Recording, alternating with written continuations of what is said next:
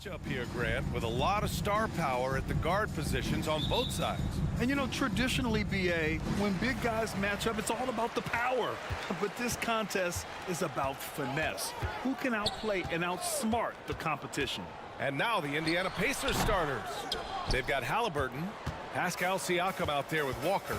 Then it's Neesmith, and it's Turner in at the pivot spot, manning the middle. Pass to Siakam.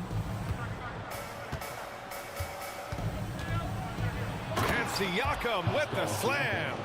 And that's what you love seeing from your bigs. Siakam leaving no room for error with the jam. Harden against Halliburton. Now Harden. Tucker with a screen on Halliburton. Here's Harden. And Harden with the slam. If given the space, Harden's not afraid to take it to the rim. Siakam with a screen on George. Down low. Intercepted. We played just over a minute here in the first. Leonard passes to Harden.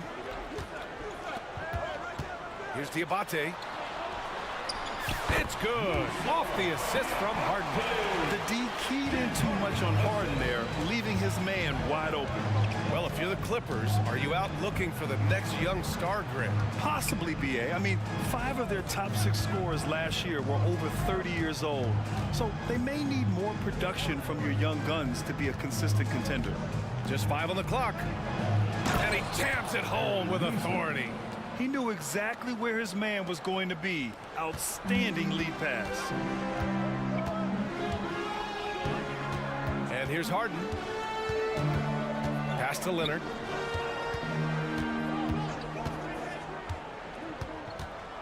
Pulls it from the top of the key. And the Clippers again with a bucket.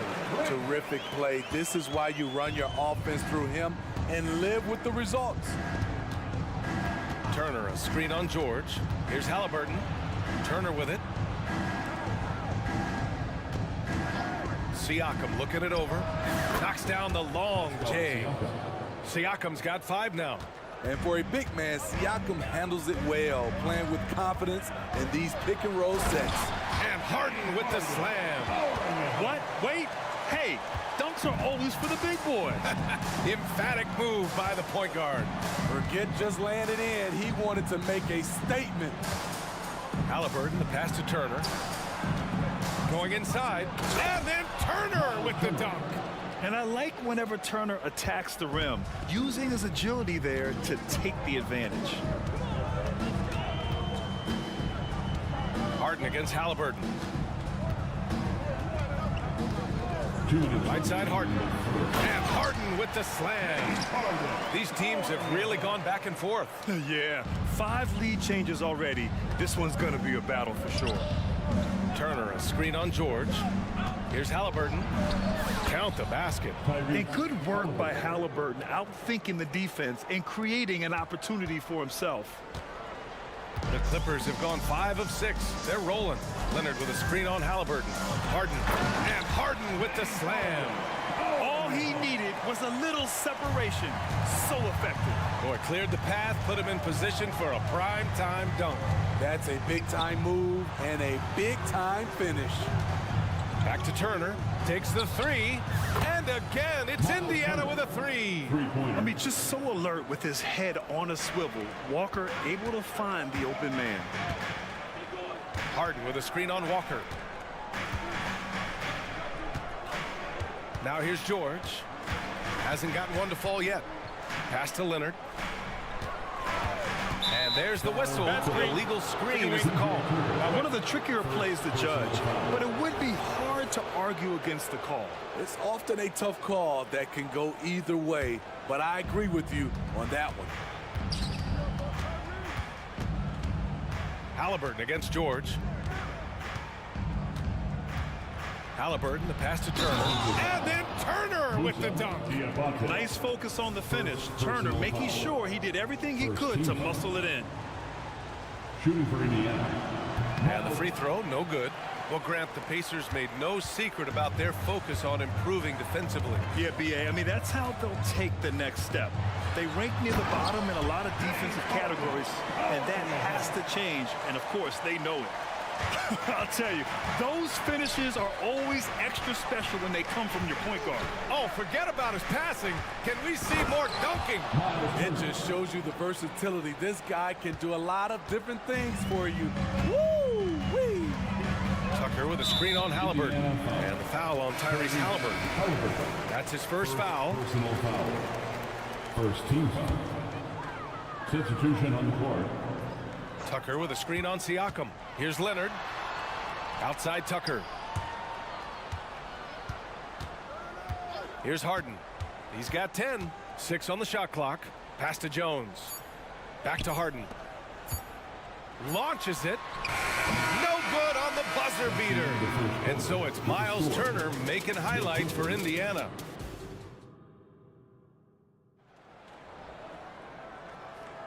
And thanks again for tuning in. If you're just joining us, we played through 1/4 of action so far. And a closer look here at the scoring breakdown for the Pacers. Right now is their passing game, and it's been on point. Doing a great job of moving it around and getting the ball to their shooters. Another area they've excelled in is the points in the paint. They've been able to gouge the interior defense so far in this one. And the Pacers looking at who they've got. Benedict Mathurin is out there with Obi Toppin. Then it's Jackson. Then there's TJ McConnell. And it's Nembhard in at the 2. That is where PJ Tucker makes his money. The corner. He is so comfortable there. Here's Nembhard. And down it goes. 2 points. Nice move to get inside and create a good look for himself. Let's go now to the sideline and catch up with Allie LaForce. The Clippers are certainly a deep team, and Kawhi Leonard said, we have a lot of talented wings on our team that can play both ways. Dribble, shoot the ball, able to guard multiple positions, and I think that's what you need right now in the NBA. Guys that can guard, switch, and knock down open shots. Brian? That's true enough. Allie, thanks. The Clippers making a switch here. Tice is checked in. I think when his coach looks at Andrew Nembhard, he sees lots of potential there, Grant. Oh, yes, he does, BA. And for a second-round pick in 2022, he's been a steal. A pure point with size at 6'5", that enables him to play at either guard spot. And Westbrook draws the double. Tice with the ball. Jackson in his pocket. Tice outside. Here's Leonard. Nice balance from Kawhi Leonard there. Taking the hit, Kawhi Leonard. Great concentration. Indiana leading. Here's McConnell. Uses the glass to finish the layup. Poor interior defense. If you play him soft, he's going to kill you. Now here's George. Not a lot of room. Tice finds George.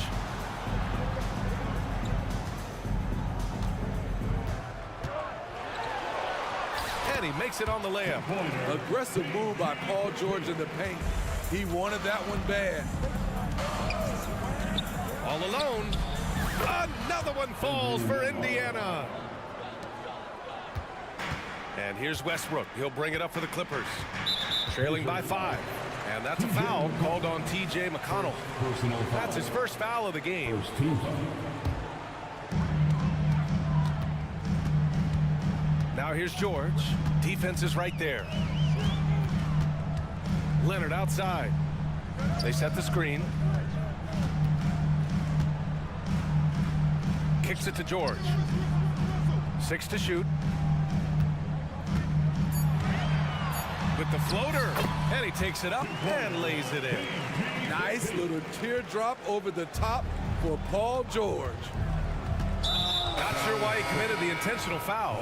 No purpose. I think everyone's a little confused, but weird plays happen. You don't want to stop the clock right there. I'm not quite sure what he was thinking. Harden, he's checked in for Paul George. Fires the 3. Jones grabs the board. Okay, that's frustrating. You work hard to get...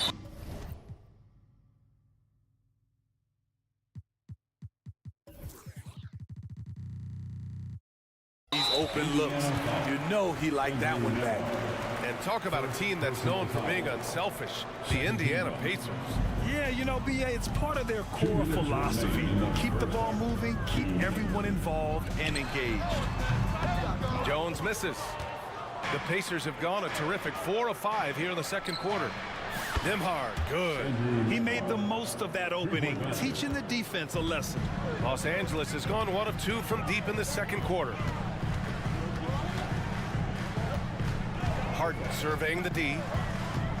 Tice outside from downtown hits a three-pointer. And both teams running long-range plays that are working. How often do we see this these days? Clubs answering each other from range.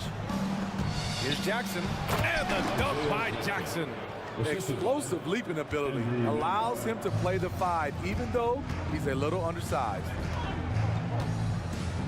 Tice, a screen on McConnell. Here's Westbrook, and finished off by Westbrook.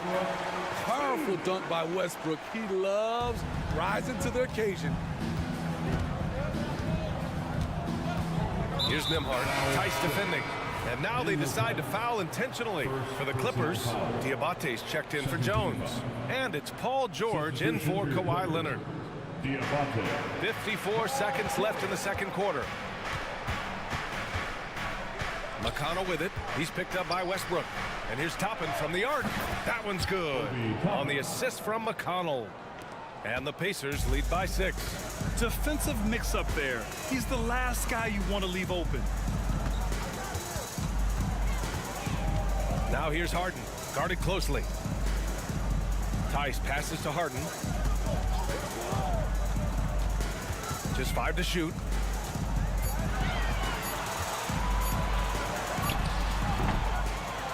Back to Tice.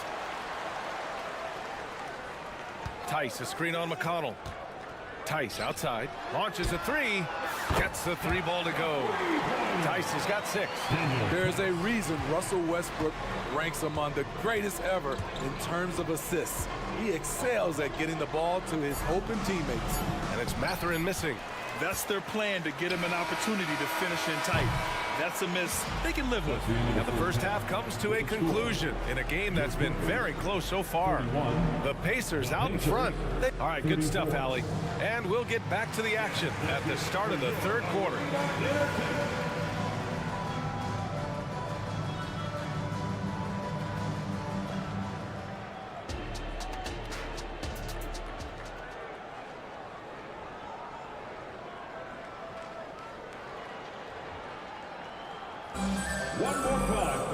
We've got second half action for you, and if the next couple of quarters are similar to the first, this one could go down to the last possession.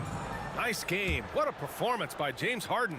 He's been excellent at cutting through the defense and giving them fits around the basket. He's been very effective on the move, forcing the action, getting to his spots, and finishing plays. They've got Daniel Tice, James Harden out there with Russell Westbrook. Then there's Paul George, and it's Diabate in at the 5, roaming the paint. That's who's out there for the Clippers. Outside Harden. Tice outside.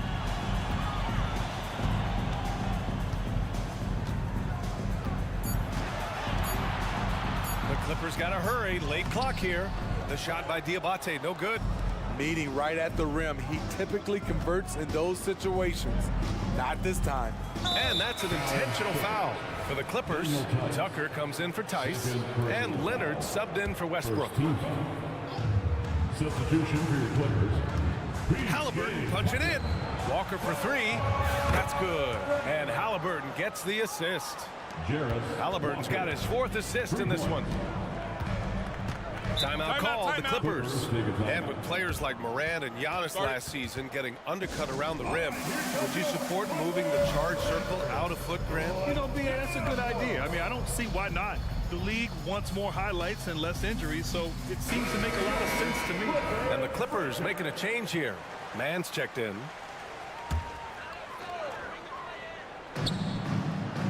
Pass to Harden. Second half of basketball, just over a minute played so far. And then Harden with the jam. I mean, with the ball in his hands, Harden's as creative as anyone. Halliburton on the wing, defended by Harden. And it's thrown down hard with both hands. And he just driving the stake in him there. He's a guy who just never lets up. And the defense knows he's relentless. You have to try and match that intensity. And let's swing it over to the sideline and hear from Allie. Well, Benedict Mathurin talked about his motivation. He said, quote, a lot of people play a sport because they have talent, but I play for a different reason. I want to be one of the greatest players ever, and I want to take care of my family. I made that promise to myself when I was very young, and I have no choice but to be great. That's the way it is. B.A.? All right, Allie, thank you. Good reporting there. Halliburton against Harden. Ooh, and he took a hard foul on the shot. So he'll head to the line to shoot a pair. And right now, if you're the defense, you've got to be careful. Harden excels at finding ways to get to the free throw line. George, he's checked in for the Clippers. Money from the stripe. He does a great job night in and night out. And they go to the intentional foul. Westbrook, he's checked in for Harden. Second team foul. Now, into the lineup for your Clippers. Halliburton against Westbrook.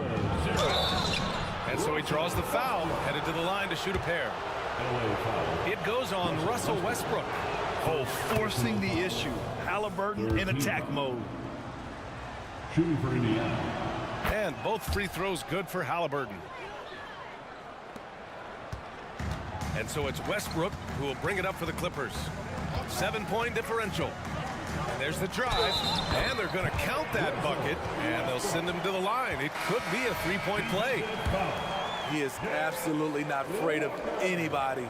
Russ takes on anyone, anywhere, and plays with such tenacity. Jones, he's checked in for the Clippers. Turner, a screen on George. Halliburton, the pass to Turner. Another shot. And now we've got an intentional foul. First personal foul. Fourth team foul. Just over 2.5 minutes gone by in the second half. Pass to Turner. Now Walker, defended by Jones. To the inside. 2 on the clock. And there's the shot clock violation. Couldn't get the shot off in time. Clippers ball. Los Angeles has got 4 of 7 threes to go so far in this game. Westbrook against Halliburton. Jones from outside. It's rebounded by Pascal Siakam. Indiana's gone 5 of 6 from three-point land so far. To the paint. And Siakam with the slam. Oh, nice one-handed jam there, B.A. Hey, little exclamation point. Pass to man. George with it. He's covered by Siakam. Man, the pass to George. Back to man. Fires from deep. And the rebound goes to the Pacers. And so they foul intentionally. Russell Westbrook. Second personal foul.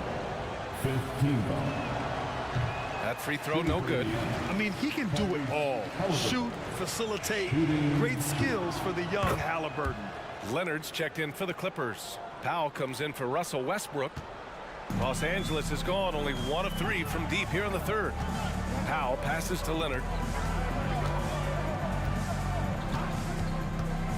1:07 left in the third quarter of the game. Here's Jones. Oh, it's stolen by Siakam. And they're on the run. Here's Walker. And the jam by Walker. Yeah, the versatility of Walker. Can play back to the basket and get out and run. I mean, that combination is tough to find. Time called here. Los Angeles decides to talk it over. For the Clippers, Diabate's checked in for Jones. And it's Harden in for Powell.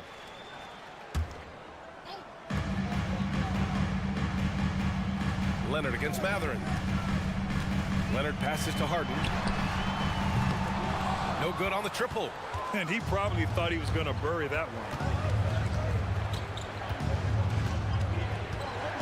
There's 39 seconds left in the third quarter. They get it back. Here's Jackson. Tries again. And the dunk by Jackson. Incredible work right there on the glass. Just doing all he can to extend that lead. Hey, once you got him on the ropes, keep swinging away. You know why? Because this defense is reeling. They had to stop there but couldn't secure the rebound. They're still looking for answers. Harden, the pass to man. Back to Harden. And Harden with the slam. A consistent and standout scorer. It's really no surprise to see Harden making a big impact out there. Outside Matherin.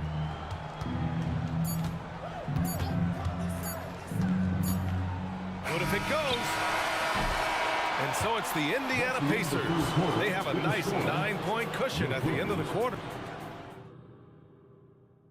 And while we have a chance, let's go to our State Farm assist of the game.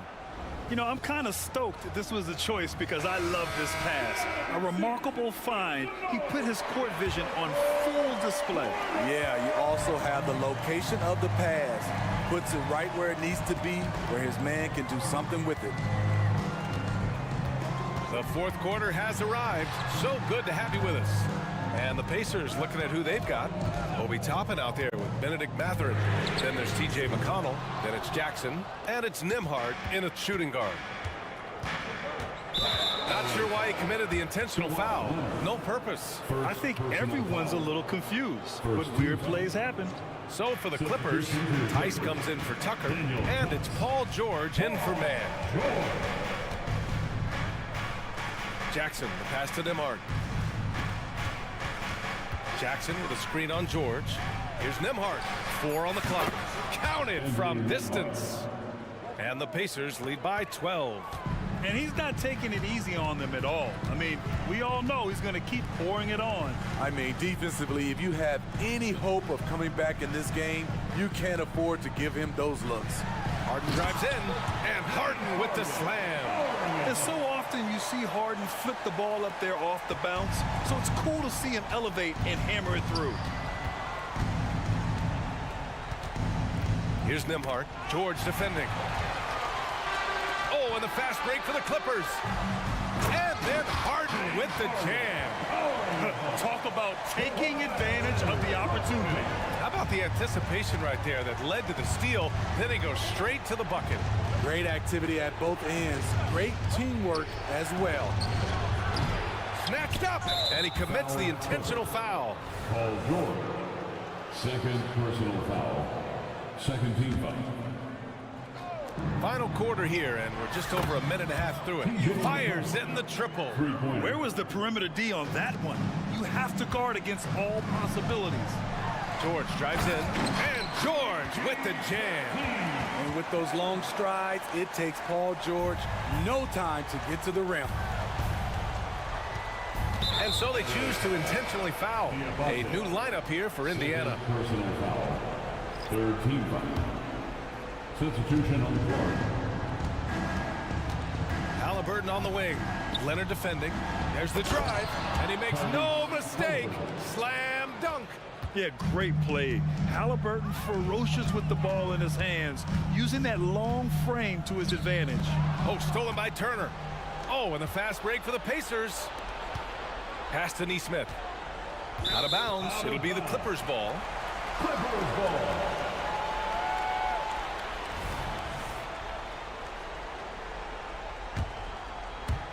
A touch under 2.5 minutes have passed now here in the fourth. Harden with a screen on Walker. For 3, George. Pascal Siakam with a rebound. And you never want to give a shooter like him a clean look.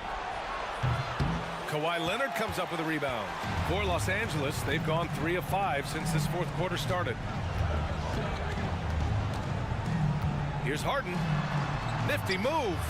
And the layup is good. Harden's got 6 points in the quarter. It's impressive how Harden makes room inside. He finds a way to navigate the shots.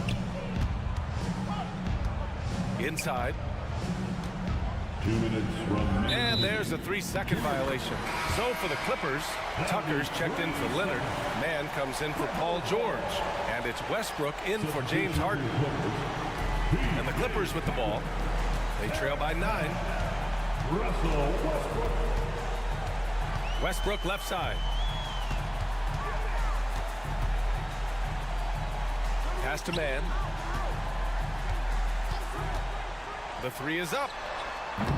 The rebound by Turner. Indiana has gotten 21 points so far from three-point land. They're 7 of 10. Siakam, the pass to Turner. Siakam against Tice. Back to Turner. And here's Halliburton. Shot clock at 5. There's a screen by Turner. The Pacers again can't hit. Los Angeles has gone 0 for 3 here in the fourth. Man, the pass to Westbrook. Now Tucker. Pass to man. Back to Tucker. And slam dunk by Tucker. This is how you make a statement. PJ throws it down hard. Down low. Here's Turner. And then Turner with the dunk. And so it's Westbrook who will bring it up for Los Angeles. 9-point game.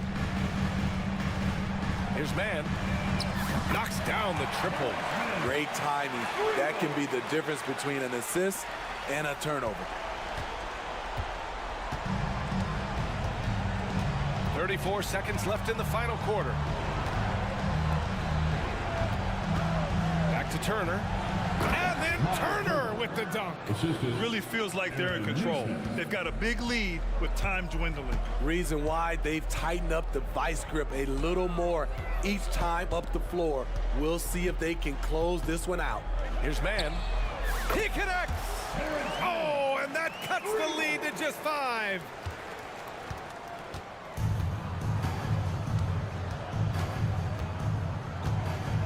Now Halliburton.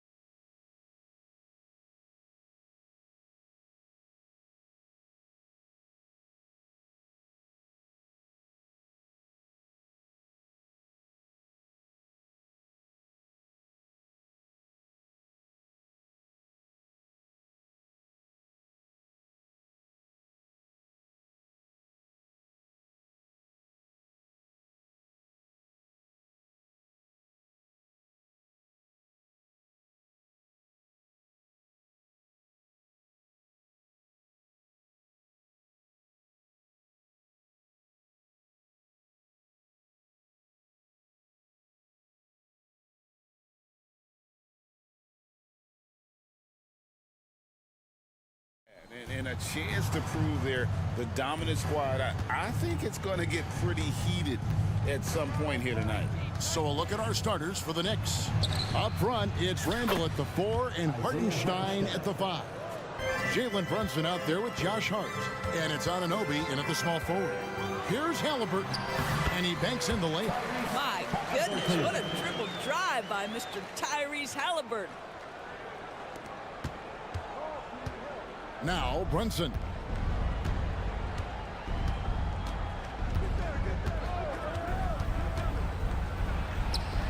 Good. You can't just stop when there's a pick set up. Gotta fight over it as a defender. You know exactly what that takes. It takes energy, it takes activity, it takes intensity. And Halliburton slams it in. How about the craftiness on the drive by Tyrese Halliburton? This guy's ability to adjust when he puts it on the deck is something else. Here's Brunson, and the Knicks good for 2. And I like to see this. They're calling his number early, and he's delivering. They know that if this guy goes off, their chances of winning rise exponentially.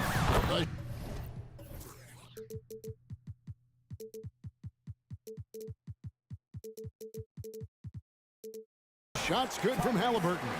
Well, you have to understand how to score when you're in the paint and you are 6'5". Tyrese Halliburton, he knows the way. Here is something great from Pacers history. They were a dynasty at one point, and you remember it well. Yeah, you're talking about the ABA days, but it's true. The Pacers were a dominant team before the merger. They won 3 titles in 4 seasons just before joining the league. And we may have an injury here that does not look good. Yeah, it looks like he's in real pain. Definitely a concern right now. Well, these are the moments that can be gut-wrenching for him and his team, right? Anytime you see an injury like this, certainly your heart goes out to him and to his family. The Pacers have gotten their first 3 shots to go in for him to start off this game. And McConnell gets it to go. Just setting the tone with an aggressive move to the rack. And where's the help defensively? To me, that's a complete lack of communication on that side of the ball. These guys need to be talking to each other. Here's Hart, following the score by Indiana. Pass to Hartenstein. For 3. Goes back up. And it's good on the way in. Boy, his hard work on the offensive glass, earning an additional opportunity. Turner with a screen for Halliburton. To the middle. And Turner throws it down. Halliburton can be so clever with the basketball, helps yet another teammate take advantage of an opening. Here's McBride. He's covered by McConnell. Back to Anunoby. And he gets the whistle for the 3-second call.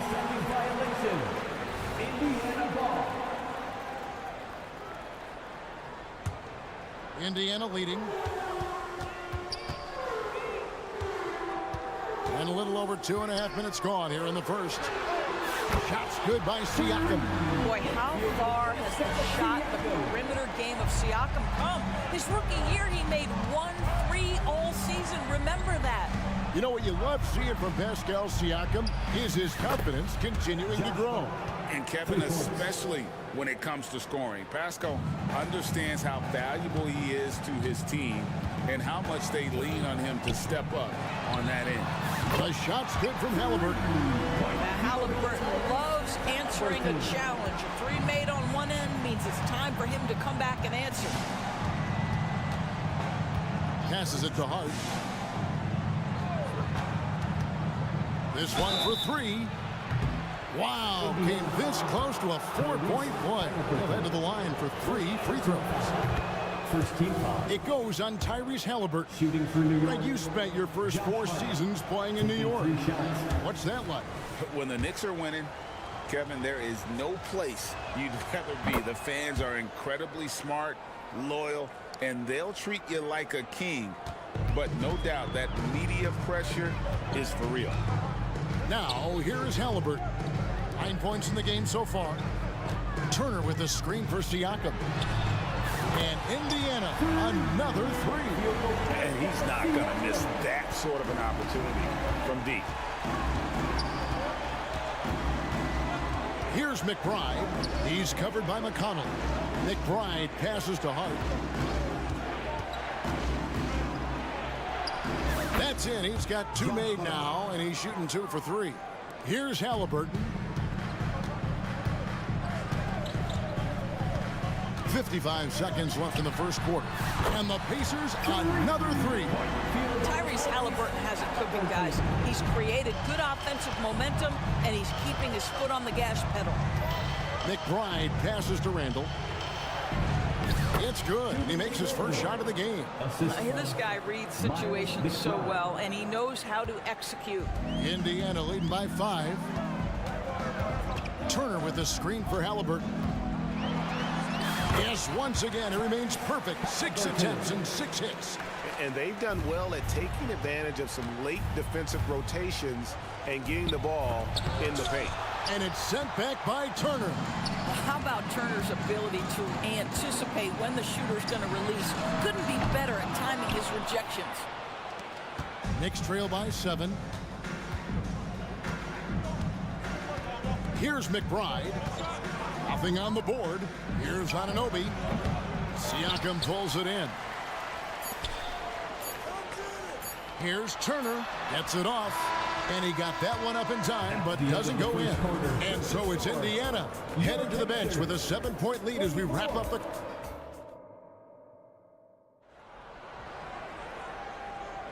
And hope you've enjoyed the broadcast so far. Halfway through the first half in this one. And guys, what do you think about the offensive approach we've seen so far for the Pacers? They've looked to fire as much as possible from outside the arc, and so far they are hitting at a high clip. I think the other thing they've done a great job of is making their presence felt inside, converting tons of paint opportunities. Here are the 5 New Yorkers to start here in the second. OG Anunoby is out there with Precious Achiuwa. Then it's Mitchell Robinson. Then there's Dante DiVincenzo. And it's McBride in at the point. So it's New York now. The Pacers making the shot. DiVincenzo finds Robinson. And it's denied. Sent back by Siakam. Toppin against Anunoby. Toppin can't get it to go. Definitely a situation you want to make sure you don't give him too good of a look. McConnell with it. Robinson picks him up, and the 3 ball is good. McConnell's got 5. And they've got to talk to each other on D there. Miscommunication, and now he's able to make them pay. Moment here now for an injury report. Now for an update on Jalen Brunson's injury, let's go to David Aldridge. Thanks, Kevin. I just talked with the Knicks head athletic trainer. He told me that although he twisted the knee pretty badly, nothing looks like it's torn. His day is over, and it looks like he's going to be out for a number of games. It's tough news for this team to process. Kevin? Thanks for the status report there, David. At least we now know, Greg, how he's doing. Yeah, when you talk injury, the unknown factor is always a difficult thing to deal with. There's no question, because even if you know what's wrong, individuals have different healing times. The time frames can be totally different for similar injuries. They get the rebound. Turner. Here's Nembhard. Still yet to score. And Siakam throws it down. 6'9" with excellent elevation. No trouble at the cup for Siakam. You know, Greg, one thing you got to admire about Miles Turner is how sensational a shot blocker he is. Every year among the leaders in the NBA. And Kevin, such a dependable defensive anchor. Someone that just reads shooters well, knows when to go after the block. Unwilling to let up even for a moment. That's his killer instinct, just fanning the flame. One thing I enjoy is watching players who don't pay attention to the score. You lock in on the moment and play the right way. Time now to turn to our sideline reporter, David Aldridge. David. Thank you, Kevin. You know, Jalen Brunson, for the NBA at least, is small in stature. But his tremendous footwork enables him to operate inside and out. He says, I've tried to make my game with what I had as versatile as possible. I've got to be crafty. I'm not jumping out of the gym. I'm not racing down the floor in 2 seconds. But I'm going to keep you off balance. Kevin? Oh, I love his game. David, I know you do as well. Hey, thank you. Catching up on the changes now for Indiana.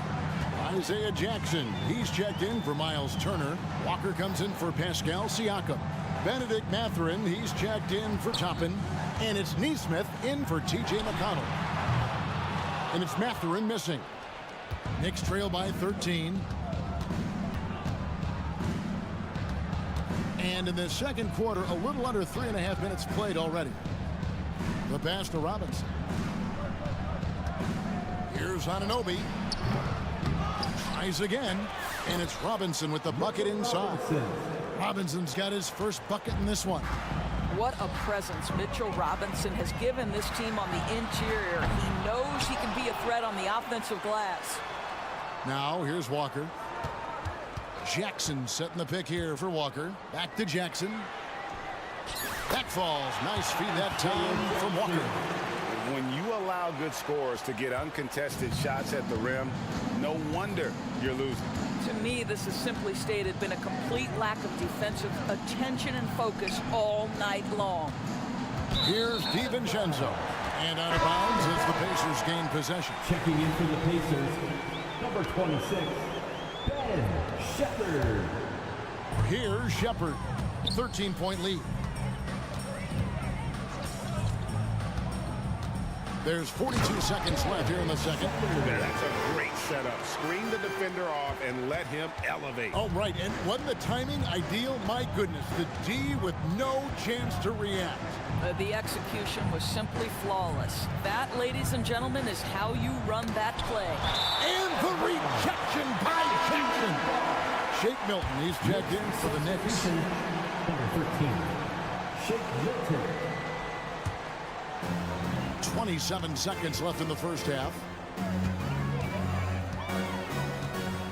Here's Shepherd.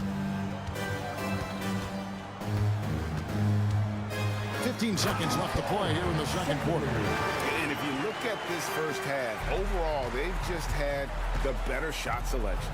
And I think, obviously, we see the execution and the willingness to make the next pass so important. 3 seconds left, and the layup is good. This is what we call highly efficient play. Working off the screen, getting to the cup. And so it's the Indiana Pacers riding a 15-point lead at the end of the quarter. Thank you, David. And we'll be back for the third quarter of action following halftime.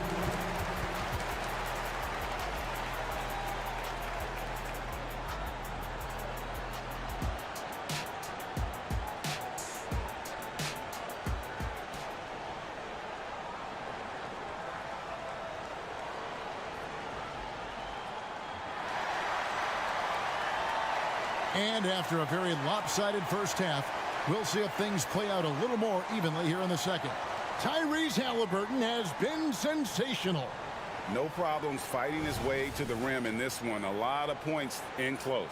And part of that has to do with his mindset. He has been looking to push the action at every opportunity, and he has been in attack mode all night. They've got Tyrese Halliburton, Benedict Mathurin.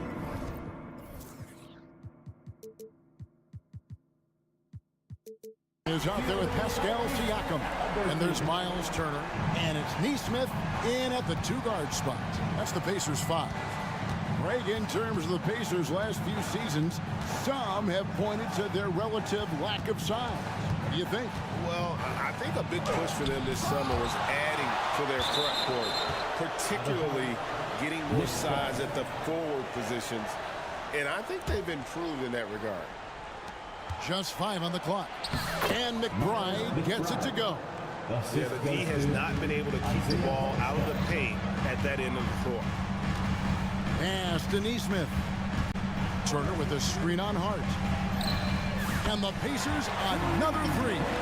I'll tell you, he'll take that all day, every day. I'm sure he was shocked to find himself that wide open. And it's sent back by Turner. Now the Pacers moving it up. And here they go.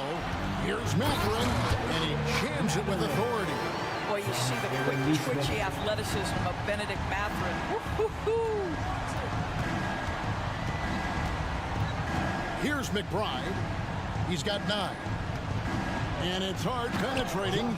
I'll tell you, that vertical ability he has puts him in select company in NBA power forwards. May not have great size, but boy, he plays bigger than it. From the stripe, again, Indiana. Well, you love to see guys willing to exploit the mid-range. If that's what the defender concedes, go ahead and take it. Goes up on the high post. It's in, and he's a very efficient 5 for 6 on the game. He is too good a mid-range shooter to leave him that open. Inside, and he makes it look easy, dunking it hard with one hand. What you see is continued improvement in his ability to create for others. Great to see OG Anunoby make the open read. Halliburton, that's good. Well, overall, they're the team getting the better looks here in this second half. And I think what's happening is they're getting their shots within the flow of their offense, and you can clearly see the difference. Uses the glass to finish the layup. Hart's got 11. And often players want to discuss calls with the officials, but Greg, what was your approach with those conversations with referees? Kevin, well, it depended on the conversation. But at the end of the day, you realize they've got a job to do just like you do. And you try to keep it as respectful as possible and yet still be able to get your point across. Here's McBride, and it's Isaiah Hartenstein with the foul. That's his first foul. So New York ends up going with the new group. Substitution on the court. Second half of play, and we're 3 minutes into the third here. And Siakam has got the ball here for the Indiana Pacers. 2 minutes. Their biggest lead of the game was 21. From 20 feet out, and the shot is good. He's got 10. And on the offensive end, Siakam so efficient. He makes a constant effort to find the open man. Here's Milton. Up again. Controls the rebound and puts it back up and in. And those second chance points really become almost like bonus points when you can get them. Siakam outside. Pass to Neesmith. Siakam a screen on DiVincenzo. Halliburton against Milton.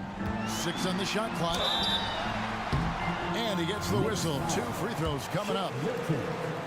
Oh, Greg, there's a lot of impressive things about Tyrese Halliburton, most notably how efficient he is.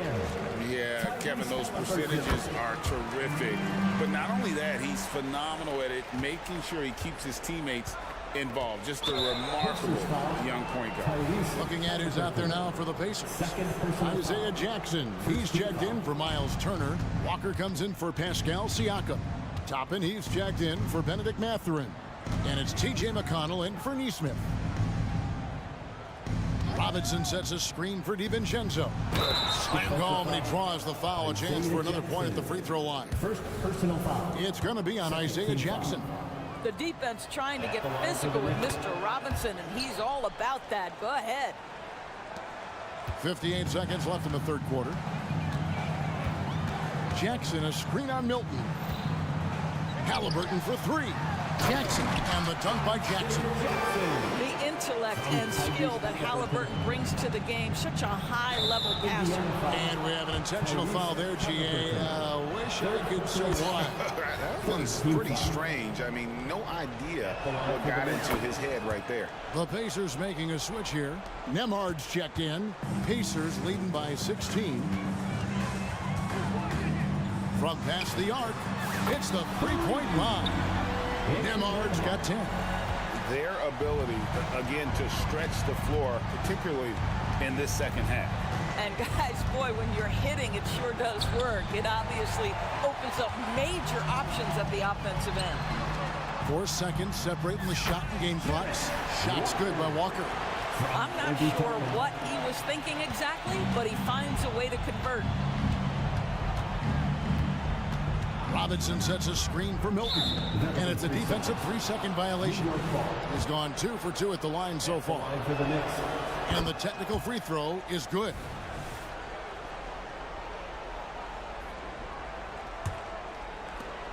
There's 14 seconds left in the third quarter. Here's DiVincenzo. Here's Robinson. And it's in there. Robinson's got 5 points now this quarter. I like that decision right there. Don't try to force a shot inside. Kick it out.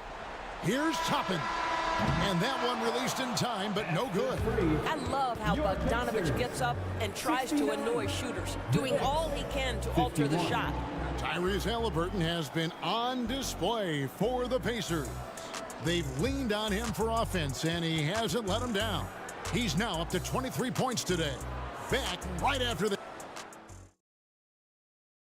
And let's take this opportunity now to show you our State Farm assist of the game.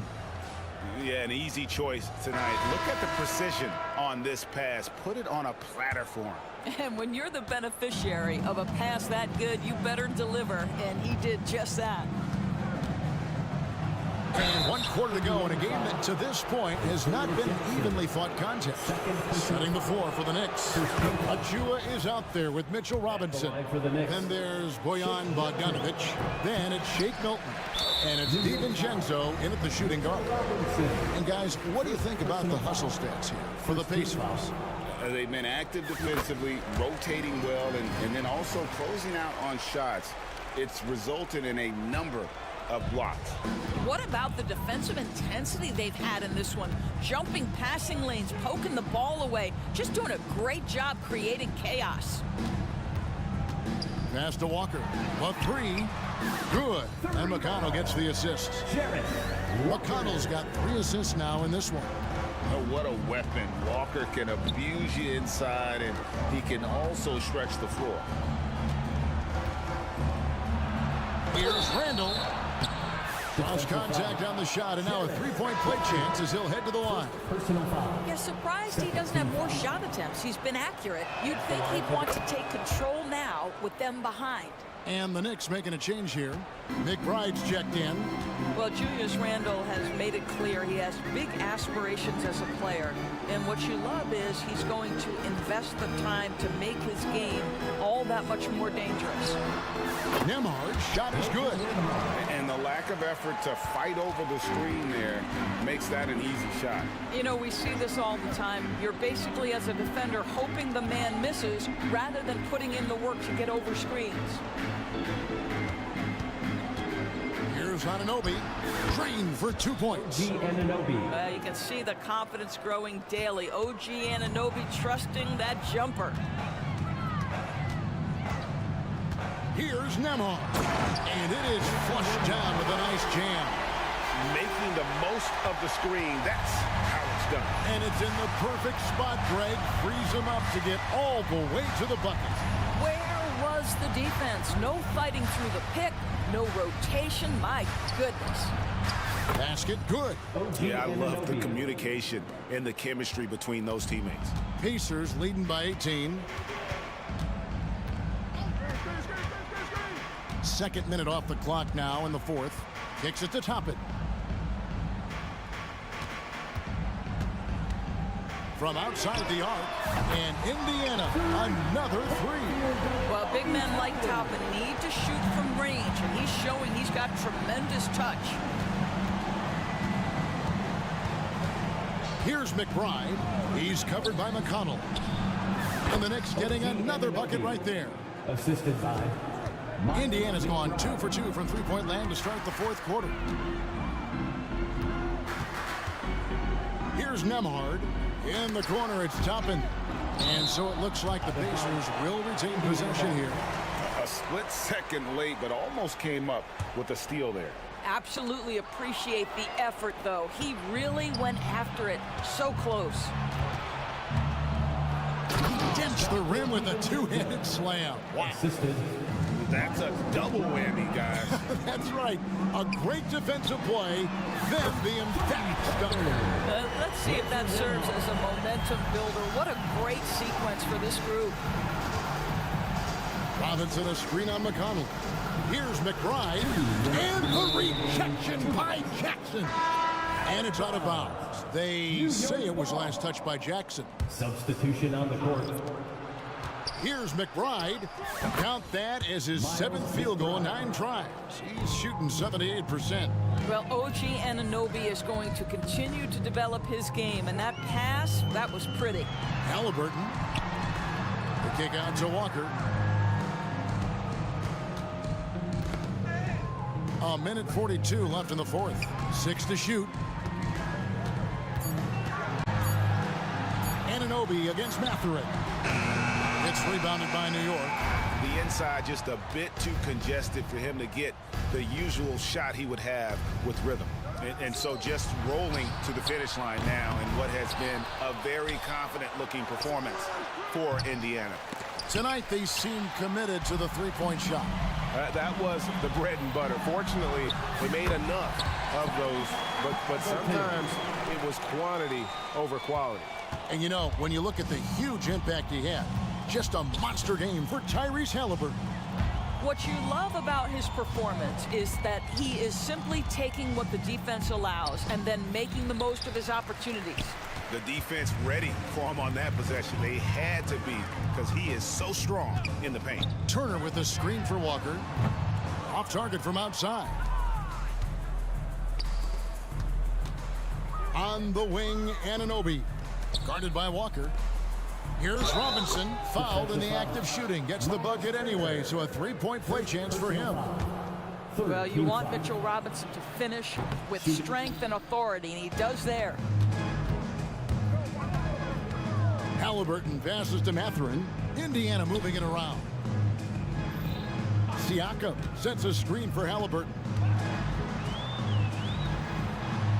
And the layup falls. And the Pacers lead by 20.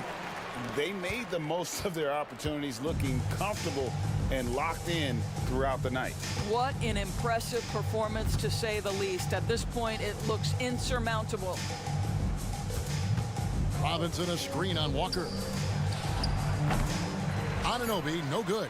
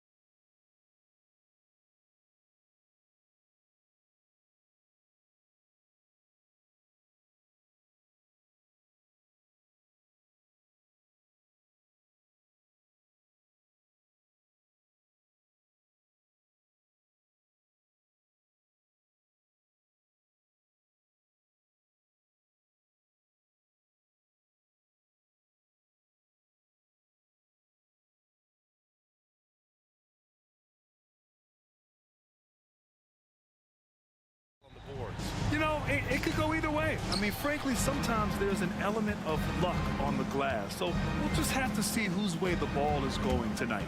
And now the Atlanta Hawks starters. Johnson is out there with Clint Capella. Then it's Trae Young. Then it's DeAndre Hunter. And it's Bay in at the shooting guard position. Here's Brunson. The Hawks getting their last shot to go. To the paint. Here's Hartenstein. And he goes in for the dunk. Brunson, a nice feed. That's just good offense. Here's Atlanta with the ball. Capella, screen on Anunoby. Outside Hunter.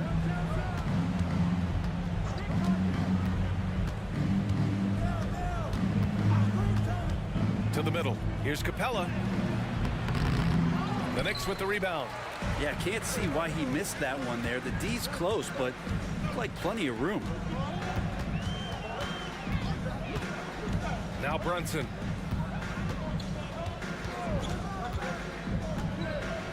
Pass to Randall. Clock at 6. Out to the wing. And it's going to be out of bounds. New York will have another go. Just a millisecond late. So close to coming up with a steal there. Real close, and I'm sure next time you might time that a little bit better and get a hand on it. And Brunson, here we go. Nice start for him. Sinking his first shot. Now, guys don't want to guard someone like Jalen Brunson. He just keeps coming. Young, the pass to Capella. Oh, and the jam by Capella. And Clint Capella having a little bit of fun out there with that dunk. And so it's Brunson with it. He brings it up for the New York Knicks. And one thing you like about Capella, he really understands who he is as a player. Well, this guy is the definition of a rim runner. He protects the rim and rebounds. He does all the dirty work for this team, and he's willing to do that. That's how he makes his living. Johnson passes to Capella. And the slam dunk by Capella. And that's where you want to feed Clinton Capella, deep down on the interior part of the paint. Let him power it through. Now here's Brunson. He's got 5. And the Knicks, another 3.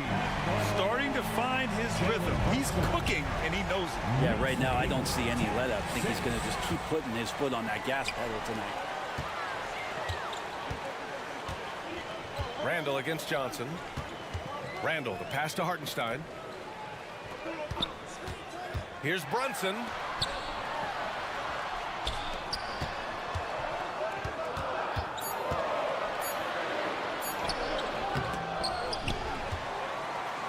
Kicks it out to Anunoby.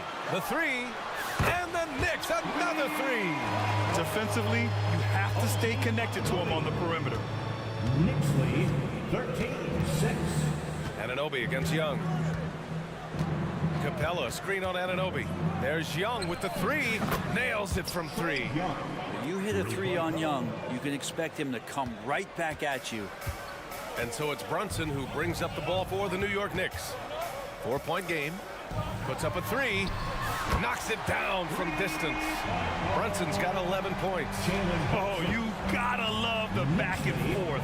Showing real confidence at the arc. Yeah, both teams finding ways to the three-point line and trying to take advantage from distance. And Young gets it to go. I don't know if any shot's a good shot, but Trae Young willing to take any shot he gets. Brunson against Hunter. Outside Brunson.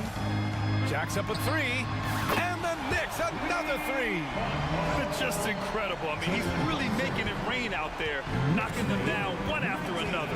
Kind of like he's in his living room right now. He's found a comfort zone. Once he gets that, the defense knows they're in trouble. And he drives in. Oh, great finish as he gets bumped on his way up. He'll go to the line to try to tack on one more. First team foul. And a closer look here at the scoring breakdown for the Knicks. Well, in today's NBA, the three-point shot is so valuable. They realize this, and that's why they're continuing to drain as many as they can. And they've sort of assumed control of this game with their pressure defensively. They've been into the ball handler. They've done a great job of swarming, so they're creating some turnovers that they're capitalizing on. High arcing shot. They've shown so much energy right from the start, particularly on the offensive end. Yeah, if you walked in at any point during this game to watch 5 minutes of play, one team played harder. You know who that was. Young from long range. Here's Capella. And a slam dunk by Capella.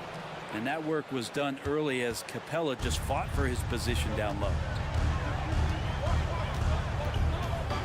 Here's Brunson. 17 points in the game.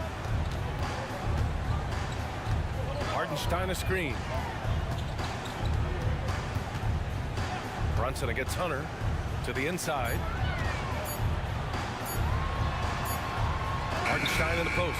Excellent D there from Capella. It's been all about Jalen Brunson for New York, torching them.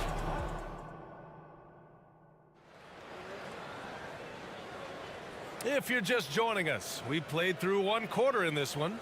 All right, guys, what's your take on the Knicks so far? Well, it seems like they went in looking to do damage from long range, and they faced little resistance. Pretty prime example here of how to space the floor and do it correctly. When you do it, that's the kind of thing that happens. All right, this is how the floor looks for the Hawks starting the second. Okongwu out there with DeAndre Hunter. Then there's DeJounte Murray. Then there's Bogdan Bogdanovic. And it's Bey in at the three. You know, one guy who's surprisingly physical at the offensive end, Jalen Brunson. Fundamentals, BA, around Jalen Brunson's footwork are things that players, young players today need to study. Incredibly efficient and very dangerous when he gets it going offensively. And here are the Knicks now, following the score by Atlanta. Brunson finds DiVincenzo. Robinson a screen on Hunter. Soft touch goes from Brunson. And Brunson capable here of having these binges, scoring the basketball. Okongwu a screen on Anunoby. A good look from Bogdanovic. And again, it's Atlanta. He just brings a great feel for the game at the offensive end. Brunson surveys to the paint. Here's Robinson, and a big finish by Robinson. That's exactly what you expect. Mitchell Robinson within 3 feet. That's 2 points. Okongwu, a screen on Anunoby. Bogdanovic passes to Okongwu. Oh, the dunk by Okongwu! What elevation. He's a smaller but still determined big man, and he likes mixing it up with his impressive vert. Anunoby on the wing, beyond the arc. Yes, and a nice assist from Brunson. Brunson's got assist number 5 here tonight. Excellent court vision from Brunson as he's able to find the open man. There's Bogdanovic with the 3. Oh, almost had a 4-point play right there. But he'll go to the line with a chance for 3. Ooh, good defensive intensity, but you have to stay in control always. And he's good on the second. And there's so much on-court communication. Brent, what types of things are being called out by players? Well, on defense, BA, it's pretty much everything. You're trying to read the opposing team's coach, try to hear the call of the play coming, try to yell out to your teammates so predictably they know what movements are happening, and then within engagement of that play, you're calling your switches, you're calling where your help is, and that should happen 75 times a night. So by the end of the night, the team that communicates the most usually ends up winning the game. Here's Bogdanovic. The Knicks making their last shot. Picked up by Okongwu. Oh, wow. Drew the contact, and that 3 almost went in. So he'll go to the line for 3 free throws. It's going to go on Mitchell Robinson. When the Knicks are good, Brent, it seems like they have that gritty defense-first mentality. Yeah, BA 94 and 99, those finals teams were so great defensively for the New York Knicks. Kind of taking that in-your-face attitude and bringing it to the court to rough you up. Good recent Knicks teams have had that behind their coaching staff, and it's gotten them back in the right place. Anunoby for 3. Ooh, he's looking comfortable now. 3 for 3. Brunson with a great job of just the setup on that play. And an intentional foul right there. You don't want to stop the clock right there. I'm not quite sure what he was thinking. McBride, he's checked in for New York. Okongwu, a screen on Anunoby. Bogdanovic from long range. On target from range. Bogdanovic has got 13 points in this quarter. Here's McBride, defended by Bogdanovic. Left side, Anunoby. Lets the 3 fly. And again, New York with the triple. Oh, you gotta love the back and forth. Showing real confidence confidence at the arc. Yeah, both teams finding ways to the three-point line and trying to take advantage from distance. All right, let's check in with Allie LaForce. Well, there will always be players looking to change teams, but Commissioner Silver said, quote, when a player asks to be moved, it has a ripple effect. Lots of other players are impacted by that as well. It's one of those issues that we intend to discuss and see if there are remedies for this. Brian, interesting to see what comes of those talks. Yeah, that is going to be interesting. All right, Allie, good stuff. Now here's Bogdanovich. He's got 13. Man, you get so caught up in the bravado of someone scoring on you and you wanting to even the score. Unfortunately, he couldn't answer back. I really don't think there's any way to slow them down. They have the defense scrambling out there. Well, nothing that they're doing seems to be making an impact. And there are some nights where you just run out of options, whether it's by personnel or by tactic. Here's Anunoby. They lead by their biggest margin of the game. It's at 15 points. Hey, if you can't block it, sending him to the line can be the next best thing. First team foul. That free throw is good from Anunoby. And when you talk about the Atlanta Hawks spread, their entire 22-23 season seemed to be a win-one, lose-one scenario. Yeah, a bit of a toss-up there, finishing 41-41. They made a coaching change, and with that comes a philosophical one, so you're making that adjustment. But the Hawks just never found their rhythm. You think with this offseason and retooling just a little bit, that this team comes in composed with the goal in mind that they're going to be competitive this year and see if they can get beyond that first-round exit from last year. And the jumper from the wing offline. D giving him that shot, and that's probably not a good idea, but I guess they knew what they were doing that time. Atlanta again missing. They are really struggling to stop this run. Frustration seems to be mounting here, and you can see not just in their faces, but right now in their quick and hurried shot selection. Releases. Good. He hits the jumper. Anunoby's got 21 points in the game. Love his shot selection. Good at taking quality shots. Thank you, Allie. Good stuff. We will be right back after this break for the beginning of the third quarter. The Hawks, 31.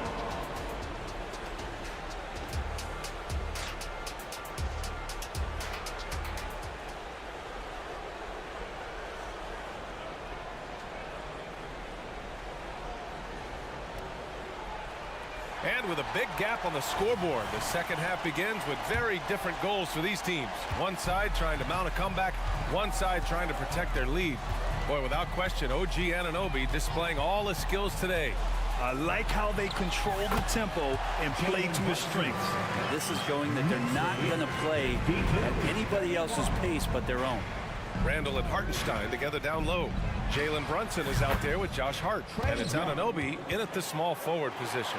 So that's who's on the floor for the Knicks. Young's gone 4 for 6 from the field. Here's Brunson outside. And again, New York with the triple. How about the response from Brunson, nailing 3 of his own? And so it's Young with it. He brings it up for the Hawks. 4-3. Another 3 for Atlanta. The defense really fell apart there. You can't afford to leave them all alone at the arc. Murray against Brunson. Oh, he is cooking right now. 10 for 11 from the field. Incredible job, Brunson just measuring off that floater. Fires the 3. They get it back. And just terrible defense. I don't know how he missed that shot.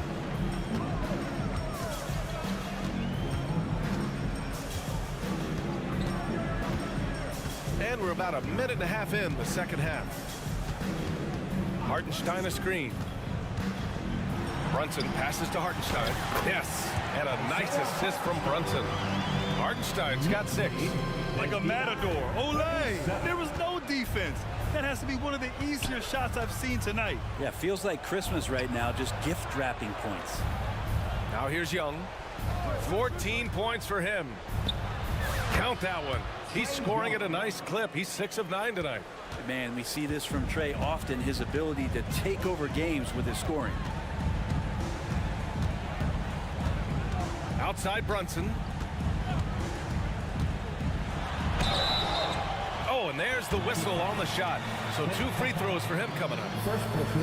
That one on Capella, and he drops the first. Talking about the New York Knicks, Brent, a team that wants to be seen as a threat again.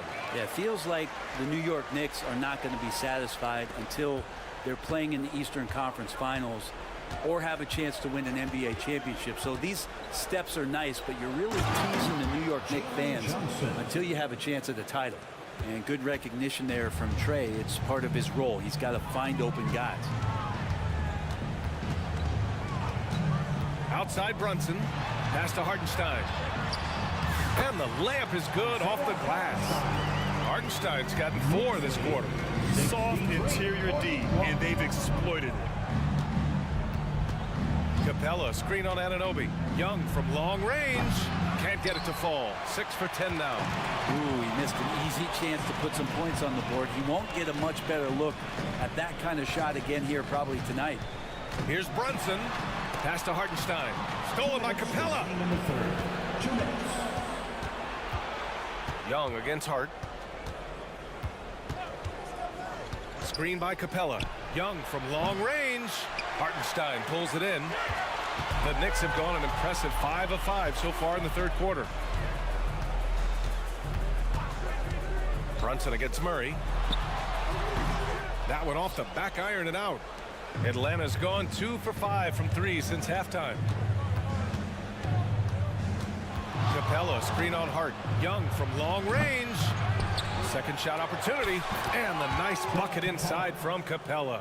Capella's got 10. And Capella just smashing through the contact on the inside that time. Brunson with it. Checked by Murray. Outside Hart. Takes it inside. Hartenstein a screen. Here's Brunson. New York needs to get one up quick. The timer ticks. And Hartenstein gets it to go. Now that play never gets old. The pick and roll will still be an offensive staple 100 years from now. Trust me. And they go to the intentional foul. So New York going with almost an entire new group here. Robinson, he's checked in for Hartenstein. Achua comes in for Julius Randle. DiVincenzo, he's checked in for Hart. And it's McBride in for Jalen Brunson. Pure from three-point range. Young's got 11 in the second half. Undeniable range. Young is going to pull up the moment he gets any angle out there. Pass to DiVincenzo. Yep, that one goes. And the Knicks lead by 21.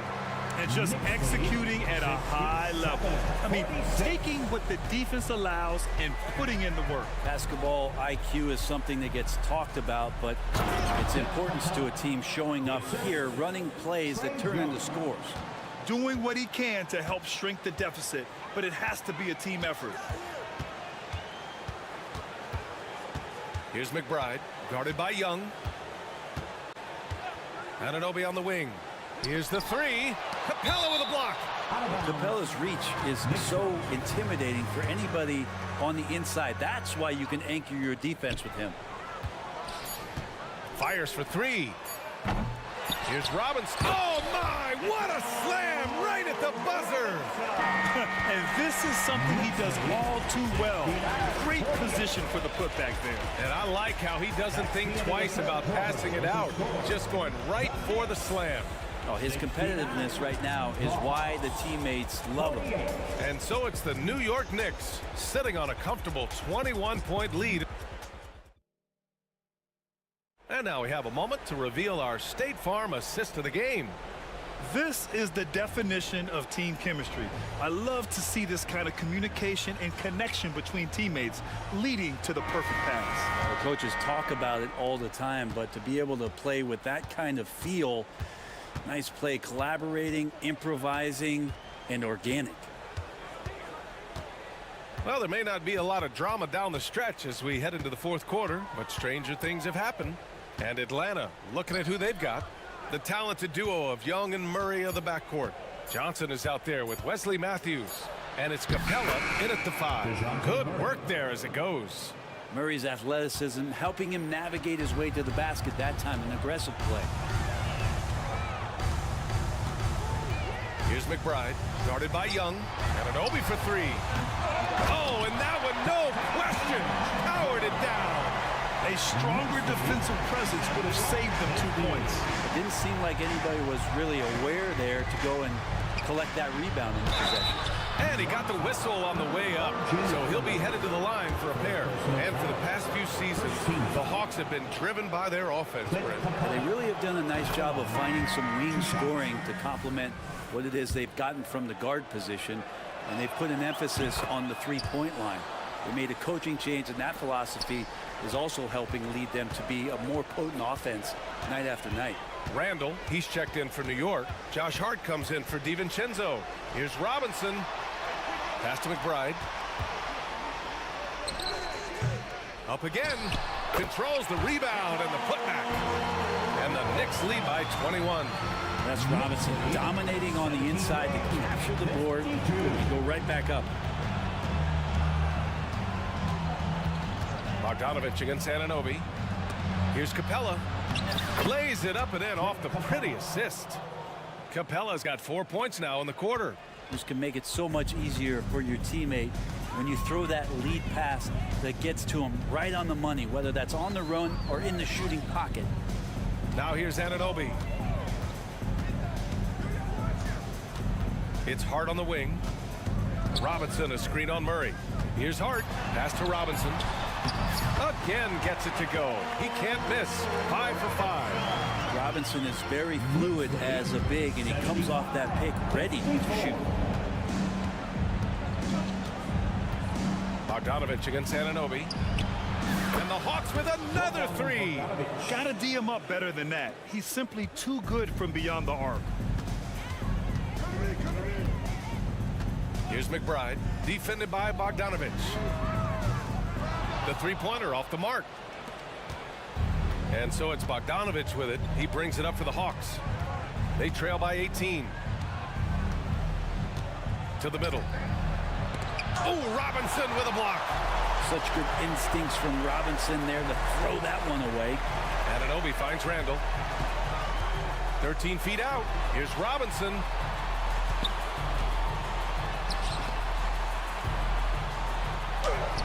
And it's in there. The value of good ball movement isn't lost on this squad. Atlanta's got 7 of their 16 three-point attempts to go in. He shoots it. And it's Atlanta scoring again. Well, he's an accurate shooter and has some great confidence. Bogdanovich with the beauty. Here's McBride. Atlanta with a rebound. And even though he couldn't send the shot back at him, he certainly altered it. Yeah, that's the kind of energy that you want to see on every possession throughout the game. Bogdanovich, that's good. Great to see Bogdanovich in this kind of rhythm as a young player, showing he's capable of carrying the load. Robinson, a screen on Murray. Bay against Anunoby. And a big finish by Robinson. And the distance between the point totals for these teams tells the whole story. Just a fantastic effort, and you have to give it up for the Knicks. They really had things going. Their offense carried them tonight, Grant. Yeah, B.A., tonight, simply they won the battle of the field goal percentage. I mean, it made all the difference. And as it was happening, as it was building, you knew this was a monster game for Jalen Brunson. So sharp on the passing tonight. You know, guys can get into a rhythm that way, too. That's how you stay connected to a shooter, was right in his jersey. Here's McBride, defended by Bogdanovich. Grant, there is some magic here in New York. One of the best home court advantages in the NBA. Well, B.A., you have to think about the history of this building. It's incredible. I mean, when the Knicks are playing even remotely well, this place is rocking. Hartenstein, he's checked in for New York. Brunson comes in for McBride. Outside Bogdanovich. Connects from downtown. How about that touch, Bogdanovich? That time from way out. One side is dominated tonight. Yeah, they've done a fantastic job of imposing their pace and style of play. Would you say testing the limits of his range there? Well, I thought they played smart, and then all of a sudden it was maybe a little too flashy there, and that's unfortunate. They've done a great job of moving the ball tonight. Yeah, B.A., keeping everybody involved keeps everyone engaged. The rebound by the Hawks. Bogdanovich with it.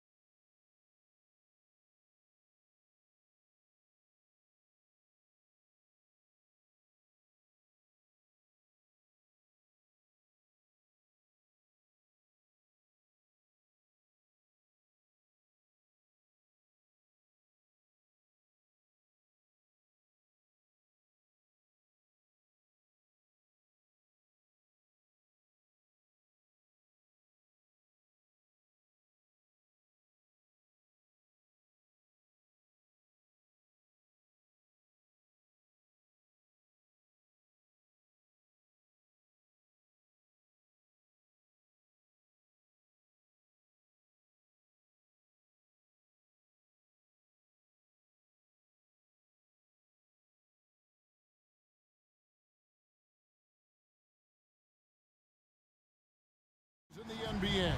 It's an aspect of the game we don't talk about enough. If you can control the glass normally, you control the flow. And now the opening lineup for Boston. The talented wing pair of Brown and Tatum. And there's Porzingis, then it's Holiday, and it's Brissett in at the 4 slot. And the shot goes in. And nice little floater right there. Give Young credit. He's developed the shots he needs to overcome his size limitations. Now here's Porzingis. The shot's good. Brown making the play. I know what they say, defense wins championships, but you need some bucket getters too now. Here's Young. Capella with a screen on Holiday. Here's Young. It's hauled in by Brown. Defense kind of rolled the dice there, and I'm a little surprised that it ended up going their way with the miss. Screen by Porzingis. Fires the 3. A nice shot by Brown. You know this is coming with Brown. He is a ruthless sniper outside. And Greg, the massive contract extension for Jaylen Brown this past summer, for a time, the richest in NBA history. You gotta pay to play, or in this case, to contend for titles. With Tatum and Brown, the Celtics have that opportunity. The wide open look here for Porzingis, and the Celtics hit again from deep. Not just being selfless, but also smart with the ball. Brown is able to find the best guy for the right shot. Young against Holiday. Fires for 3, and Trae Young gets the 3. Young's got 5. But we'll come at us, and we're coming right back at you. Yeah, I love the competitive fire right there. You drain a triple on us, and I'm coming for my revenge. Brown, good. Love the response by Brown, marching right back down and dropping in his own 3. Young, right side. Porzingis with the rebound. Boston's gone 3 of 3 from deep. 9 points rung up from outside here in the first. Well, a careless foul, and he'll go to the line for 3 free throws. RJ, a guy who will completely take over a game. Jason Tatum. Yeah, he's got a deep bag. He's got an incredible talent, and every year he works to add to it. And Greg, the way the Celtics have approached this season in terms of intensity, I think they clearly feel, though, they have unfinished business. They've been so close to a title for a number of years. They've even been title favorites at times. It's part of the maturation process, as excruciating as it may be. And here is Brown, following the three-pointer by Trae Young. Brown the pass to Porzingis. The kick out to Brown. And Capella sends it back. Opponents have to be careful when Capella is in the area. What an impressive display of timing. Capella sends a screen for Young to the inside. And the dunk by Capella. He gives up a bit of size at the center position, but his leaping ability, well, let's just say that makes up for it. Porzingis with a screen on Hunter. And here's Tatum for 3. Good for the basket. Starting off 1 for 1 with that shot. What is he doing? You gotta get out to Tatum. He is too good of an outside shooter to be given that much airspace. What? Austin with the ball. Brown outside. And the Celtics hit again from deep. Wow, Brown drills it from way out, showing off that limitless range. And here's Young from the arc. Scored the bucket. He's made 5 so far, shooting a very clean 5 of 7. He's found his rhythm from deep, and you can see the confidence. And, of course, it helps space the floor, which gives this offense more room to operate. Now here's Porzingis. He's got 5. Gets the three-pointer to fall. Porzingis has got his 3rd basket of the night. Matching threes for these teams. Porzingis so good from deep. Young outside. Again, Young missing. And so it's Porzingis. He'll bring it up for Boston. It's a 5-point game. Porzingis sets the pick for Holiday. His three-pointer's off the mark. That is not a guy you want to allow open looks from range. Lucky for the defense, he just couldn't get it to go. And with that 7'6" wingspan, Porzingis has always been a big-time shot blocker. Shot's good from Young. Pick works well there. Not much resistance from the D. Yeah, that just comes down to a lack of effort. The defender has to do a better job fighting through the screen. Brown outside. Trains the three-pointer. Brown's got 12. You see the confidence building in Brown offensively. First, it was taking over stretches.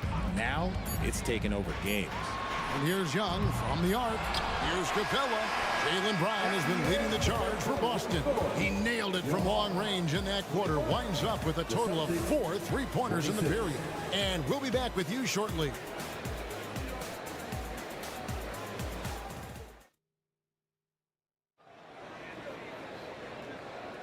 And for those of you just tuning in, the second quarter of action is where we're at right now. And what do you guys think so far about the offensive approach for Boston? They've really been dialed in from deep. This is a team that has a ton of confidence in their outside shooting ability. And one other thing they've done well today, guys, share the ball. I mean, set up teammates and just playing unselfishly. In the backcourt, it's the stars, Young and Murray.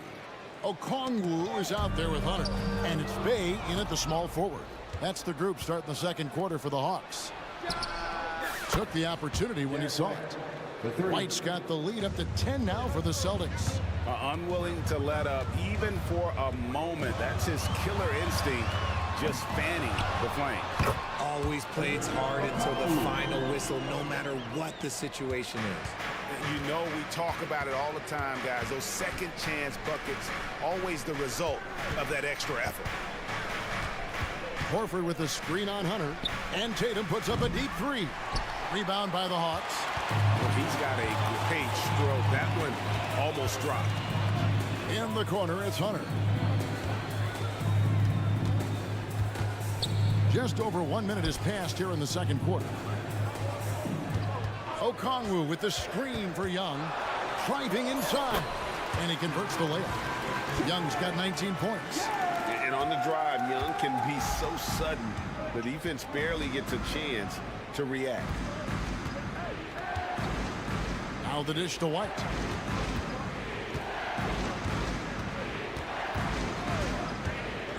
Outside, Horford. Lock at 6. Back to White. With a floater. And yes, it's good. White's got 5 points in the quarter. An elite distributor for a pick man. Horford is the kind of guy you want to play basketball with. Holiday against Young. Okongwu with a screen on Holiday. Goes up on the wing. And there's Okongwu. That's good on the assist by Young. Young's got 3 assists tonight.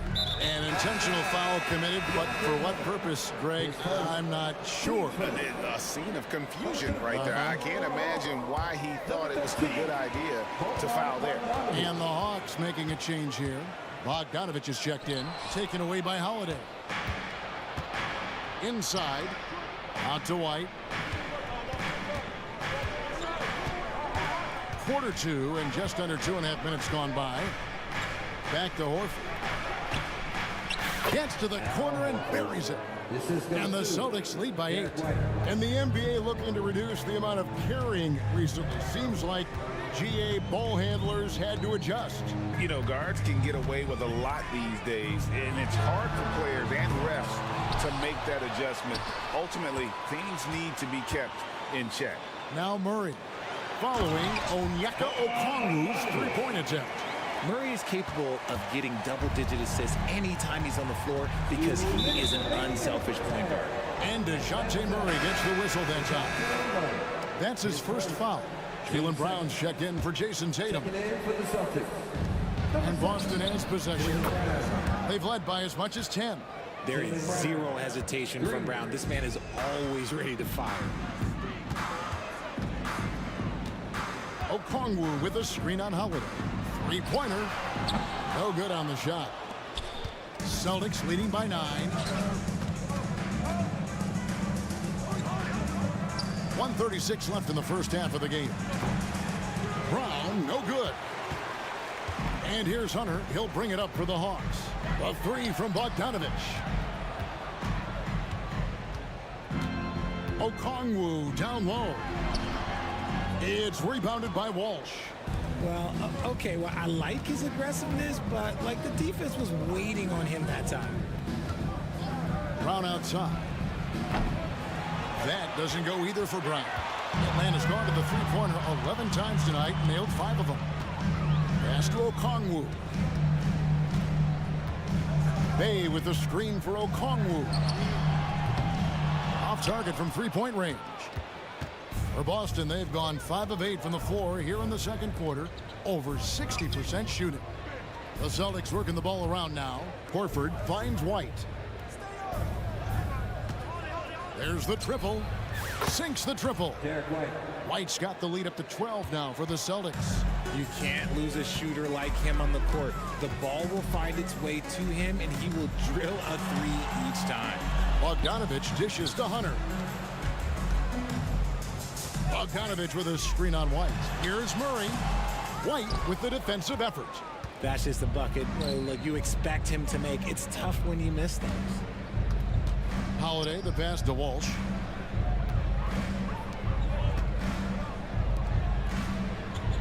Here's Brown. Here he goes. Brown jams it in. Showing off his pure athleticism. Brown with a memorable finish. And that does it for the first half of play. The Celtics lead by 14.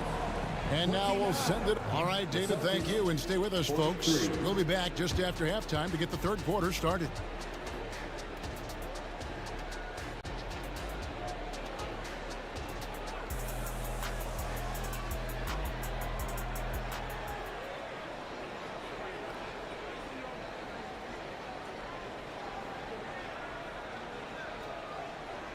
And there wasn't too much drama in the first half, but maybe things will tighten up here in the second. It's been one outstanding game from Trae Young. Man, how about the amount he's contributing in the scoring column through 2 quarters? He has been terrific. He always wants to be a go-to guy for them. I'm sure he'll be calling for the ball even more in this half. Starting off the second half, here's Joe Mazzulla's 5. Holiday out there with White. Then there's Jason Tatum. And there's Porzingis, and it's Brissett into the 4-man position. Bogdanovich, that's for 2. Capella kicks to Bogdanovich. Capella sets a screen for Bogdanovich. And there's the pass to Bay. 4 on the clock. Over Tatum. Bay, no good. And with an update from the sidelines, let's check in with David Aldridge. Thank you, Kevin. The Celtics are a powerhouse, but they also know they're going to get every team's best shot, and they've got to be ready. All-star Jaylen Brown says comfort will kill you. These teams aren't waiting around to let us win the game. You've got to go out and prove it every single night. Success is earned every single night. Kevin, I hope to earn success tonight with my sideline report. David, you are in the Hall of Fame, my man. You have earned it. Thank you so much. You can't give up these corner 3 balls to Tatum. That is a recipe for disaster. Here's Capella. And the call on the shot that sends him to the line. Atlanta shooting their first shots from the stripe in this game. Johnson, he's checked in for DeAndre Hunter. All free throws good from Capella. And the defense Capella provides is huge. I mean, a legitimate shot blocking threat who also rebounds the ball at an efficient rate. Outside, Porzingis. Tatum deciding where to go with it. Back to Porzingis. And Tatum out top the key. Plays it up and banks it in. Tatum's got 5 points in the quarter. What muscle on that finish. It's hard trying to prevent Tatum from converting. And it's Murray penetrating. And he wasn't about to do anything that would get him in trouble there. Nope, up and in with a one-hand finish, the most basic possible. Tatum with a screen on Bogdanovich. Wasted no time on that one. White's got 14 points for the game. And perimeter scoring, I have to imagine it was a topic of discussion at halftime. And you see this so much more nowadays in the NBA. Teams putting a larger emphasis on jacking up threes. Porzingis sets the pick for Tatum. Off target from outside. The Hawks trail by 19. Outside, Bogdanovich. And Bogdanovich throws it down. And flashing the athleticism on the drive. When Bogdanovich spots a lane, he attacks it. Holiday finds White. Porzingis with a screen on Bogdanovich. White goes in. It falls for the 6th time in 7 tries this contest. That's 86%. When you allow good scorers to get uncontested shots at the rim, no wonder you're losing. That's a great possession. Put your best players in a position to succeed. Capella sets a screen for Murray. Passes it to Bay. And here is Capella. 8 points for him. Second half here. We're just over 3.5 minutes into it. White against Murray. Pass to Porzingis. Spins. And the dunk by Porzingis. Yeah, textbook positioning there for Porzingis. Once he's established it, he's gonna have the advantage and able to finish that one above the rim. Here's Bogdanovich. And the dunk by Capella. Nothing soft about the putback there. And why chance it, right? Take the dunk if you've got it. And that's his MO. Be physical, get in position for the putback, and throw it down. The defense got to know that's what he's looking to do. Really no idea why you're fouling in a situation like that. You know, maybe there's some bad blood between those two. Young's checked in for Atlanta. So the Celtics called timeout. They're first. So for the Hawks, Okongwu's checked in for Clint Capella. Hunter comes in for Johnson. And Griffin subbed in for Bay. And Holiday kicks to Horford. It's good. The assist that time from Holiday. Horford's got his second basket of the night. Knowing it's his responsibility to find open teammates. Holiday, nice job setting the table there. Count it.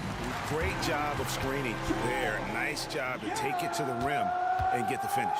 Celtics leading by 19. White up top, defended by Young. And Horford wide open. He shoots. It's good from long range. Horford's got 7 points in the game. And that's how you want to get Horford his touches, within the flow of the offense, preferably right off the catch. And an eye for an eye. Both teams working to stretch the floor. This is today's NBA. Hey, we see this kind of exchange more often than not. Young against White.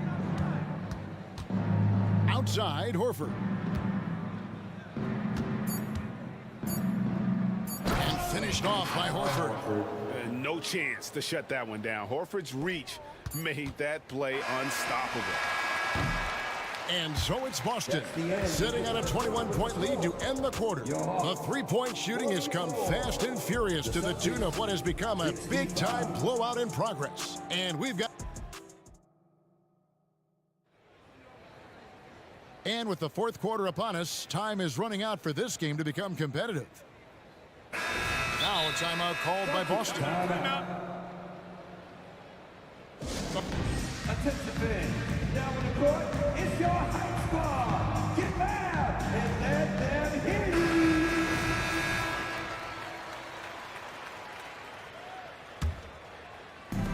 And here's Hunter. He'll bring it up for the Atlanta Hawks. Hunter is out there with Griffin. And it's Matthews, and it's Young, and it's Okongwu in at the pivot spot, manning the middle. So that's the lineup for Atlanta. Okongwu with a screen on Holiday. Here's Young, 8 feet away. And there's Okongwu. That's good on the assist by Young.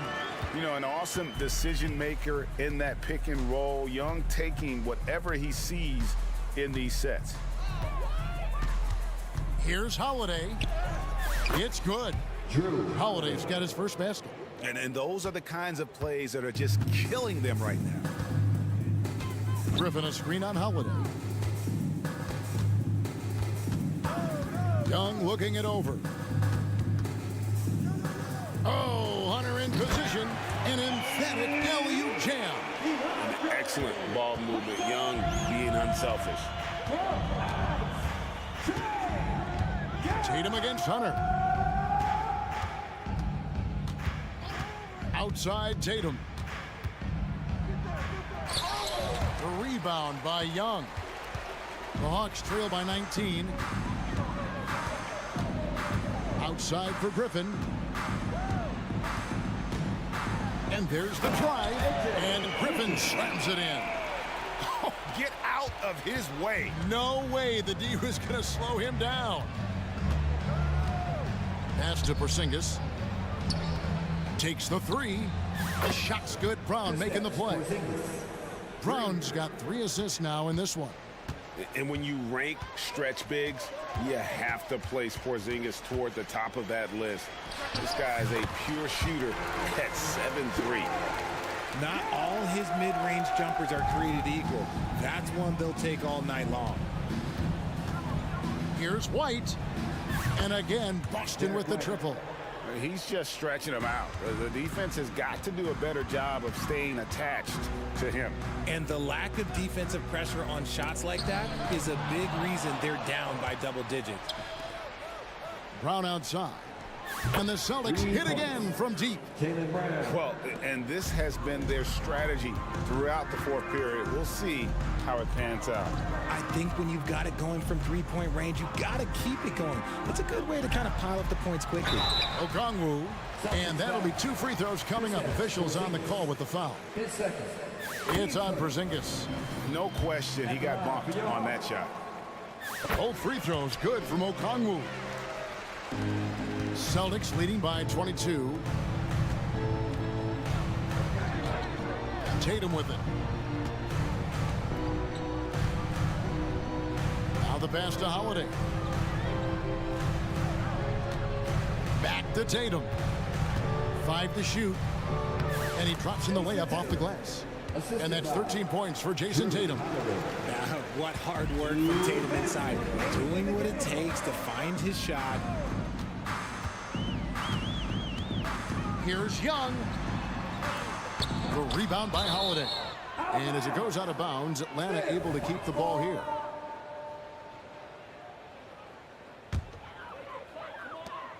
.149 left in the fourth quarter. Young with no one around. Bangs home the trifecta. Young's got 5 points now in the quarter. He's smart at using the screen there to just create space. Young, very reliable in that pick and roll. Porzingis sets the pick for Holiday. Passes it to Porzingis. Young against Holiday. Pass to White. 6 to shoot. And stolen by Hunter. Yes, and with this one winding down, it's obvious to everyone who watched it. Just a total mismatch and a true show of strength for the Celtics. You don't see this kind of a blowout often, but tonight this is a quality win across the board to deliver out this kind of punishment. They definitely never changed the approach. They just kept after it and showed they were clearly the better team in just about every single category. And one of the key components to this victory, if not the biggest, was the incredible performance for Jaylen Brown. Oh, he was at the center of everything that happened in this game. His energy was felt throughout the building, and his impact, well, it was incredible. Porzingis sets the pick for Brown. Sinks the three-pointer. They just blocked out the noise, kept on grinding, and this is their reward. All road wins. They're just so sweet. They're just so sweet. You know why? Because they are so hard to come by. A nice shot by Young. It's always great to get into a rhythm, but do it when it matters. It's a shame, really. If they had been playing like this last quarter, they might be in a different situation right now. Tatum against Hunter. Shot clock at 5. Shoots the 3. It doesn't go for him.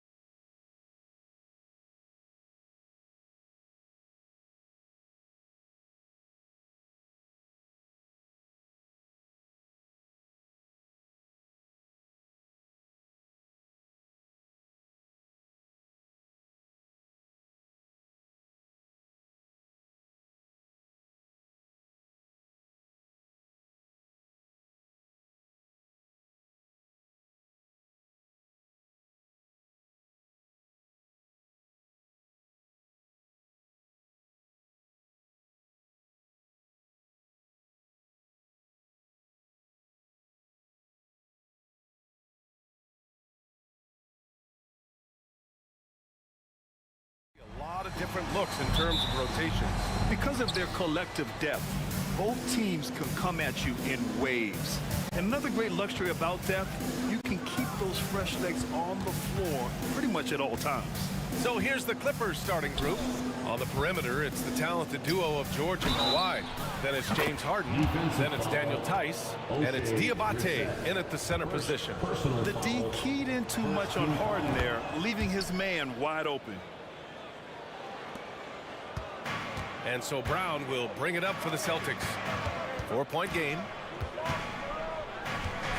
There's Tatum with the three. Tice grabs the miss. Harden against Holiday. Harden, the pass to Leonard. Leonard, double team.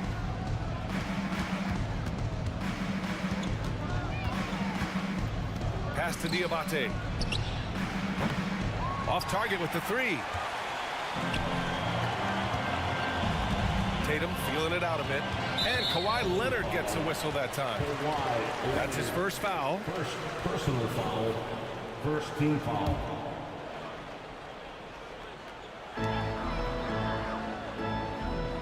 On the wing, Holiday.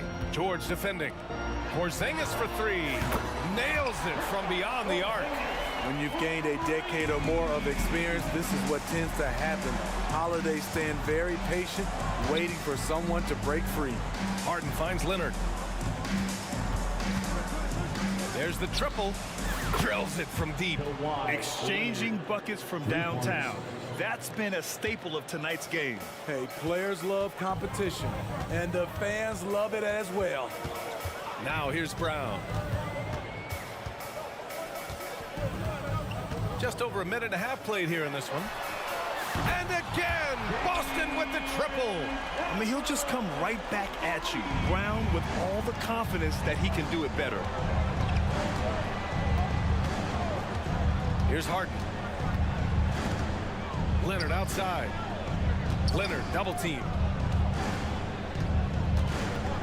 George a screen on Tatum. 6 on the shot clock. Leonard passes to George. Here we go. The kick to Tatum.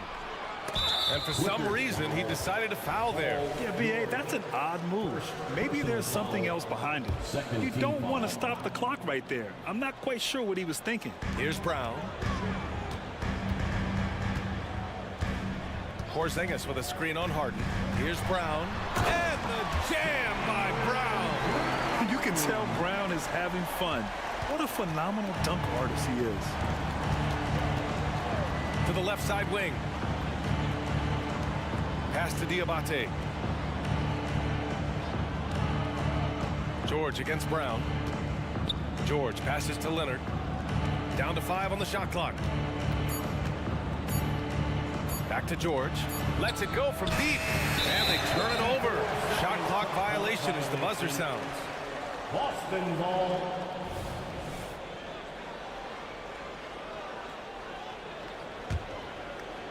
And Tatum's got the ball here for Boston. You know, over his career, Paul George has racked up more than his fair share of accolades, Grant. Well, he's a fixture at All-Star Weekend, that's for sure. Now, he's made the All-Defensive team more than a few times. He's had an outstanding career. That lack of defensive intensity is not going to stop a player of his caliber from scoring. Harden finds Leonard. There's a screen. Harden surveying the D. Ooh, and Leonard throws it down. Not many people can make the dunk look so smooth as Kawhi Leonard.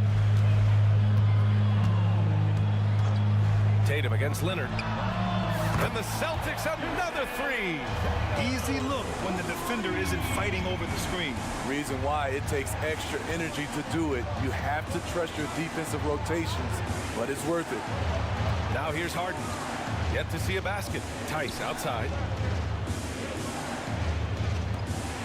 Holiday against Harden. And then Harden with the jam.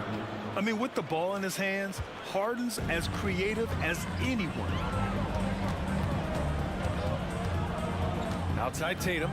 Into the lane. And then Tatum slams it in. We don't always get to see this from Tatum, adding the sizzle to the steak. George outside. Tice, a screen on Brown. Nice shot by George. Just owning the painted area. If it's working, no need to change. Brown against Harden. Porzingis with a screen on Harden. Brown, no good. Los Angeles has gone 2 for 4 from range to start things off. 4 seconds separating the shot and game clocks. Holiday against Harden. He takes it in. Oh, can't tie it up as that one misses.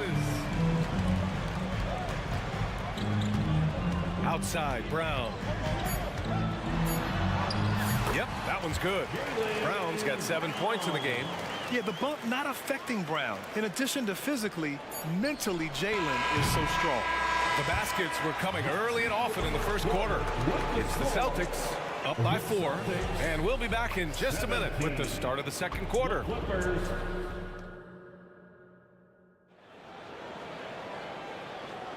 And for those of you just tuning in, second quarter action is where we are. And a moment now to quickly take a look at the offensive approach for the Celtics. Well, in my opinion, the way the three has been falling for them here early on, you have to think they'll keep firing away. Man, they're just having their way, bullying the other team in the painted area, imposing their will down there whenever they want. Boston's gone 3 of 5 from the perimeter in this game. Looking back to last season, Smitty, the Clippers were as busy as anyone at the trade deadline. Well, they came into the season with high hopes, BA, but midway through, they saw the changes had to be made. It didn't translate to playoff success, but they gave it a shot. White and Brown are the 2 of the 3. Then there's Al Horford. Then there's Drew Holiday. And it's Walsh in at the power forward. That's the 5 to begin the second quarter for the Celtics. Now here's Leonard. Outside Tucker. Kicks it out to Westbrook. Shot clock at 5. Over Holiday. Great job by Holiday. Typically aggressive on the defensive end and has the size to guard a number of positions. And the foul called on Paul George. That'll be his second foul of the game. And Boston has possession. They lead by 4. Brown passes to Horford. Here's Walsh. Yes, great play by Horford to set him up. Walsh has gotten himself going with a triple, his first basket of the game. Outside Tucker. And right away, they match it with a three-pointer of their own. Offensively, Tucker's role is a spot-up jump shooter. White against Westbrook. Outside White. Horford, a screen on Westbrook. Pass to Horford. Shot clock at 6. Here's White. Inside. White gets it to go. Yeah, the savvy of Horford on display. Just tremendous passing as a big. George passes to Tice. Back to George.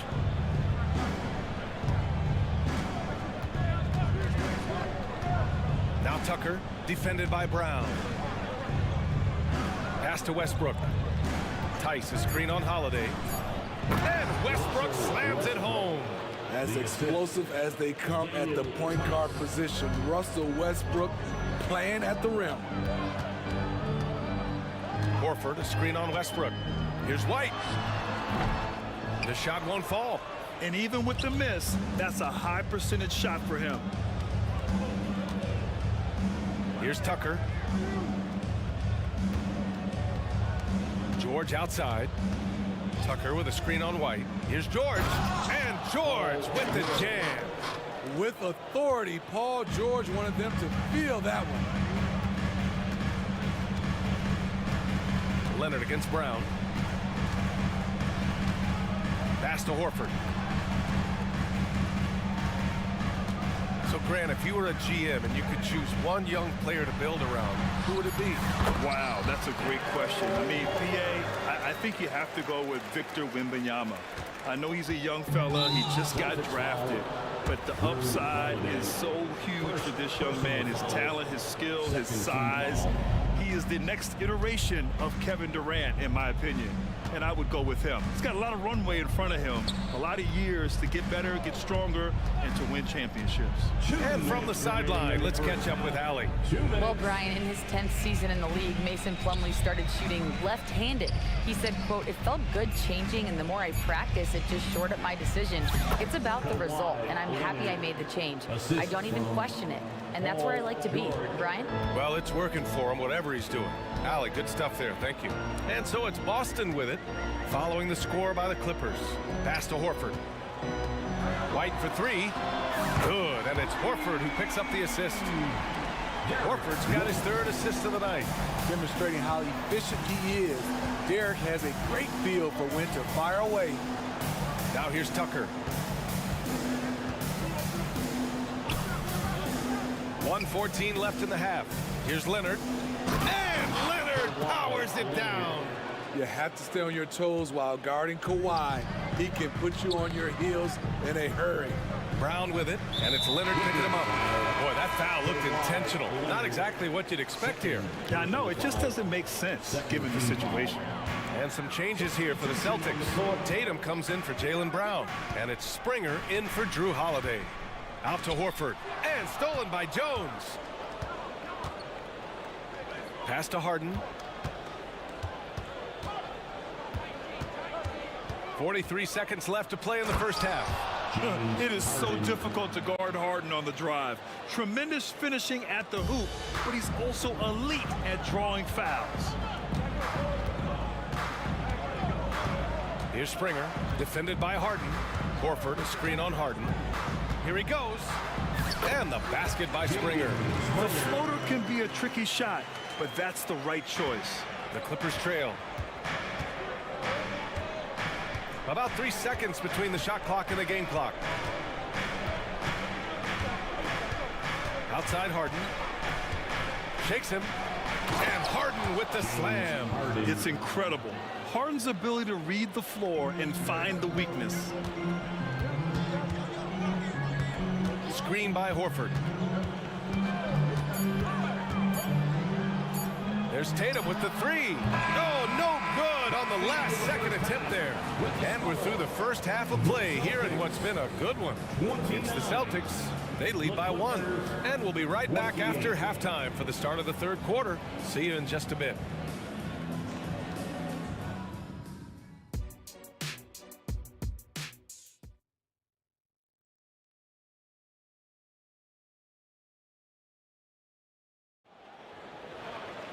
Second half of basketball is upon us, and we may be in for an exciting finish based on how close of a game we've seen so far. Without question, Kawhi Leonard displaying his skills today. The numbers say it all. He spent the first half playing efficient ball. And it's not like everything's been at the rim. There's been a number of jump shots along the way. Checking out the group for Ty Lue to start the second half. Filling out the wings, it's Mann and George. Then it's Daniel Tice. Then it's James Harden. And it's Jones in at the 5, roaming the paint. Now here's Tatum. And that's an intentional foul. And the Clippers making a change here. Leonard's checked in. Personal foul. First team foul. Here's Tatum. Substitution. Number 2, Kawhi Leonard. Tatum to the rack. And finished off by Tatum. The athletic swingman. I love whenever Tatum goes up with force off the drive. Leonard finds Harden. Jones with the ball. Porzingis on the double team. Jones, the pass to Harden. 5 on the clock. And then Harden with the jam. Woo-wee! What a big finish out of the backcourt. That might be exactly what they needed at this point of the game. It's a tight contest. Those type of plays can fire up your team and swing momentum. The speed of Tatum's drive makes it so tough to defend. You just don't get a chance to stop him. On the wingman. Here's Jones. And down it goes. Jam that one home. Coach is loving the ball movement. Now here's Holiday. Tight defense on it. And For some reason, he decided to foul there. Yeah, B.A., that's an odd move. Maybe there's something else behind it. Diabate's checked in for Jones. Number 25. Over a minute and a half now into this third quarter action. Porzingis with a screen on Leonard. Here's Tatum. Oh, look out! Tatum takes off! Calling Tatum a capable scorer would be an understatement. He is an elite offensive talent. On the wing, Harden. He's covered by Holiday. Back to Tice. Pass to Harden. 6 to shoot. With the drive. And Harden with the slam. And so often you see Harden flip the ball up there off the bounce, so it's cool to see him elevate and hammer it through. And now we've got an intentional foul. Brown, he's checked in for Boston. White comes in for Drew Holiday. And a switch here also for the Clippers. George is checked in. And here's Brown for 3. And it's the Clippers with the rebound. Now here's Leonard. 9 points in the game. Harden with it. Now guarded by Brown. Out to the right wing. Back to Harden. Tice, right side. Clock at 4. The Clippers got to hurry. Late clock here. Diabate. He drains it as the shot clock ticks down. And it's now only a 1-point Celtic lead. The Celtics have gotten 4 of their first 5 shots to go since the break. Brown against Leonard. Outside Porzingis.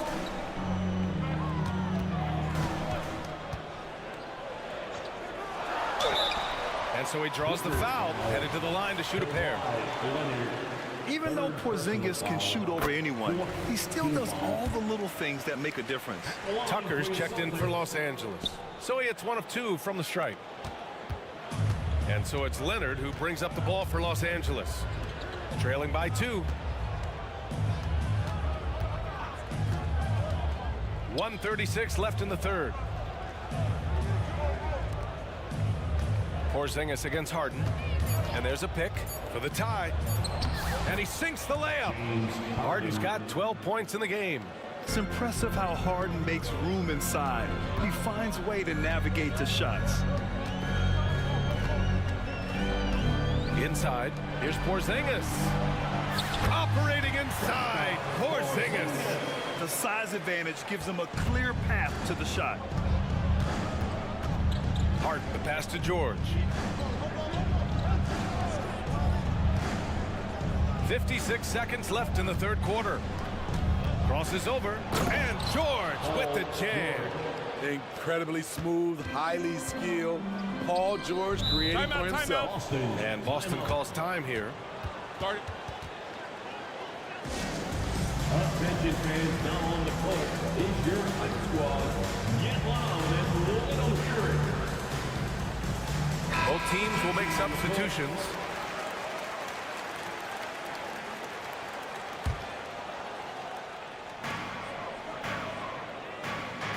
White against George. Tries the spin move. Oh, send it home, Derek White. Athletic ability gets White vertical. He just owns the rim. Boston foul. Holiday's checked in for White. First personal foul. First team foul. Coming onto the floor. 32 seconds left in the third quarter. Westbrook outside. Tucker with a screen on Holiday. Outside Tucker. 6 on the shot clock. Here's George. And count the basket. He was fouled, and he's going to the line for one more. Personal foul. Second team foul. Defense. And the free throw is good. Now leading by 1. In my opinion, one of the most talented two-way players of this generation. Paul George has stayed humble throughout his success and has shown that he is willing to do whatever it takes to win. Tatum inside. Oh, and he hits it at the buzzer! And credit him for understanding the... And so it's Jason Tatum making highlights for Boston. 8 points in the quarter, showing how effective he can be. All right, stick around. We'll be right back after this. 3 tense quarters behind us. One more to go. Thanks for being with us as we get ready for the fourth. O'Shea Brissett out there with Jason Tatum. Then there's Drew Holiday. Then there's Al Horford. And it's Springer in at the shooting guard position. That's who's in the game for the Celtics. Tice into the lane. And finished off by Tice. All he needed was a little separation. So effective. Boy, cleared the path, put him in position for a prime-time dunk. That's a big-time move and a big-time finish. The teardrop, and Holiday with the layup. And the Celtics lead by 1. To score, Holiday does not need to get all the way to the rack. He uses a wide variety of floaters in the lane. Not sure why he committed the intentional foul. No purpose. I think everyone's a little confused, but weird plays happen. Some changes for Boston. Kristaps Porzingis, he's checked in for Horford. Brown comes in for Brissett. And it's White in for Springer. Paul George, he's checked in for Los Angeles. Harden comes in for Russell Westbrook. The Clippers making a switch here. Diabate's checked in. And keeping us updated from the sideline, Allie LaForce. Over the break, I listened in on Joe Mazzulla's huddle. He tried to loosen the tension a little, asking his guys, are we having fun? I know I am. Just relax out there and follow the game plan. We've got this. Okay, thank you, Allie. Here's Tatum, driving inside. Oh, Tatum slams it home. And so much power out of Tatum. Look at the elevation. Tucker with a screen on Holiday. The 3. Boston with a rebound. They are looking really strong offensively. Yeah, just terrific momentum. Let's see if they can keep it up. Second team foul. Brown with it. Harden picks him up. Pass to Tatum. We've gone about a minute and a half into this fourth quarter. Now Brown. Clock at 6. From 15 feet away. And Tatum with the basket on the assist from Brown. And now a 5-point Celtic lead. Yeah, tricky area for some guys, but not Tatum. He can hurt you from mid-range. Now a timeout called by the Clippers. Headed to the floor right now is Celtics Entertainment.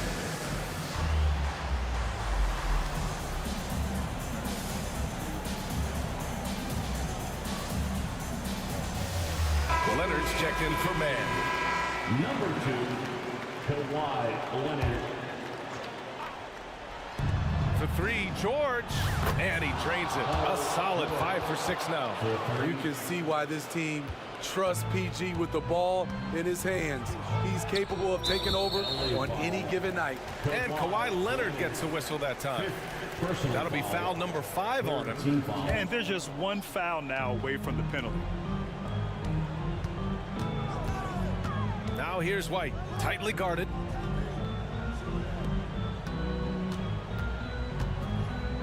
Shot clock at 6. Left side Tatum. Driving to the basket. Ooh, rugged finish from Tatum. Rely on Derek White for good feeds. He plays unselfish heads-up basketball. Harden, the pass to Tucker. Now George. Outside Harden. George, a screen on Holiday. Back to George. From behind the arc. It's good. Off the assist from Harden. George has got 11 in the second half. He lives for moments like this because he wants to be the guy to hit the clutch shot. Porzingis with a screen on Tucker. Outside White. Back to Porzingis. It's good. And he drew contact on the shot, so he will go to the line. A 3-point play opportunity. All right, guys, what do you think about the offensive approach we've seen so far for Boston? Something I've noticed is how aggressive they've been on driving the basketball. Time and time again, they've turned cracks in the defense into points. They've also been striking from mid-range with great consistency tonight. They just owned that part of the floor in this one. Here's Harden, and Harden with the slam. Oh, can you say important bucket by Harden? James always wants the ball in these moments. Love it. Porzingis with a screen on Harden, and it's Brown off the drive. Oh, assertive play there by Brown, rising to the challenge of the moment. Outside Harden. Down low. Here's Leonard. And the dunk by Leonard. Crucial points. Kawhi stepping up to the plate when his team needs him the most. Tucker against White. Ooh, here's White on the drive. And a nice finish on the layup. And the Celtics lead by 4. And if you're wondering why the score is so high, look to the defense being played. Not good. And late in the game here, it's just as important to get stops. We'll see if either side is up to the task. Leonard passes to Tucker. Harden against Tatum. From deep. Tucker, no good. And it didn't register as an official block, but he did everything you want in disrupting that shot. You know what he did? He timed it well and did a good job of contesting without committing the foul. Here's Tatum. Here's Porzingis. That falls. Nice feed that time from Tatum. And now a 6-point Boston lead. Really feels like they're in control. They've got a big lead with time dwindling. Reason why they've tightened up the vice grip a little more each time up the floor. We'll see if they can close this one out. George with the bucket. No moment is ever too big for Paul George. He remains confident in the clutch.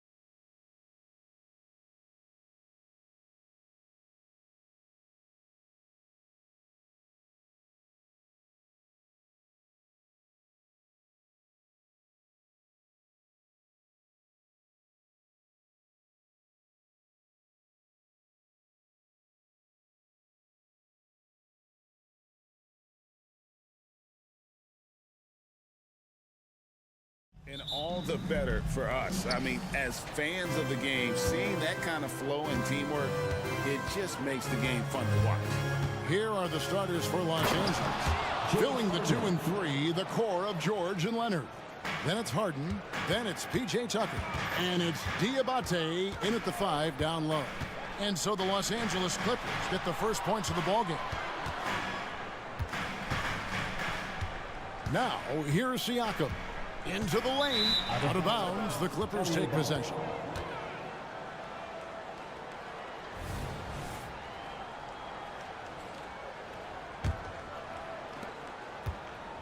And so Harden will bring it up for the Los Angeles Clippers.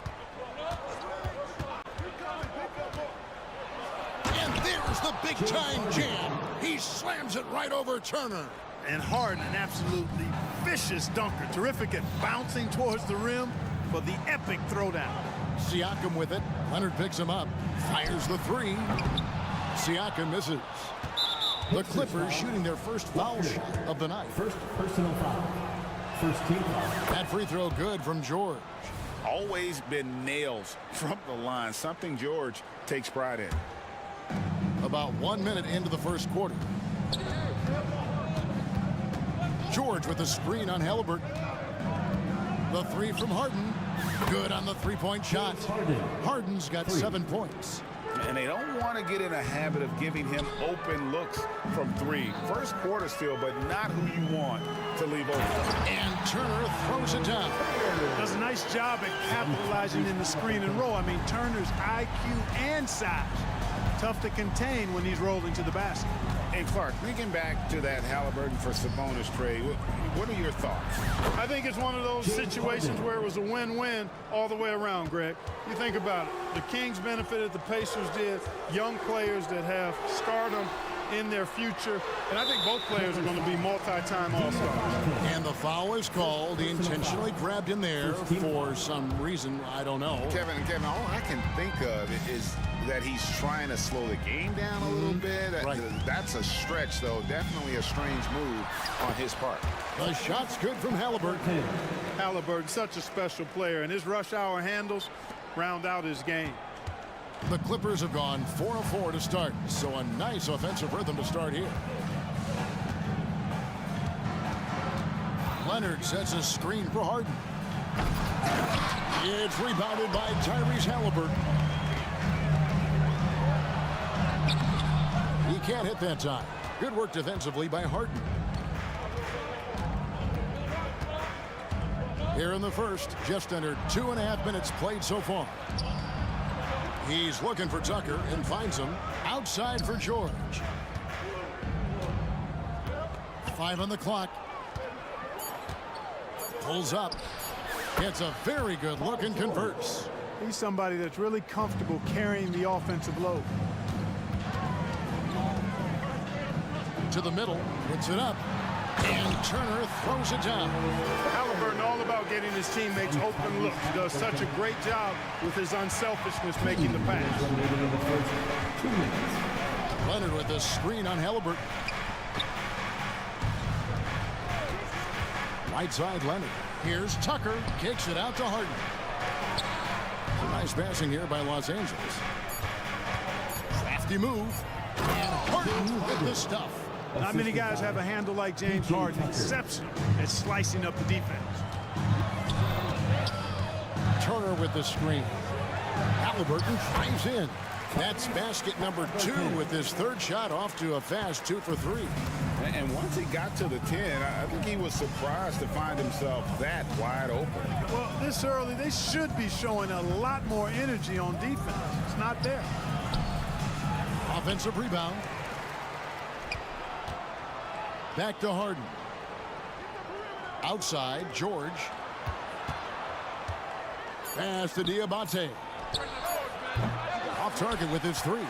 Pacers trail by 6. And they go to the intentional foul. Yeah, not sure what that was about. I mean, talk about a brain cramp. Yeah, yeah, completely a brain fade. I don't know where that came from. Just lost sense of time and the situation. The shot by Turner, no good. That's exactly the look they wanted, guys. Right guy, right play. Wrong result. It's George on the wing.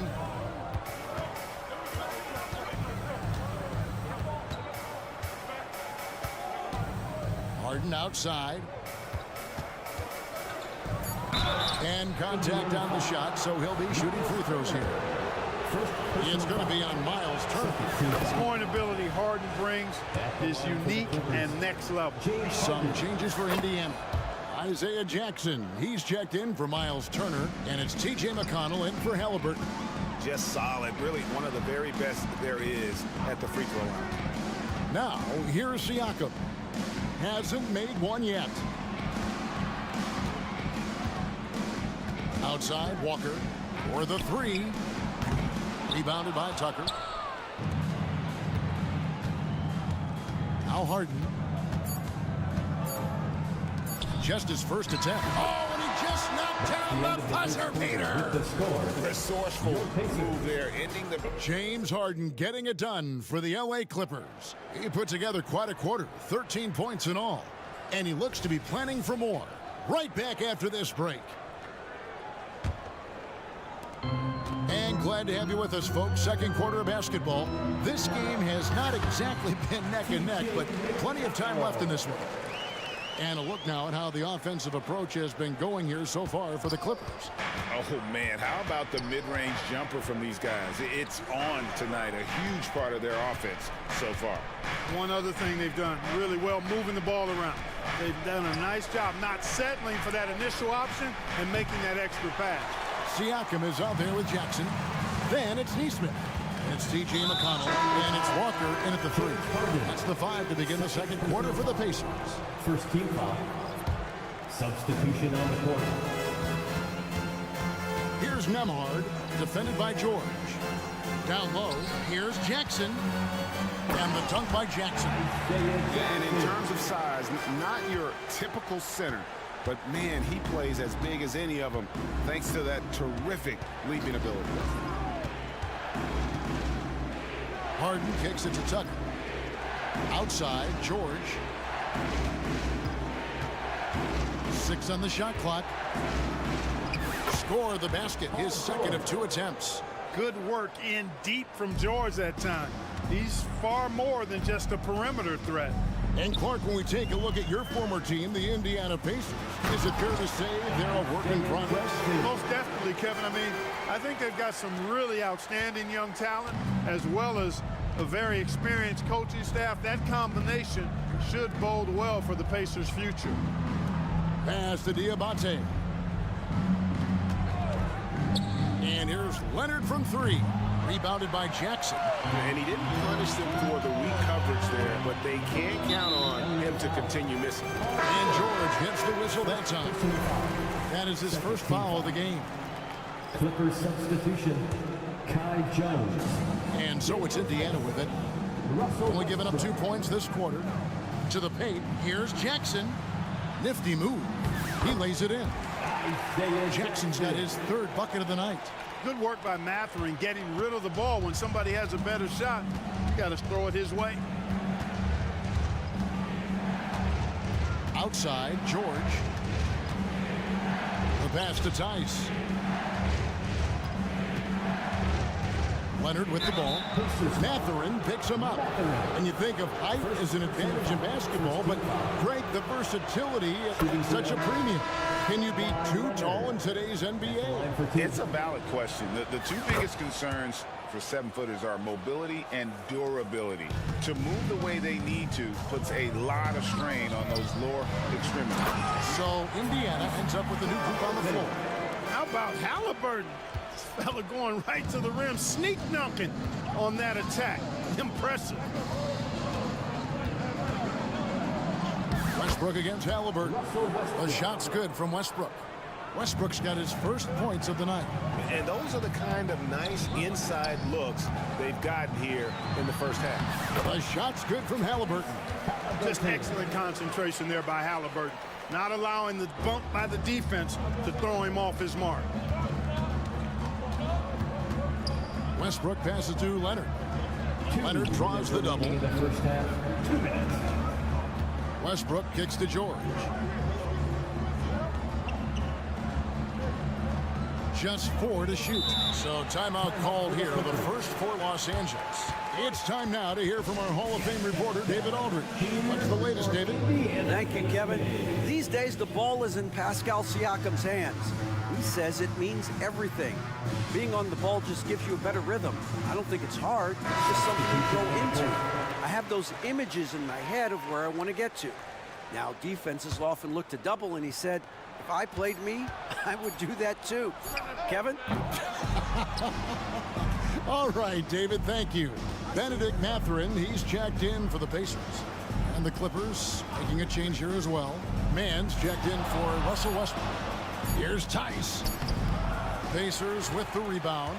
And not allowing the shooter even an inch of breathing room on that one. And guys, that's exactly the kind of high-impact defense they want to see out of him. First personal foul. Third team foul. 1:24 left to play here in the half. Here's Halliburton, and Halliburton slams it in. Great speed displayed that time by Tyrese Halliburton. Went right to the rack when he saw the gap in the defense. Leonard the pass to George. George double teamed. Here's Mann, defended by Mathurin.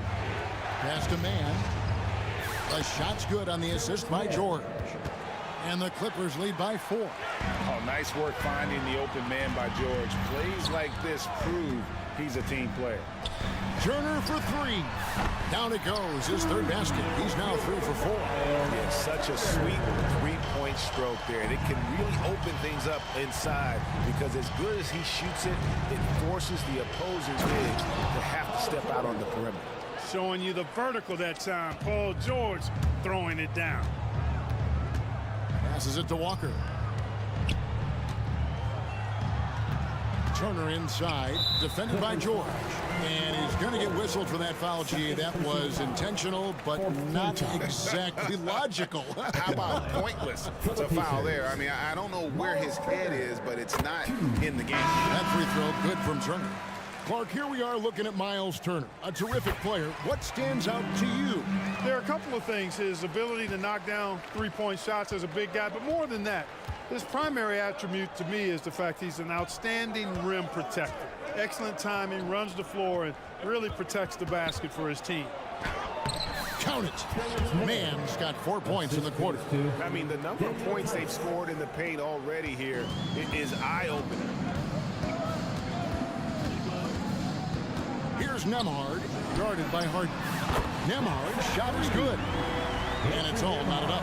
Pick works well there. Not much resistance from the D. Yeah, that's not the defense you need. You got to be tougher defensively. It's Harden with the drive. In attack mode and looking to score whenever he can. This is Harden at his best. And that's it for the first half of action in what's been a very close game here.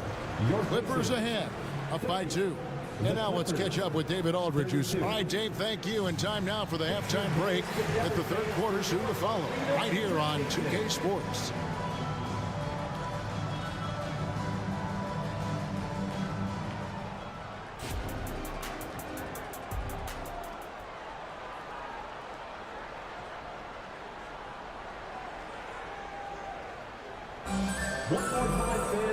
We've got second half action for you, and if the next couple of quarters are similar to the first, this one could go down to the last possession. A fantastic game from Harden in this one. No problems fighting his way to the rim in this one. A lot of points in close. Yeah, you know what, guys? They gave him too many free runs to the hoop in the first half. I think they've got to be a lot tougher on him. Body him up. Be physical with him. Indiana trailing here. So with Leonard on the bench, here's who Tyronn Lue's going with. PJ Tucker is out there with Daniel Tice. Then it's Harden, and it's Diabate in at the center, filling out the middle. Tapping a screen on Harden. Here's Nembhard. And that won't go, missing the go-ahead bucket. The Clippers shooting has been just fantastic, around 65% tonight, getting exactly what they want, when they want it. Harden up top. Pass to Tucker. Shot clock at 6. Good. It's Harden with the assist that time. Tucker's got the opening bucket to start the second half for the Clippers. And load management, a term, Greg, that's been associated with the Clippers. And Kawhi rightfully managing his return from ACL injury with care. It's harder to build chemistry when guys are out, but it's all about staying healthy for the postseason. And the Clippers making a switch here. George is checked in. An intentional foul committed, but for what purpose, Greg?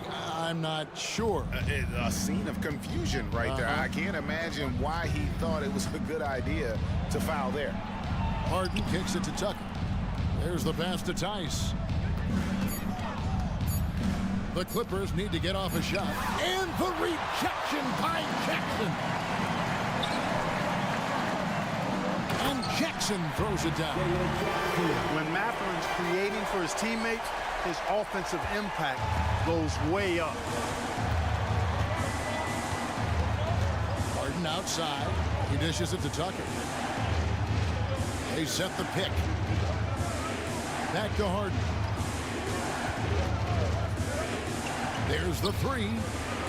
Rebounded by Jackson. And close to making the defense pay for the lax coverage that time. A nice shot by Neesmith. Well, the first thought for the D there was to protect the rim, so good idea to take the three in transition. Harden the pass to George. Will it go? Pass to Diabate. Here's Harden. Here's Diabate. Here's George. And the rejection by Jackson. And it's out of bounds. They say it was last touched by Jackson. Leonard, he's checked in for P.J. Tucker. And they'll turn it over. Could not get off the shot. 24-second violation. You know, guys, sometimes that just happens, but you don't like to see it when the game is this close. For Indiana, they've gone 3 of 4 so far in the third quarter from the field. Pretty good start to the half. And as James Harden has gotten older, Clark, he's made it clear he wants to contend for title. And that's a typical progression for a player. You can't blame him. I mean, he's done just about everything you can do individually. He's aware of the fact that a championship would add to his career immeasurably. You've come to expect great passing from Harden. He's got a reputation for finding open guys. And that's an intentional foul. Mann's checked in for the Clippers. First personal foul. Second team foul. Coming on to the well, we're into the third quarter, just over 2.5 minutes played. Matherin passes to Walker. It's rebounded by Tice. And it's Leonard with the ball. He'll bring it up for the Los Angeles Clippers. George double team. Pass to Tice. Launches it. Nailed from three-point land. And the Clippers lead by 2. There's PG creating for a teammate. Terrific dime drop. Halliburton. Yes! And the foul. That one on George. Outstanding concentration and control right there by Halliburton. An and one opportunity. 1:46 left to play here in the third. There's the pick. Here's George. And George with the stuff. The finish was nice, but the setup was better. Yeah, G.A., the pick working to full effect before the stuff. And, you know, not enough help from the defense there to compensate. He gets a clean look, and that's exactly how you draw it up. Mann passes to Leonard.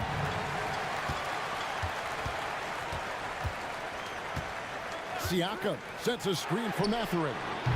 A three-pointer off the mark. Just enough coverage to bother that three-point attempt. Walker against George. Passes to Tice. And it's Leonard, top of the key. Back to Tice. Kicks it out to Leonard. On the clock. And again, it's the Clippers from deep. Claw getting rid of it in a hurry. Nice quick release that time. Halliburton deciding where to go with it. Feeds it to Turner. That's good, and it's Halliburton with the assist. Halliburton's got 4 assists now tonight. Hey guys, the D has to show a little more fight on the... Goodness! And you know what? For me, these dunks show exactly how great an athlete George is. I mean, sometimes you're surprised that the basket doesn't come down with the force he punches it with. 7-second difference, shot and game clock. And he commits the intentional foul. The Pacers shoot their 5th and 6th free throws of the game. Fourth team foul. At the line for Indiana, Matherin. And he knocks down the first one. A tremendous score from the two-guard spot. Matherin is a little like Jason Richardson, former Warriors great. Perhaps Matherin can have that same type of career, maybe exceed it. Westbrook with it. Going inside. Yep, that one goes. And the Clippers lead by 4. Man, this guy is a scoring machine. I mean, I know I'm not the only one to describe him that way. Whoa, that'll wake you up. He is such a great athlete. No question about it. He's very comfortable in the air. Dunks like that, no problem for him. He concludes the third quarter. It continues to be an exciting decade. And a worthy candidate tonight as we take a look at our State Farm assist of the game. And how about the floor generalship right here? I mean, showing us why they're always in good hands when he's the man in charge. Well, clearly he's the guy that stirs the drink for him, and that's how he does it, with his dynamite passing skills. We've reached the fourth quarter, and what has been a very competitive game should be an exciting finish. And the Clippers call time here. With a short break in the action gives us a chance now to send it over to David Aldridge. Hey, Kevin, during that last break of Hertz Ron Lewis, he talked with the team. Coach was really hyping up his guys. He told them, this is what it's all about, fellas. You're in this spot for a reason. Go out and take this win. See if they can follow those instructions, guys. Thank you, David. And Don Siakam. He's out there with Turner. They're out there with Benedict Mathurin. And it's Nembhard in at the point guard. So that's the group out there for Indiana. And he's an automatic finisher when he gets into that area. He is, and he picks the simple one-hand stuff to get the 2 points. Hey, guys, I know I'm stating the obvious here, but those could be an important 2 points considering how close this game is. Neesmith, he's checked in for Benedict Mathurin. George is checked in for the Clippers. And that's right in his wheelhouse, looking to make an impact when it counts. You know, they want the ball in his hands here because they trust him to hit all the big shots. Harden the pass to Leonard.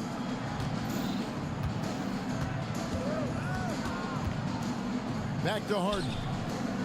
Tucker dishes to Harden. Tucker a screen. Harden gets the bucket. Harden showing you some of that grit, getting inside, positioning that time. Here's Nembhard, guarded by Harden. Nembhard the pass to Turner. Indiana moving the ball around. Turner with a screen on Leonard. For 3, Siakam drills it from outside. Siakam's got 5 points in the quarter. An extra element to Siakam's game. He can really handle the ball and even initiate offense. To the middle, here's Diabate.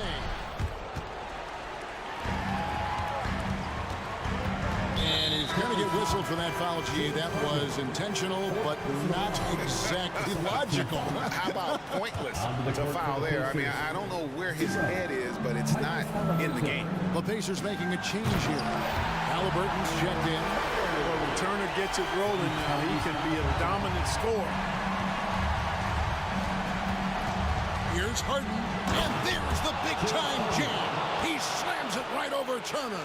There is just no way to tell who is going to pull this one out. When you've had this many lead changes, you're looking to see which one of those plays is going to be a momentum swing. And the next one puts them in the bonus. Yep, they'll be trying to draw that next foul quickly so they can start getting those easy chances at the strike. Jones checked in for Los Angeles. Daniel Tice comes in for P.J. Tucker. And those are the types of shots down the stretch that win you ball games. From deep Harden, Siakam pulls it in. And you could tell he thought that triple was going to fall. And we have an intentional foul there, G.A. Wish I could say why. That one's pretty strange. I mean, no idea what got into his head right there. Here's Nembhard. 2 free throws coming up, and they call the shooting foul. Yeah, way to play in attack mode and get to the line. And, you know, the defense gets their money's worth on that foul, stopping the layup and not giving up the and one. He hits the second from the line. For those just joining us, fourth quarter here. We're just over 2.5 minutes into it. Los Angeles calls timeout. They've already committed enough fouls to be in the penalty. Not good. They need to concentrate on playing good defense without fouling.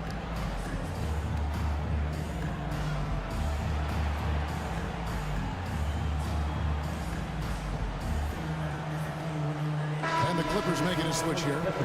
Tucker's checked in. P.J. Tucker. Launches a 3. Buries the long-range jumper. Tucker's got it all tied up now for the Clippers. There you go, P.J. Tucker showing you he's reliable in the clutch. Halliburton passes to Turner. And Turner throws it down. Turner stepping up big, showing you some composure and leadership there. Harden kicks to Tice. Trying to find Harden, and he's got it now. And that one, good. How good is that? Harden commanding the ball in these moments. Loves stepping up at crucial times. Here's Nembhard, guarded by Harden. Nembhard's shot is good. And you want him taking big shots for you in big moments. That one was as easy as it gets. Well, you don't want to give him any open shots at this stage. Never mind a layup. Come on now. My goodness. Tucker a screen. Leonard the pass to Tice. Just 5 to shoot. Takes it out to Leonard. The tray. It's not going to go for him. Indiana leading. 1:06 left in the game. And it's Leonard with the ball. He'll bring it up for the Los Angeles Clippers. In the corner, George with it. Back to Harden. Kicks to Tucker. Here's Harden on the wing. Turner covering. This is exactly what happens when you allow James Harden to heat up. This is a huge possession. And this is where all the hard work pays off. You have to be able to execute under pressure. And you can't get a bigger bucket than that. Well, that was 1-2. He wanted the ball. Nobody else was taking that shot. Tice against Turner. Back to Tice. Lets it go. Good! And what a sensational bucket to bring them within 1. And George hits the whistle that time. And so he's picked up his final foul. And he will sit for the rest of this game. Honestly, just doing what they have to in order to get the basketball back. That's a good foul, though. I like that. Clock management crucial at this time of the game. Big-time free throws there. That could be the difference. It forces them now into a three-point attempt. Los Angeles calls timeout. They're behind by 3. 16 seconds left in the fourth quarter. What do you think, guys? And if you can get a 3, shoot it. Otherwise, get the quick 2 and a foul. Either way, they got to score the ball. 16 seconds left here in the fourth quarter. Tucker a screen. From downtown. Count it! A tremendous 3 to tie it up. Tell you what, for a guy who's inconsistent from 3, Tucker's showing you he can be scary out there at times for a defense. Great job of screening there. Nice job to take it to the rim and get the finish.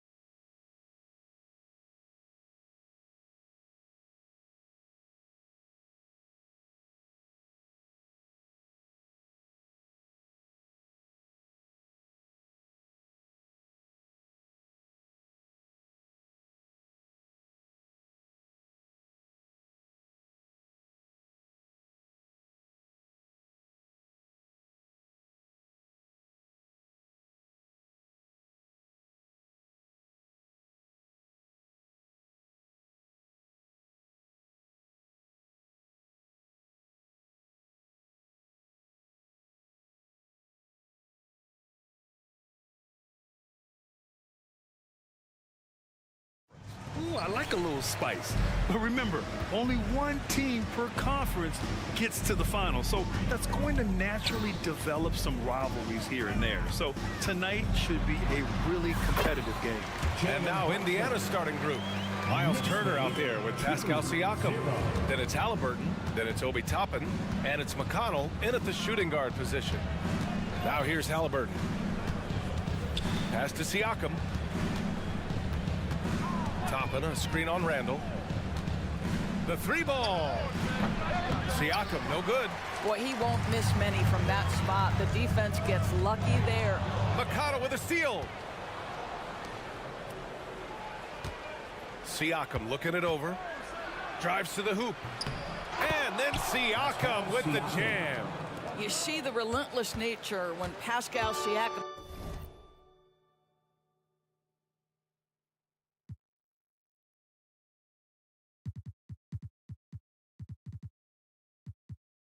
decides to put it on the deck and drive it. That is sweet. When it comes to Siakam, Doris, it's hard not to think about the breakout game he had in the 2019 finals. BA, he goes 14 for 17 in his legendary Game 1 performance, stepping out of the shadow of Kawhi Leonard. He absolutely took over the game. They go on to win a title, and he hasn't looked back since. Gets the three to fall. Siakam's got his second basket on the night. Yeah, Pascal Siakam now with a tighter handle, now can manipulate the defense as that guy dictating action in pick and roll play. Now here's Brunson. Hartenstein a screen. There's the three.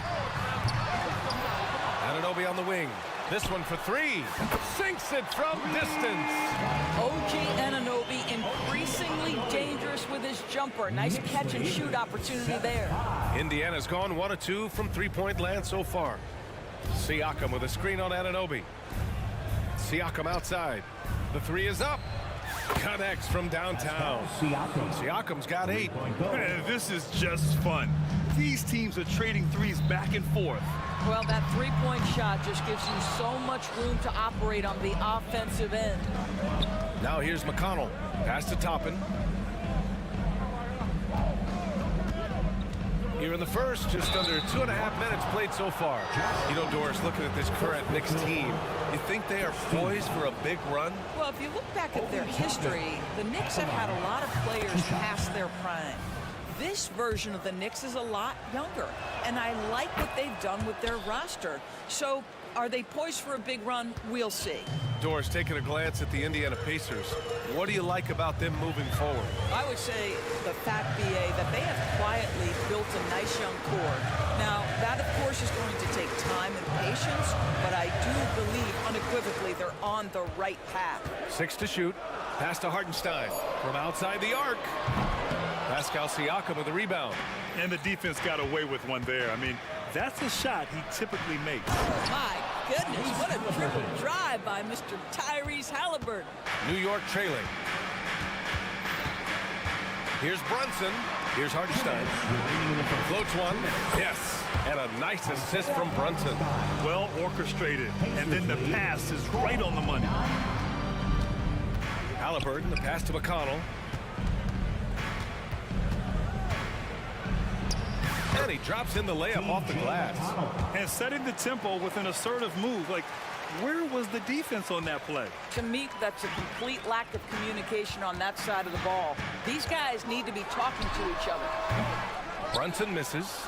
Well, if the defense gives him that shot next time, they could get burned. I think he's just a little bit out of rhythm. Three-pointer. Good. Third basket in 6 attempts. One of the things you love about Jalen Brunson, he takes quality shots. How about that look from three? Halliburton against Anunoby. From the arc. And again, it's Indiana with a three. Defensively, you have to stay connected to him on the perimeter. And here's Brunson from the arc. And the Knicks, another three. Though there's a calmness to Jalen Brunson, there's also a competitive fire. And boy, from range, look out. Halliburton on the attack. Picked it. And something you never like to see, but guys, he definitely looks hurt. And I'll tell you, that's the very last thing you want to see. I just feel so bad for him. What he's going through right now, you just have to hope and pray that it's not too serious. The Pacers making a switch here. Neesmith's checked in.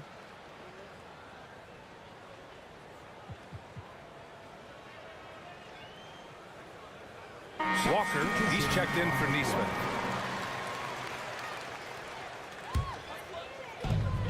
And Brunson's got the ball here for New York. Trailing by 2. Right side, Anunoby. Takes a 3. It's rebounded by Indiana. 26 seconds left to play in the first quarter. Pass to Siakam. 15 seconds left in the first quarter here. And Siakam with the slam.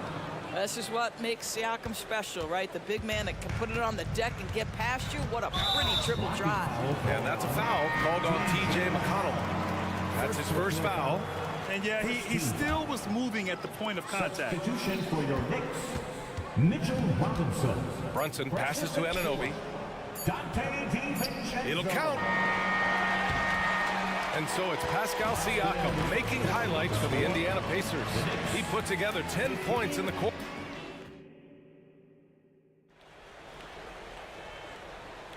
Hope you've enjoyed the broadcast so far. Halfway through the first half in this one. And a moment here to take a look at the scoring breakdown for the Pacers. Ever since this game started, they've been attacking on the inside, looking for ways to bust up the defense and get high percentage looks.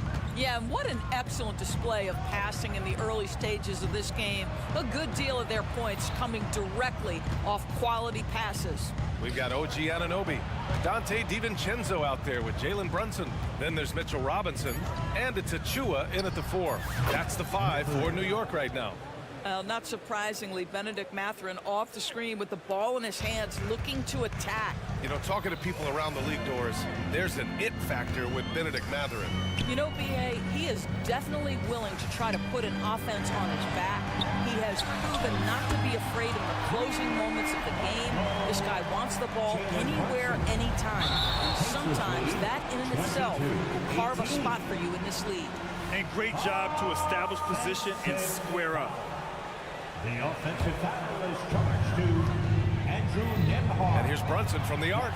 Oh, Brunson with the triple. And for so many teams in the NBA, establishing the three-point shot is goal number 1 on offense. He's definitely doing his part tonight. No doubt it's a growing trend, Greg, and he is highly accurate tonight. Nembhard, the pass to McConnell. Just 5 to shoot. Played it in with a nice touch off the window. Good execution. They're getting some short-range looks here. And it's time for an injury report. And now let's check in to see how Obi Toppin's doing. Hey guys, I chatted briefly with the head athletic trainer for the Pacers. I was told it's a knee sprain, not great news by any stretch, but luckily it wasn't anything major. Recovery time is still up in the air, but guys, one thing's for sure, a return tonight is out of the question. All right, Allie, thanks. Appreciate the update. Obviously, guys, you hate to see an injury like this. Yeah, just so tough. It comes with the territory of being a professional athlete. But yes, here's hoping he recovers soon. Well, we're obviously hoping for a speedy recovery because we know this about this young guy. He simply loves playing the game. He buries it from 3. Walker's got himself on the board with a 3 there. Can't sleep on this rookie from beyond the arc. Maybe not Walker's strength, but he will hurt you from deep. And the basket is good. We see this every night. He has the skill and versatility to keep a defense guessing. And now we have an intentional foul. I'm not sure why. Yeah, bizarre play, B.A. Not sure what got into him. You don't want to stop the clock right there. I'm not quite sure what he was thinking. Jackson, he's checked in for Indiana. Neesmith comes in for McConnell. Mathurin against Anunoby. Pass to Nembhard. Jackson with a screen on Brunson. Here's Nembhard. And again, it's Indiana with a 3. So much of modern offenses include hunting for mismatches. Doris, if you aren't a great defender, you're targeted.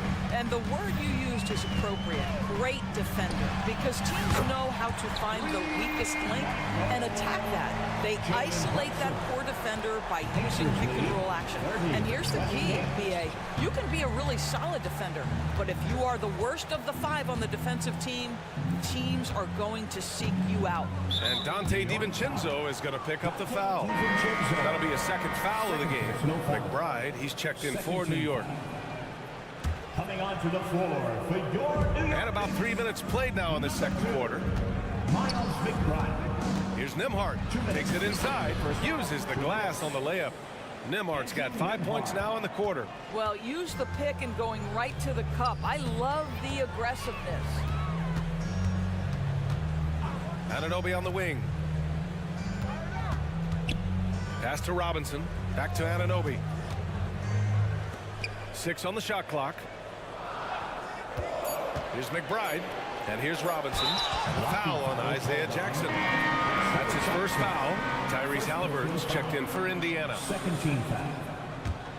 Pacers substitution. Pacers on D. 4-point game.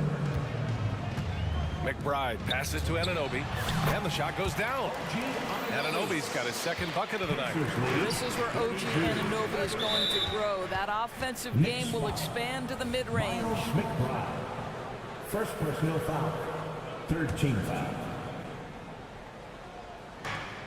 And we've got 1:18 left in the second quarter. Jackson with a screen on DiVincenzo. He drops it from range. Neesmith's gotten himself going with a triple, his first basket of the game. Here's McBride. Halliburton comes to help. Pass to Achua. Left side, Anunoby. And that one drops. Anunoby's got 7. You have to love the ball distribution. Keep everyone involved. Halliburton outside. It's Jackson, high post. Halliburton outside. Here's Neesmith. Shot clock at 6. Halliburton, the pass to Walker. Back to Halliburton. And they'll turn it over. Couldn't get the shot off. A shot clock violation. Next ball.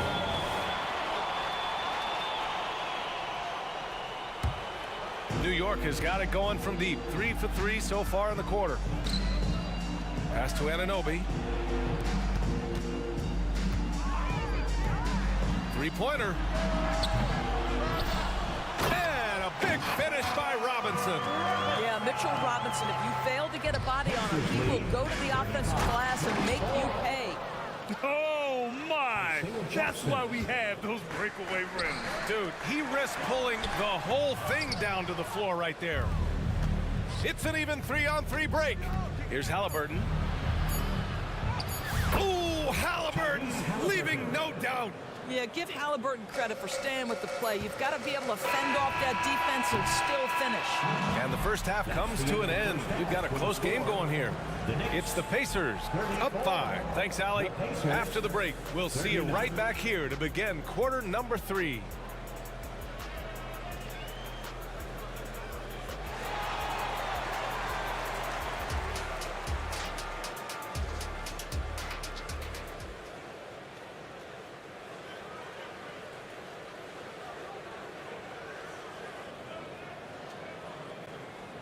And in that first half, we saw a pretty tight battle. We'll soon find out what sort of adjustments were discussed during halftime. You look at Jalen Brunson. What a contribution. Well, if he's hit threes like he did in the first half, he's going to have a monster night. What I love is they've continued to feed this guy. Ride the hot hand until the defense does something about it. Well, just 2 playoff appearances for the Knicks in the last decade, but 2 in 3 seasons for Tom Thibodeau.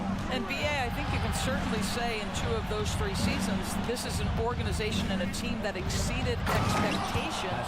And now you have pieces like Mitchell Robinson, the young big who is such a presence at the rim, and Jalen Brunson triggering all the action from the point guard position.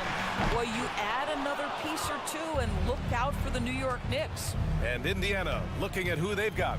They've got Halliburton, Miles Turner out there with Pascal Siakam.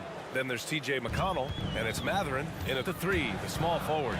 And let's swing it over to the sideline and hear from Allie. Indiana's a team on the rise. Coach Rick Carlisle said this is a new era of Pacers basketball, a direction of youth and of going all in on a group of guys that are young, talented, and extremely high character and tremendous upside. Brian, a lot to be excited about. No question. Absolutely. Thanks, Allie. Siakam against Randall. Let's go with a 3. The Knicks with the rebound. You will not see this guy miss many of those. He's one of the keys to their floor spacing. Randall, a screen on McConnell. Here's Brunson outside. Score it. 13 shots, 9 makes. Solid. Jalen Brunson right now attacking without hesitation. His foot is on the gas pedal. Hart against Halliburton. Turner, a screen on Hart. Halliburton, a pass to Turner. Outside for Halliburton. Oh, you got to guard Halliburton from there. You can see Turner evolving as a passer. He wants to set his teammates up. That's a pretty look. Here's Brunson outside. The offensive rebound. Anunoby against Matherin. Hart passes to Randall. Deflects the pass. Here's Siakam. And Siakam with the slam. Now, how about the bounce of Pascal Siakam off the dribble drive? Brunson against McConnell. And it's out of bounds. Last touch by McConnell. Walker, he's checked in for Indiana. Nembhard comes in for Halliburton. Just under 2.5 minutes into this third quarter now. And now they decide to foul intentionally. T.J. McConnell. Third personal foul. First team foul. Randall, a screen on McConnell. And here's Brunson from the arc. Nails it from 3. Brunson's got 6 in the quarter. Just good on-ball decision-making from Brunson right there. This guy a master of the pick and roll. And a guy who entered the league in a supporting role for us. Jalen Brunson, now a legitimate star. He is, B.A., and consider that this is a man who was drafted in the 2nd round and just kept working, biding his time, and contributing to winning. And the greater the opportunity, the more he has stretched to meet that opportunity. McConnell from outside. And again, it's Indiana with a 3. And talk about payback. He hits the revenge triple. Oh, you love to see the competitive fire. A little bit of pride at stake. Here's Brunson outside. Are you talking 6'11" and big-time length? Send him back, Mr. Turner. And now we have an intentional foul. I'm not sure why. Yeah, bizarre play, B.A. Not sure what got into him. 1:41 left in the third quarter here. Here's Nembhard. Lays it up and banks it in. And it's an 8-point Pacer lead. Just what they wanted from that possession. A quality look in tight. Pass to Achua. DiVincenzo on the wing. From behind the arc. Siakam pulls down the board. Benedict Matherin, the 6th overall pick in 2022. The Pacers' highest pick in 34 years, Norris. Incredible to think, B.A., that Indiana hadn't selected that high since 1988, and yet somehow, despite playing in a small market and without high draft selections, they were consistently in the playoffs up until the last several years. A real testament to the competitive spirit of the organization. Indiana's gone 2 of 3 from outside so far in the third quarter. Outside Walker. Here's Nembhard. Give him 8 points now. Fires hitting the triple. Nembhard's got 6 here in the quarter. Pick works well there, but the defense left a lot to be desired. It takes incredible effort to stay connected to the hip of the offensive player. You've got to want to work. Anunoby on the wing. He has 7. To halt the run. And he can't jam it through. Wow, he doesn't miss many of those. He's such a strong finisher in tight. And the jam by Walker. Go up and get it, young man. Walker's terrifying when he's attacking the rim.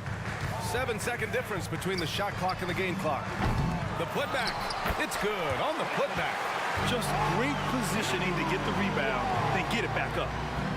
Pacers lead 59. The Pacers have gotten 8 of 9 to fall. Terrific offense so far in this third quarter. Here's Nembhard. 11 points in the game. Over Robinson. The putback. And so it's Indiana now holding a 12-point lead at quarter's end. How about... And we reach the fourth quarter in a game that may already be out of hand.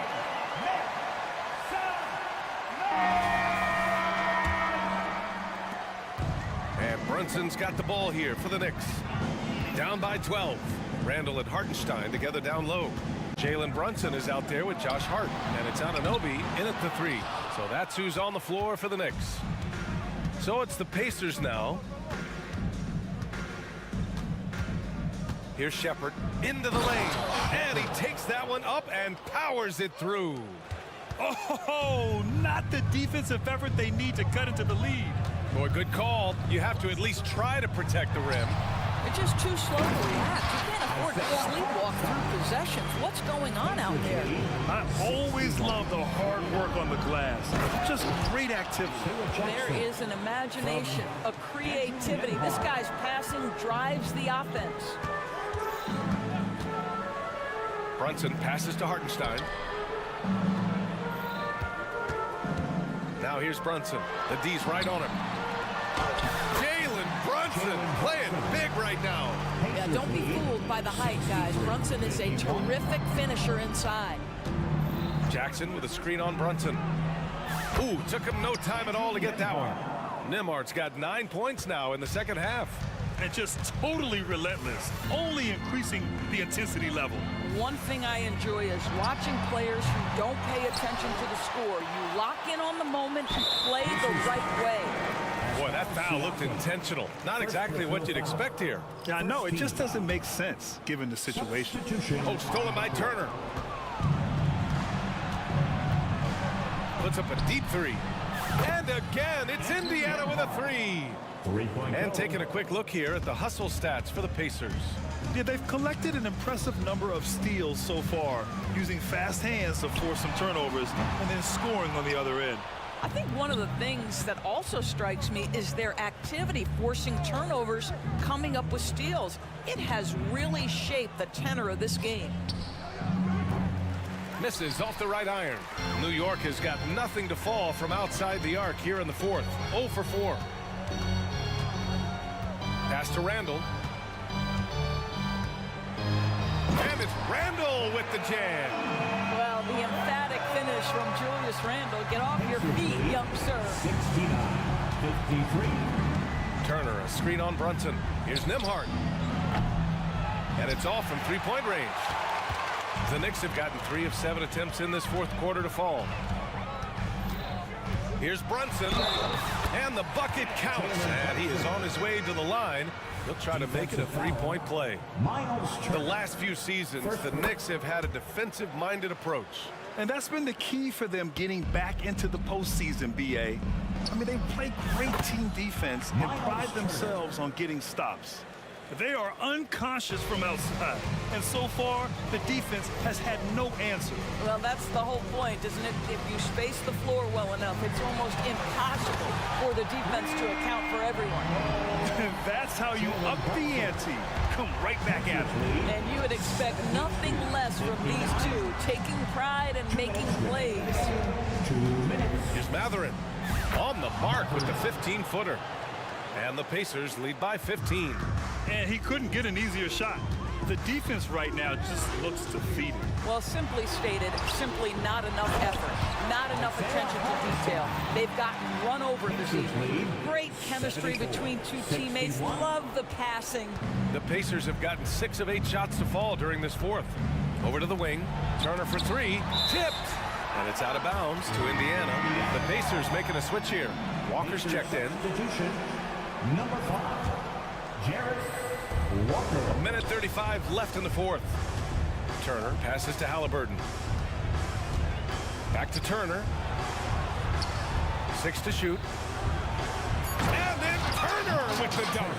It looks like it'll be a big win for them here. Time to just cruise to the end of the game and chalk up the victory for the Pacers. It's impressive how the reserve players stepped up and delivered in this one. They didn't just help out. They made a big impact and really secured the win for their team.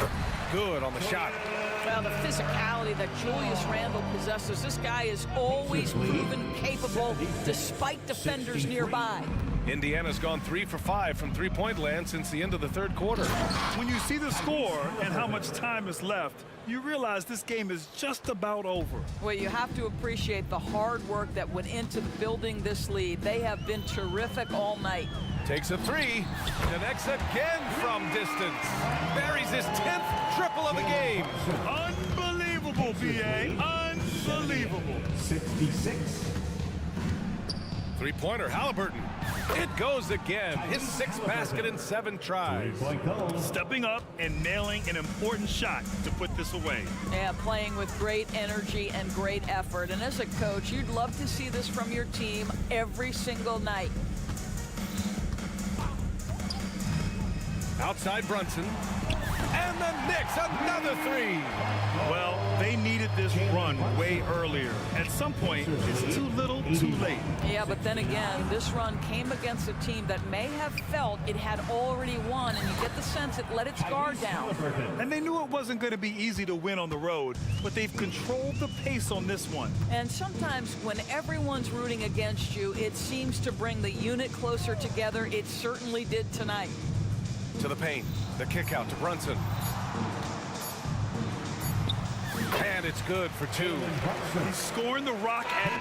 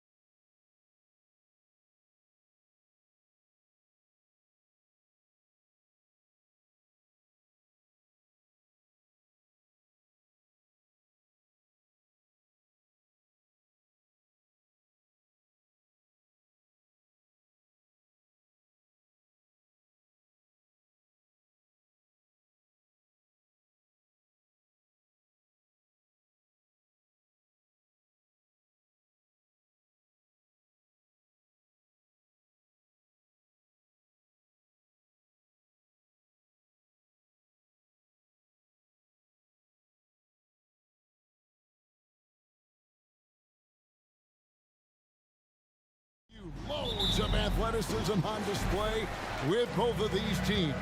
Oh, I'm loving the fast pace and the scoring and the highlight reels we're going to get tonight, Kevin. Excited when these two teams with this kind of ability face off. So a look at our starters for the Knicks. Up front, it's Randall at the 4 and Hartenstein at the 5. Hart is out there with Jalen Brunson. And it's Anunoby in at the 3, the small forward.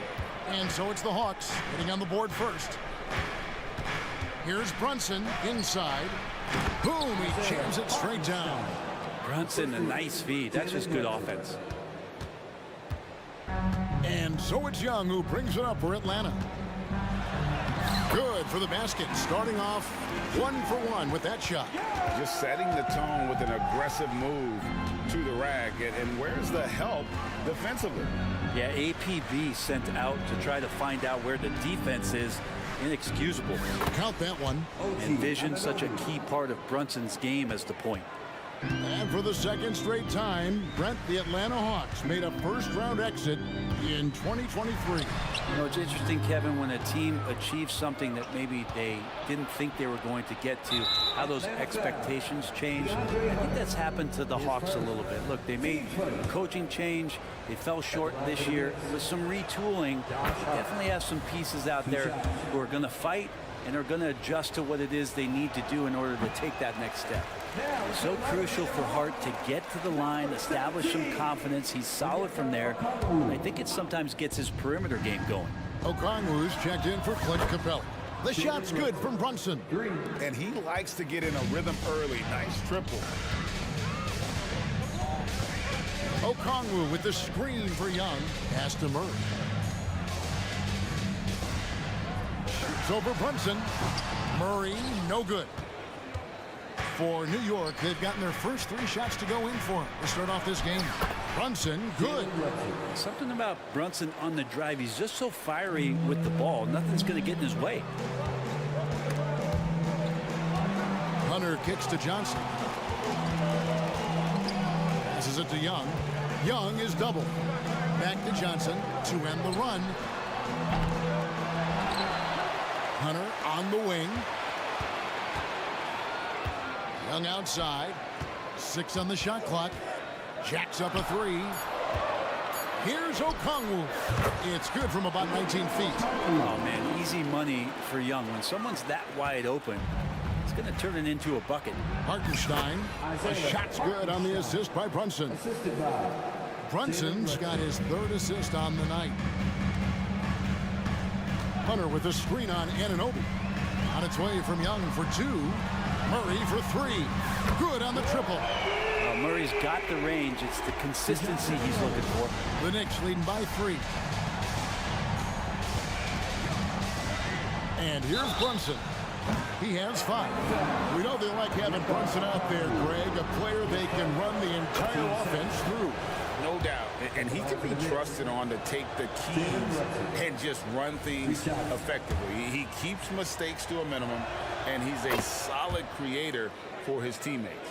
And we have really watched Jalen Brunson come into his own, playing at a higher level. Well, it's unbelievable, Greg, that he just had that spark here in Dallas, and that has triggered what it is we get from Jalen Brunson on a nightly basis. Respected for his toughness, his offensive game is growing.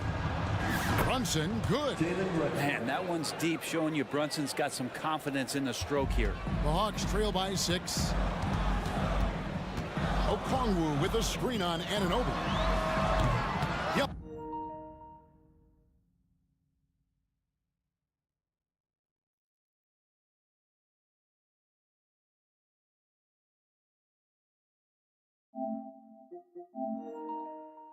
No good.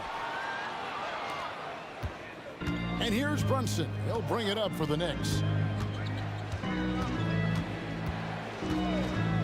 We've got 1:28 left in the first quarter.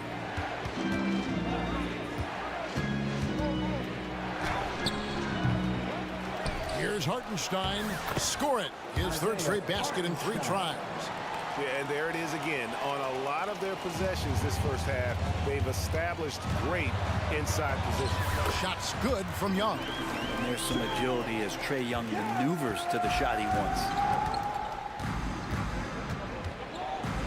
Brunson against Murray. The three ball. And again, New York with the triple. One of the more skilled offensive players that is on the floor here tonight. Not an easy fella to hold in check. Oh my, he'll go to the line with a chance for a 4-point play. That one goes on Anunoby. First trip to the free throw line for him tonight.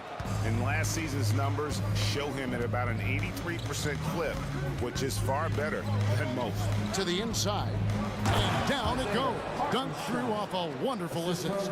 Not the kind of aggressive defense they need to cut into the lead. Yeah, you have to protect the rim, Greg, a little better. Good job to recognize the opportunity. That's just very solid offense. A nice shot by Young. That is a tough shot there. Trae Young's such a small player. He needs that floater in his arsenal. 3-second difference between shot clock and game clock. Brunson against Murray. Now here's Brunson. He's tightly guarded.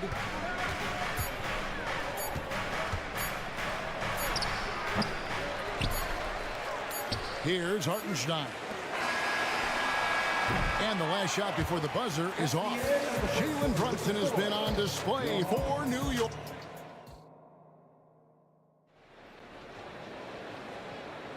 And if you're just joining us, we've played through one quarter in this one. In a moment now to quickly take a look at the offensive approach for New York. We've got a bunch of this game yet to be played, but they're shooting it well from the three-point line. That's got to be a welcome sight. So much good energy and flow tonight, and that has really come out of great ball movement. Guys have been open, and as soon as they are, they get the ball. In the backcourt, it's the stars, Young and Murray. DeAndre Hunter out there with Johnson. And it's Okongwu in at the 5. That's the group starting the second quarter for the Hawks. And here's Brunson. Following the three-pointer by Trae Young. Brunson, good.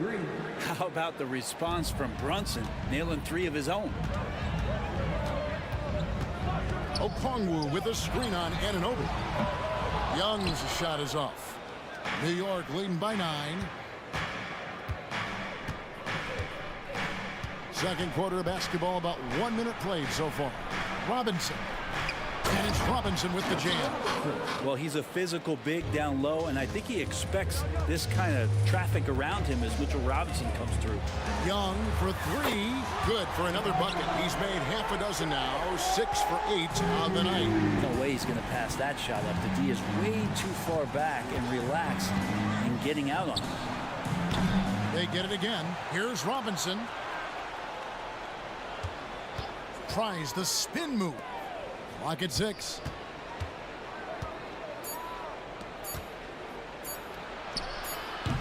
Offensive rebound. The pass to Anunoby. Murray against Brunson. Over Murray. Brunson, no good. The Hawks trail by 8. And stolen by DiVincenzo. Pass to Brunson. Robinson sets a screen for Brunson. Dishes it to Robinson. Out to Brunson.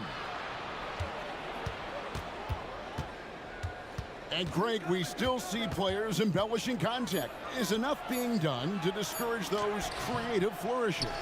We're talking about flopping, right? I mean, we're seeing the league experiment assessing a technical free throw. It's necessary, or guys will keep jerking their heads and falling down, and who wants to see that? Bays checked in for the Hawks. And it doesn't even matter that he's surrounded on that possession. He's got the size to pull those boards down anyway. And let's head over to the sideline and catch up with David Aldridge.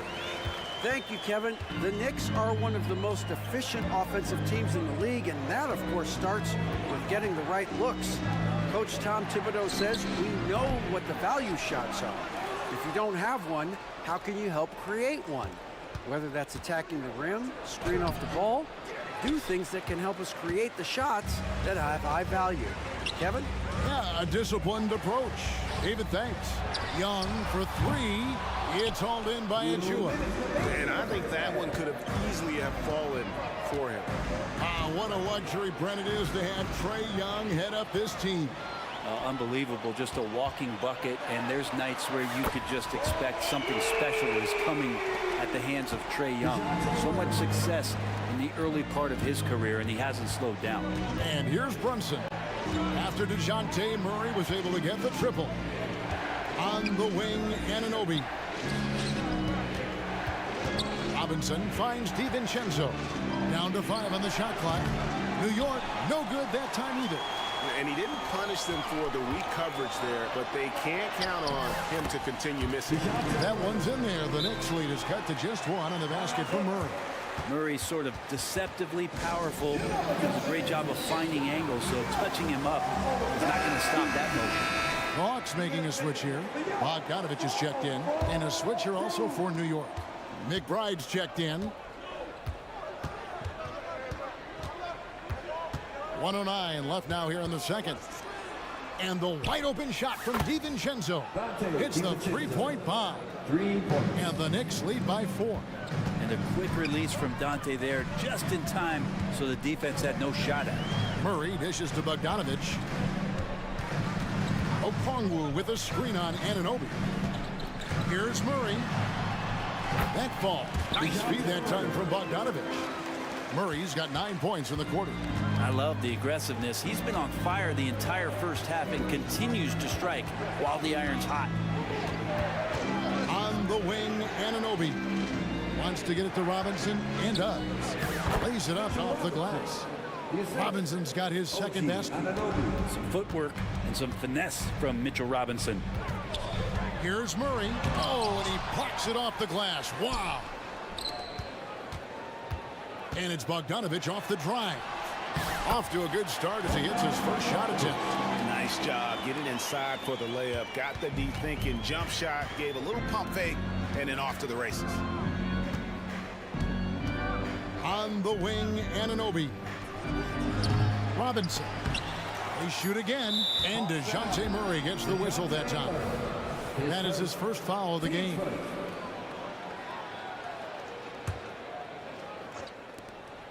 Down low, Robinson, and the dunk by Robinson. Mitchell Robinson, one of those guys who you could be blocking out, but it's just not enough with that length. And that'll do it for the first half. A competitive game so far. It's the... All right, thank you, David. And folks, don't go away. After the break, we'll see you right back here for the start of quarter number 3.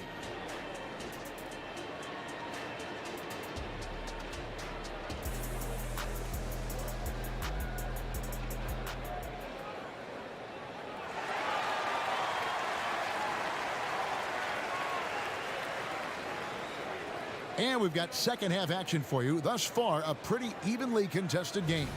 You know, Jalen Brunson has been exceptional here, guys. Wow.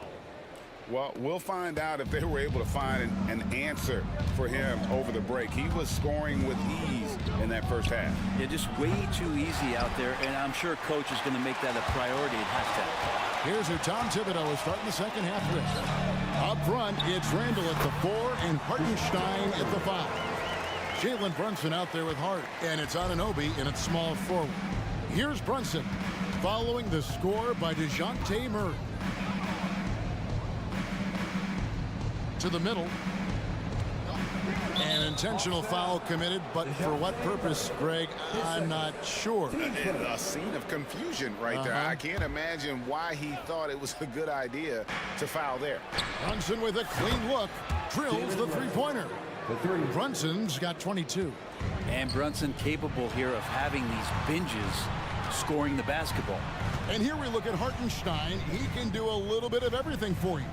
Hartenstein, probably the biggest skill he has that I see often is the playmaking ability. So he'll rebound and be physical, but all of a sudden sneak a pass in there with a great assist. And Bogdanovich needs very little room. The defense better stay more attached. And here's Brunson outside. And the Knicks hit again from deep. Bottom line, you need shooters on your team who can space the floor. No, there's no doubt he's a legitimate threat from downtown, and he's demonstrating that in this game. Now, here's Hunter. Scoreless thus far. Here's Murray. Randall grabs the board. New York leading by 5. Brunson with it. He's got 25 from deep. On his 15th shot attempt, he makes his 9th basket, shooting a healthy 60% tonight. Yeah, not a big part of Brunson's game behind the line, but he can knock him down. Bogdanovich passes to Murray. Another three for Atlanta. Mano y mano. This is where it can get a little personal. Yeah, again, you can't take this too far to make it too selfish, but that exchange, that's fun to watch. I mean, even from over here, you can see that one pretty clearly. The Knicks shoot their 6th and 7th free throw attempts tonight. And if we want to take a look back, they converted about 76% from the line. And you look at Bogdanovich, the Serbian sharpshooter, so skilled.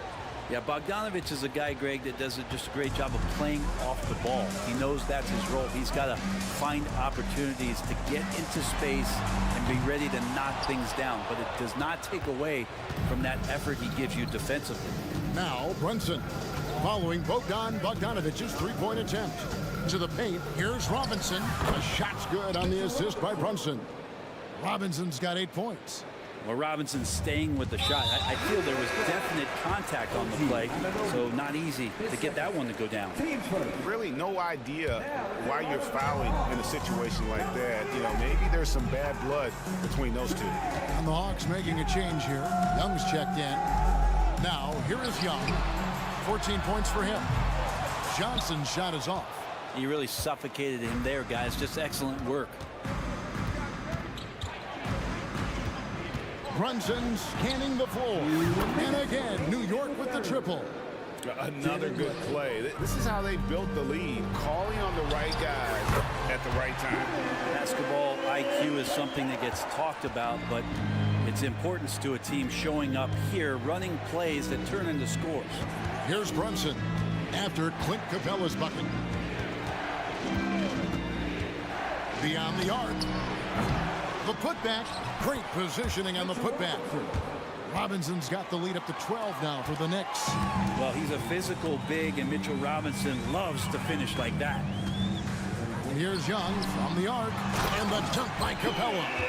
And way to finish and cut into that lead a little bit. Yeah, but look at the basket guy still shaking. Launches it from deep. Brunson, no good. And this is his first trip to the line tonight. His first. That's good from Young. There's some steely moments that come from Trae Young. And I'll tell you what, if the defense is getting under his skin, he rarely shows that. And New York making a change here. McBride's checked in. Now, here is Young. 15 points in the game. 54 seconds left in the third. Fires from 18. And another one in the scoring column for him. He's 7 of 10 from the field. Well, if you overplay Trae Young, he will go right by you. He's going to make that adjustment.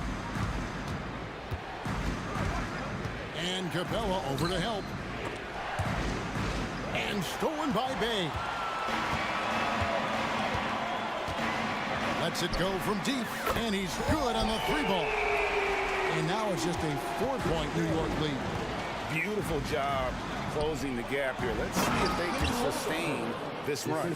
Well, they've shown both effort and will to get back into this one, but can they finish this one off? Can't let up now.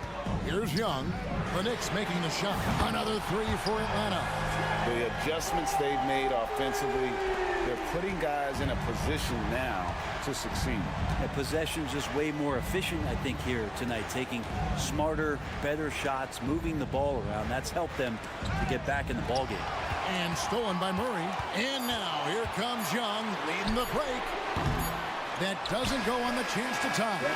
Jalen Brunson has been on display for the New York Knicks. And a quick look now at the State Farm assist of the game. And I'm glad this was the pick because I love this pass. Such a great dish. That's what I call court vision.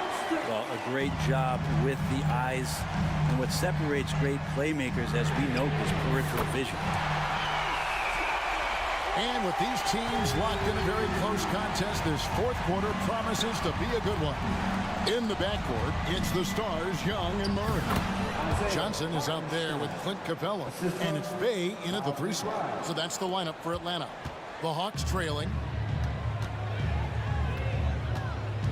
Young outside. Add that basket to his impressive total. Brings him to 10 for 14. And it's official. They have come all the way back. At one point, this thing seemed to be out of reach. This is a testament to this team's fortitude, never giving up. Folks, we've got a new ball game. Offensive rebound. That's going to be a big morale booster. And you know what? It could come down to those second chance buckets when it's all said and done today. Well, especially in a close game, every possession matters. And that was the right call. When you need a basket, go to the guys you trust the most. Yeah, whether it's teammates or the coaching staff, hopefully a combination of both, but when it gets close, he's getting the ball. Jalen Brunson was checked in for New York. And we have to take another glance at that powerful rejection. And guys, they'll think twice about attempting that shot again. That was a big-time rejection. Fourth quarter still young, just over a minute play. A nice shot by Hartenstein. Hartenstein's got 6 in the quarter. That's an excellent play call to free him up from the defense. Well, taking advantage of that opportunity, it does not get any more high percentage than that one. And it's out of bounds. The Knicks will take it the other way. Okongwu's checked in for the Hawks.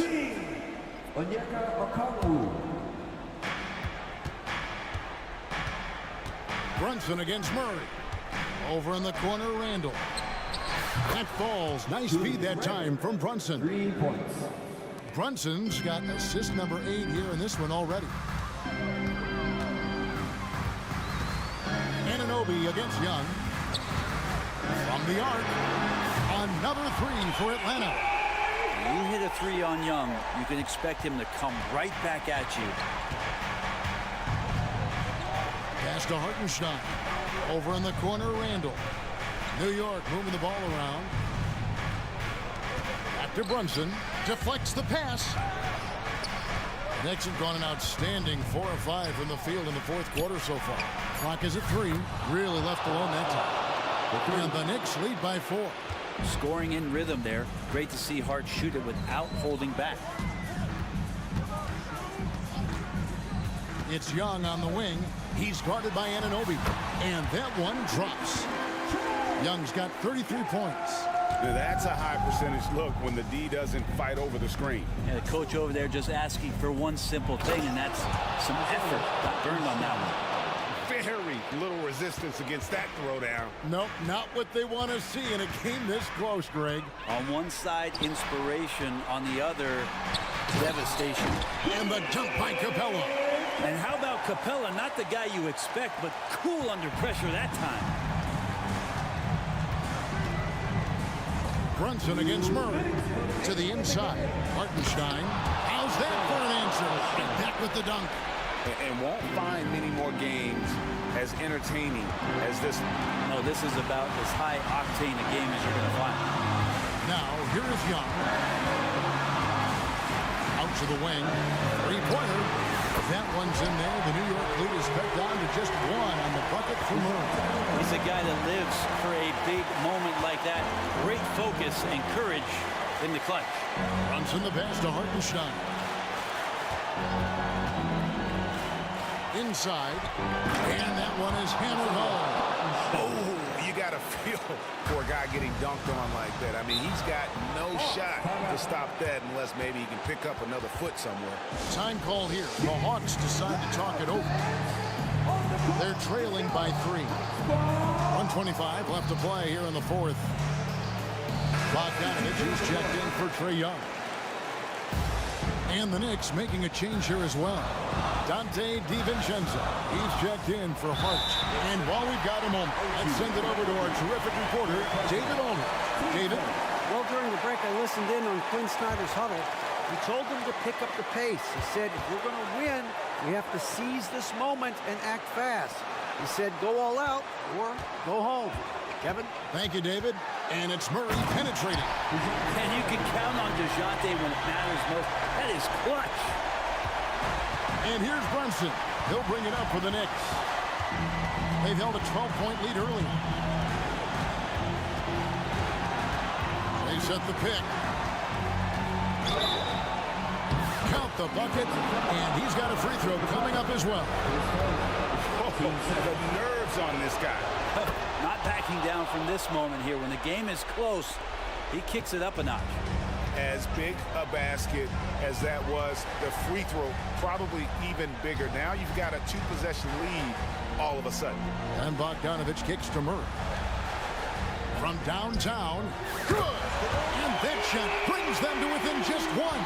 And you have to appreciate the confidence that Murray plays with. He's never afraid to take the big shot.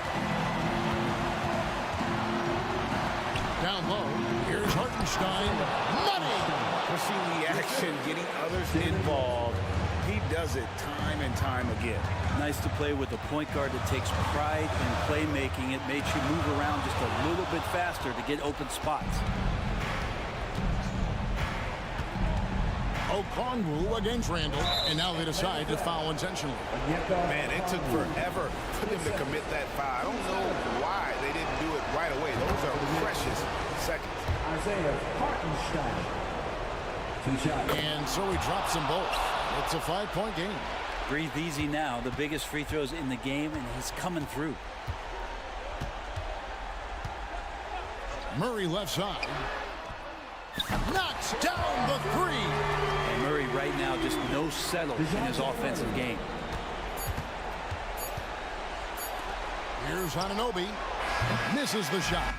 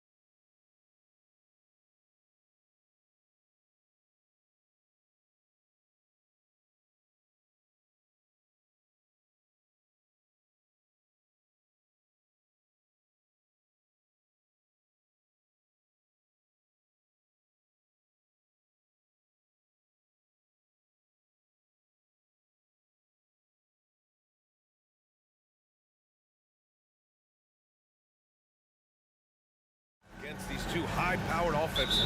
Get your popcorn ready. There should be a ton of scoring, but I'm also looking to see which team can bring the most intensity on defense. In the end, that will be the deciding factor in this one. Now Atlanta's starting five. The talented duo of Young and Murray of the backcourt. Sadiq Bey out there with DeAndre Hunter. And it's Capella in at the 5 spot. Now here's Holiday. Porzingis with a screen on Bey. Outside Porzingis.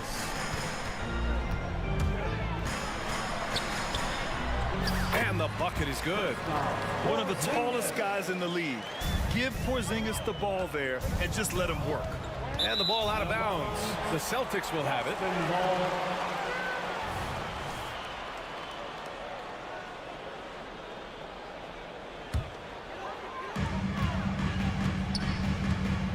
And here's Brown. And Brown with the stuff. I'm not going to lie. Jaylen Brown, his hops are different. And here's Young. He'll bring it up for the Atlanta Hawks. 4-point game. Richard, we saw a new look for Jaylen Brown in 2023, but injury forced him to don a mask. Yeah, face masks are kind of infamous right now. Some guys struggle with them. Some guys are defined by it. Didn't seem to bother Brown that much. I will give him that. Boston with the ball. After the Hawks picking up a basket just moments ago. And talk about consistency, RJ. Boston has made the Eastern Conference Finals 5 out of the last 7 years. Yeah, that's pretty phenomenal, especially since some of their best players are still developing. I know a guy that thinks that they haven't been very good for a very long time. But I know what Celtics fans want. They want a ring, but they should still feel very proud of what this young team has accomplished. Okongwu's checked in for the Hawks. On the wing, Murray. Tatum against Bey. Clock at 6 for 3. Sure, from 3-point range. Hey, good to get him going right away. I mean, those are the shots that really boost confidence. It makes a difference for them if he can establish his three-point shot as a weapon. Yeah, showing off his competitive fire. Holiday was eager to get a 3 of his own. Here's Young. Around the back and lays it in. Nice. Oh, and look at what this fella can do. Beautiful. The Celtics have gone 3 of 3 so far from the floor. Porzingis with a screen on Murray. Spins. Kick out to Brown. Porzingis with a screen on Murray. And here's Brown for 3. Sinks it. What range from downtown. Brown's got 7. Wow, Brown drills it from way out, showing off that limitless range. Bey with a screen on Holiday. Young from long range. Offensive rebound. Second chance effort. And it's finished by Bey. 5 points in the game. Just taking it right to the rim, and no one was there to greet him.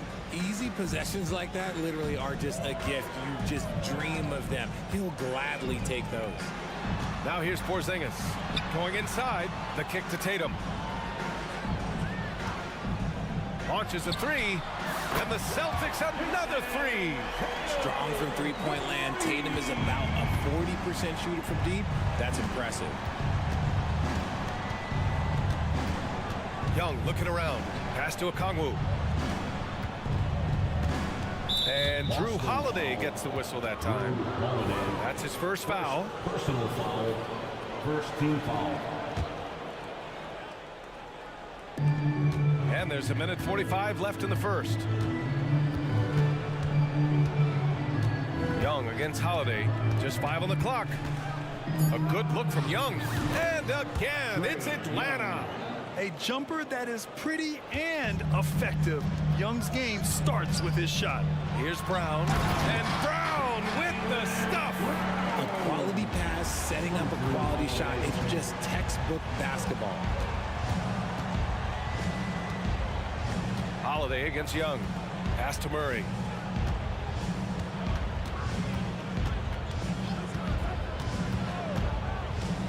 Shoots over Brown.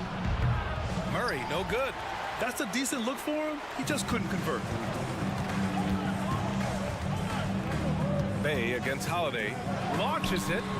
Knocks down the long J. Holiday's got 6. From year to year, Holiday is a little inconsistent from 3, but the defense has to respect his shot. And he gets it to go. Obviously, this guy has a talent for scoring, able to problem solve for whatever the defense tosses at him. Tatum passes to Porzingis. Outside Holiday.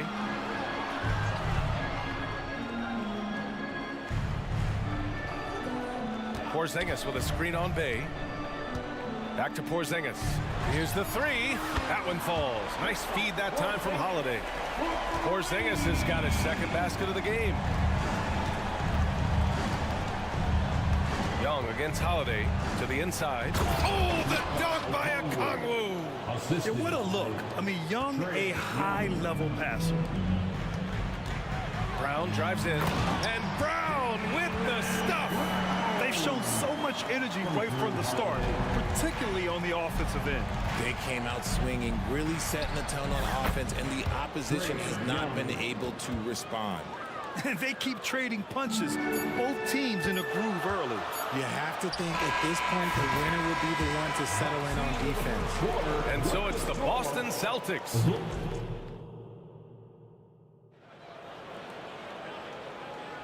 We welcome you back to second quarter action. Plenty of basketball left to play, but this one has been one-sided so far. And a look now at how the offensive approach has been going here so far for the Celtics. They've really been dialed in from deep. This is a team that has a ton of confidence in their outside shooting ability. You know, another thing that has impressed me has been their numbers of points in the paint, just dominating down there. They're just getting whatever shot they want in close. We've got Drew Holiday, also Derek White out there, Jason Tatum out there with Al Horford, and it's Walsh in at the power forward position. That's the Boston Five. And Grant, you look at the longevity of Horford's career, he's done a great job reinventing himself. You know, B.A., he added the three to his game once he hit 30, and that has extended his career by changing how he plays. He still can be an X factor on any given night. Horford, a screen on Hunter. Tatum from long range. And the Celtics another three. The mechanics of Tatum's jumpers are so solid and allow him to shoot at will there. Bogdanovich, that's good. That's how you up the ante. Come right back at him. Yeah, I love the competitive fire right there. You drain a triple on us, and I'm coming for my revenge. And Tatum with the basket on the assist from Holiday. Tatum's got 8. Now, what hard work from Tatum inside, doing what it takes to find his shot. Bogdanovich, no good. Boston's gone 2 of 3 from beyond the arc so far in the second. Time now to hear from our reporter, Allie LaForce. Hey, Brian. Commissioner Adam Silver maintains that he is not against shortening the regular season. He said, quote, the fact that teams are focused on load management and players are resting sends a message. And while he doesn't want to be tradition-bound, guys, he said whatever happens, they'd ensure every team visits every city at least once per season. That's an interesting point there from the commissioner. Thanks, Allie. And it's Tatum with the ball for the Boston Celtics. In the second quarter, they've given up just 3 points. Pass to Walsh.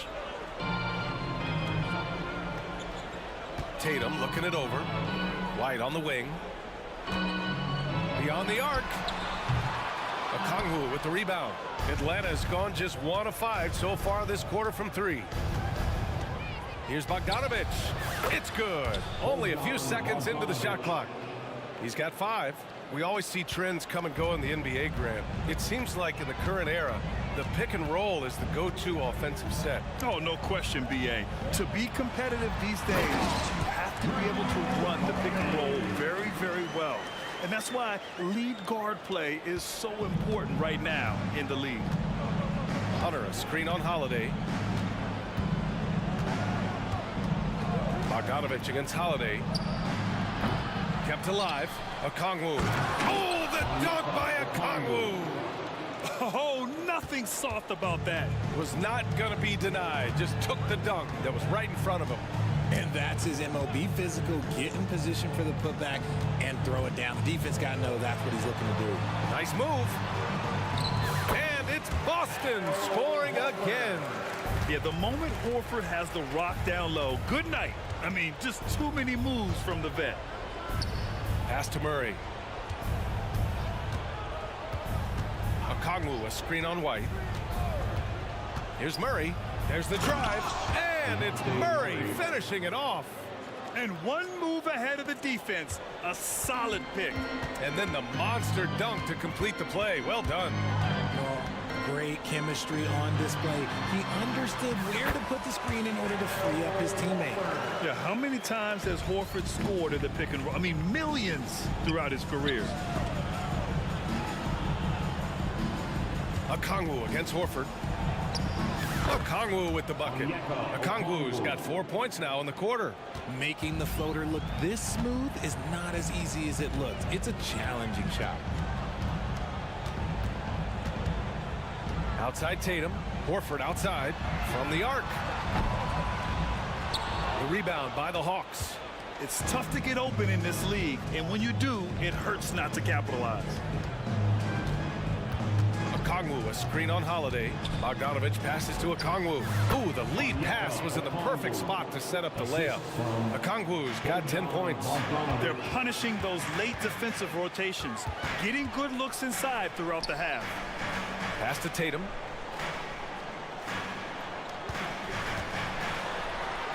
Again gets it to go. He can't miss. 5 for 5. And trust me, when the D's slow to react, he'll be the first guy to make them pay. Yeah, they're going to do a much better job of putting a little bit of pressure on him on his way to the hoop. Here's Okongwu. And he's going to the line for 2. The official saw contact while he was going up. Everyone in the building saw the obvious contact. And he knocks down the first one. So both teams making some changes here. And both free throws good for Okongwu. Making shots at the line. You need a good routine, and he certainly has one. Brown, no good. And the shooter had very little space on that attempt. I'm sure they'll think twice about shooting against him next time. And so it's the Boston Celtics liking their chances, ending the quarter with a 15-point lead. They just can't miss right now. Every shot they're taking, you assume, is going in. Back to the game after this break.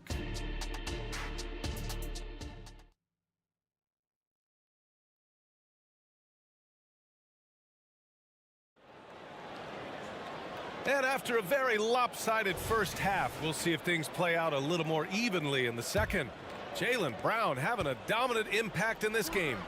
You just love his patience offensively in the first half. Waited until he got the looks he wanted. You love guys who can get their shots within the flow of the offense. On the court for the Hawks. Johnson is out there with Wesley Matthews. Then there's A.J. Griffin. Then it's Trae Young. And it's Okongwu in at the pivot spot, manning the middle. White against Griffin. And that one goes in as he's fouled. It'll be 3 points if he converts the free throw. Clint Capella, he's checked in for Atlanta. You know, when Derek White came into the league, he ran the point. Richard, things have changed since then. Yeah, B.A. Since transitioning into more of a scoring role as a guard, White has not disappointed, taking more shots and seeing those scoring averages go up. And so shifty with great handles. Young gets the defender to commit, then takes full advantage. And Young has got the ball here for Atlanta, trailing by 17. There's the three. Porzingis grabs the board. Porzingis has got his 4th rebound in this one. Outside, Brown. Boston, no good that time either. And this is exactly who you want taking that shot. He just missed it. Pass to Capella. That one's good, and it's Young with the assist. Young's got 3 assists tonight. If they're going to want to close the gap, they're going to need to start running more sets through him. Let your stars lead the way. Come on. Outside White.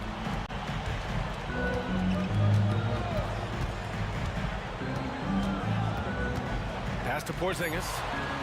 And he makes it. Porzingis has gotten 4 this quarter. And just totally relentless, only increasing the intensity level.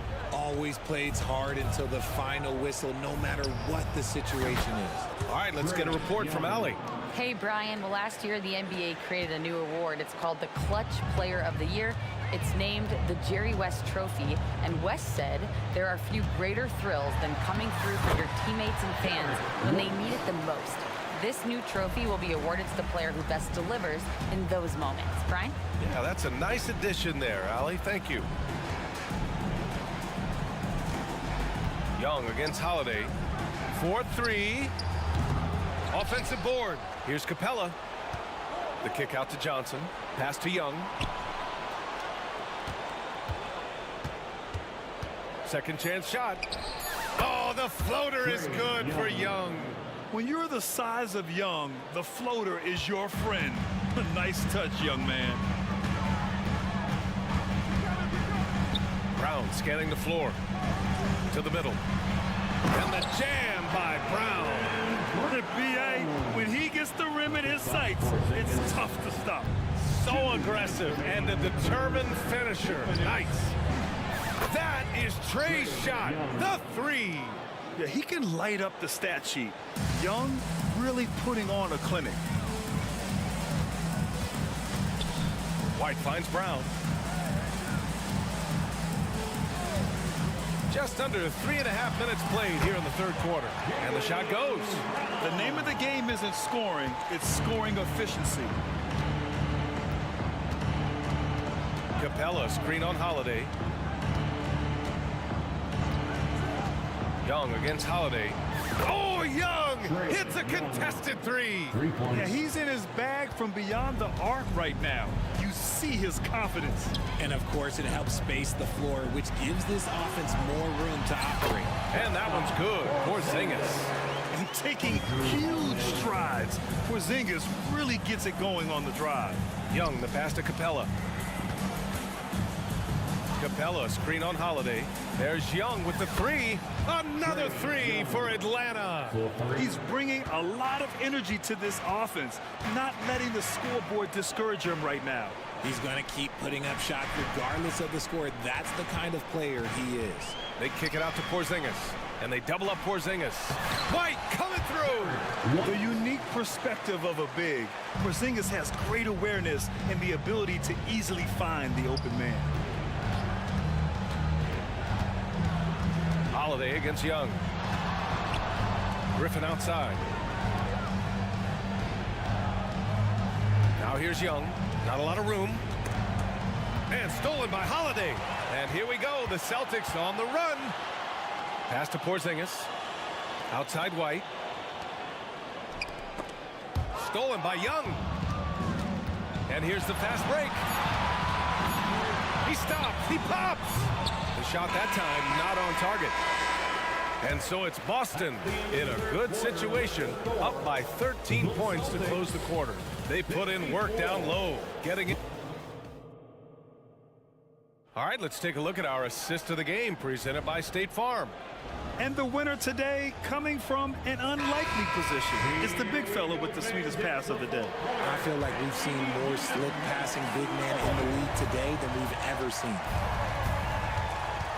And there have been two very different performances from these teams today as we get going in quarter number 4. We've got Jason Tatum, Derek White out there with Drew Holiday. Then there's Al Horford, and it's Walsh in at the power forward. That's who's in the game for the Celtics.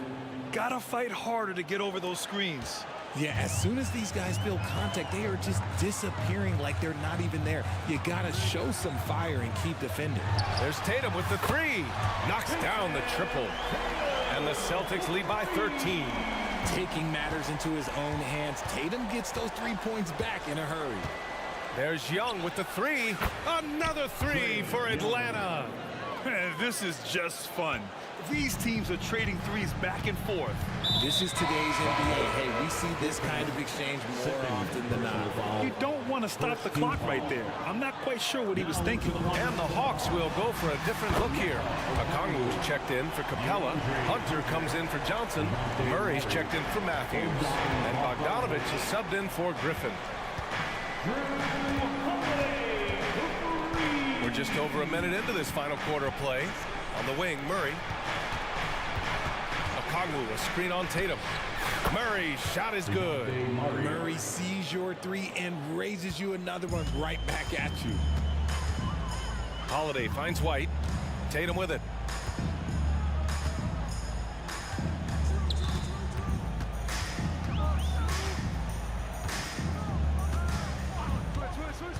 Horford outside, 5 to shoot.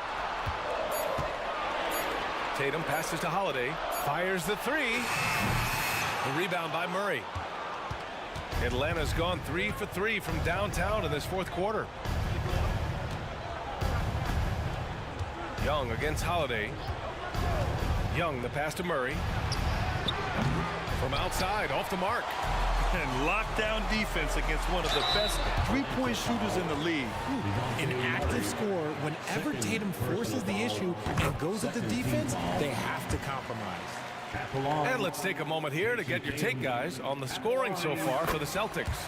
The name of the game in the modern NBA is making threes, spacing the court, and that's exactly what they are doing tonight.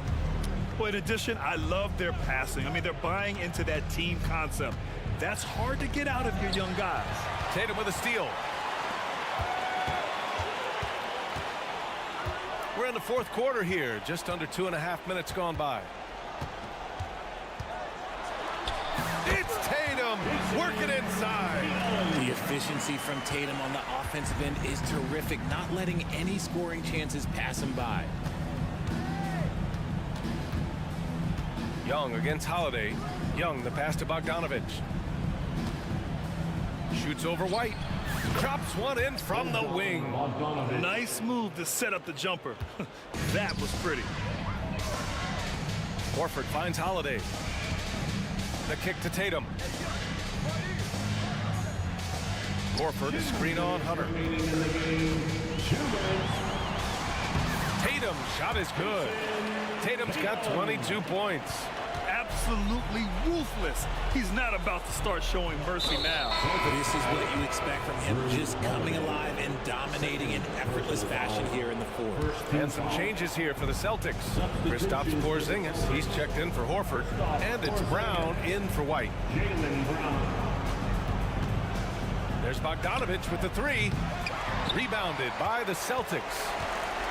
They led the game at one point by 20. Here's Brown. Here he goes. And Brown with the stuff. They have a relentless mentality, even with the game in total control. No let up with these guys. They're going for the throat now. And so Brown will bring it up for Boston. 16-point lead. And they were really able to find the mismatches they wanted and exploit those all night.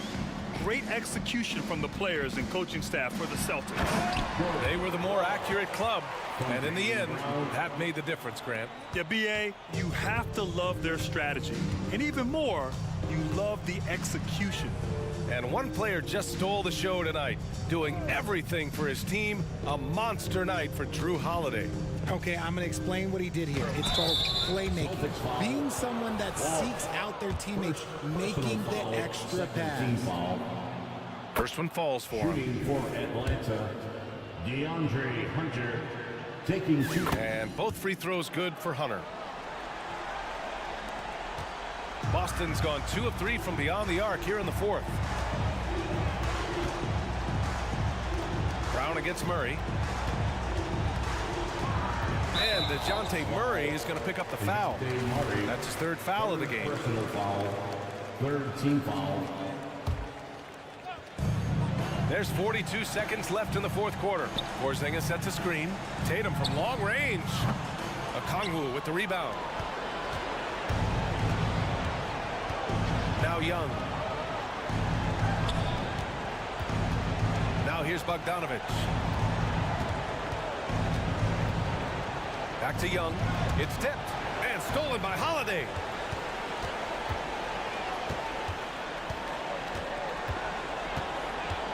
Pass to Brown.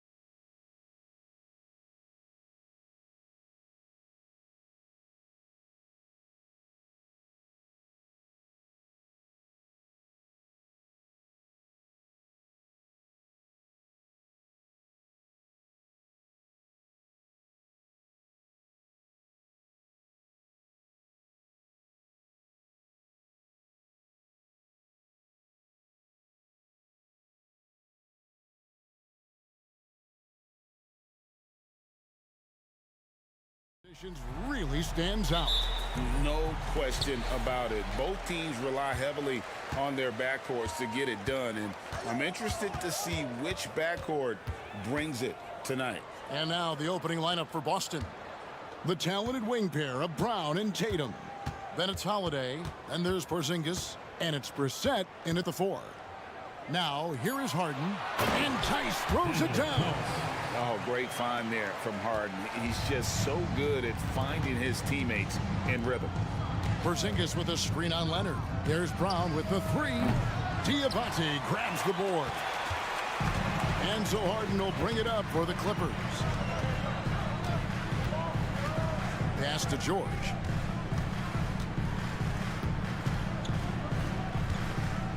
And the pass to Tice. Here's Harden on the wing. Back to Tice. Here's Diabate. 2 on the clock. From past the arc. Tice, no good. And just over a minute played here in the start of the game. This current Clippers group, they're changing the identity of this franchise. Hey, Kevin, you know this. For a long time, they couldn't get right, winning just one playoff series during their first 27 seasons in L.A. Now the Clippers expect to make postseason runs. Holiday with it. Leonard picks him up, and it's Paul George with the foul. That is his first foul of the game. First team foul. Outside Holiday, buries it from three-point range. This is where Holiday's really improved, working off ball and sinking jump shots. Harden outside. Tice with a screen on Brown. George finds Tice. Back to George. 5 to shoot. The Clippers need to get off a shot, and Tice throws it down. Nice recognition there by Paul George, just getting the ball to the open man. Tatum setting the pick for Holiday. Outside Tatum. Jacks up a 3, and the Celtics hit again from deep. And he's not going to miss that sort of an opportunity from deep. On the wing, George. Pass to Diabate. Leonard against Tatum. From 18 feet away, and it's Leonard missing. Very dangerous to leave a guy like that open. Lucky break there for the D. Tatum with it, and it's Harden picking him up. An intentional foul committed, but for what purpose, Greg, I'm not sure. A scene of confusion right there. I can't imagine why he thought it was a good idea to foul there. Now here is Holiday. Porzingis sets the pick for Holiday. Porzingis inside. It's good. The assist that time from Holiday. The underrated vision of Holiday. I like it when he's distributing, and I think his coach does as well. The offensive rebound. Kicks it out to Leonard. Here's Tice. Gets it to go from beyond the arc. Tice has got 7 points. How can you leave this guy that wide open? Please. That's terrible. Here's Tatum driving the lane. And the ability to score in many ways. When Tatum drives with force, get out of his way. George with the screen on Holiday. Outside for George. And again, Los Angeles with the triple. You just love how reliable he is. Night in and night out, his offense is there. Injuries have hampered Paul George over the last few years, but when he's healthy, he's elite. Greg, he's still a go-to option offensively, who can guard the league's top wings. And as he's aged, he's really embraced a leadership role. Harden drives to the hoop. And Lars Harden has momentum behind him. Watch out. They love seeing the beard flush it down there with some power. 52 seconds left in the first. Holiday with the 3.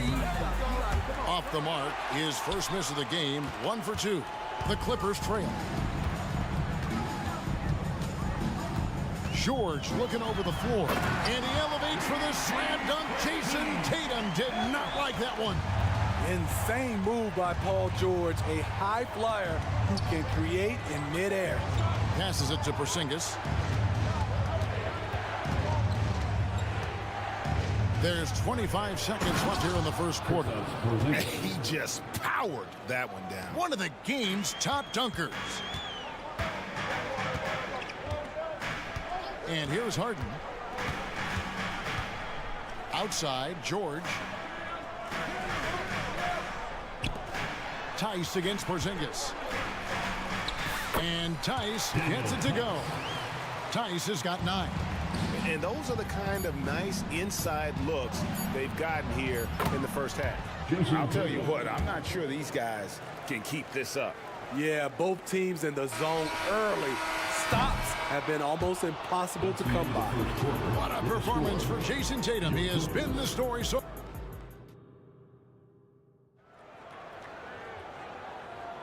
And this has been a fairly close game through the first quarter, and we'll see what happens here in the second.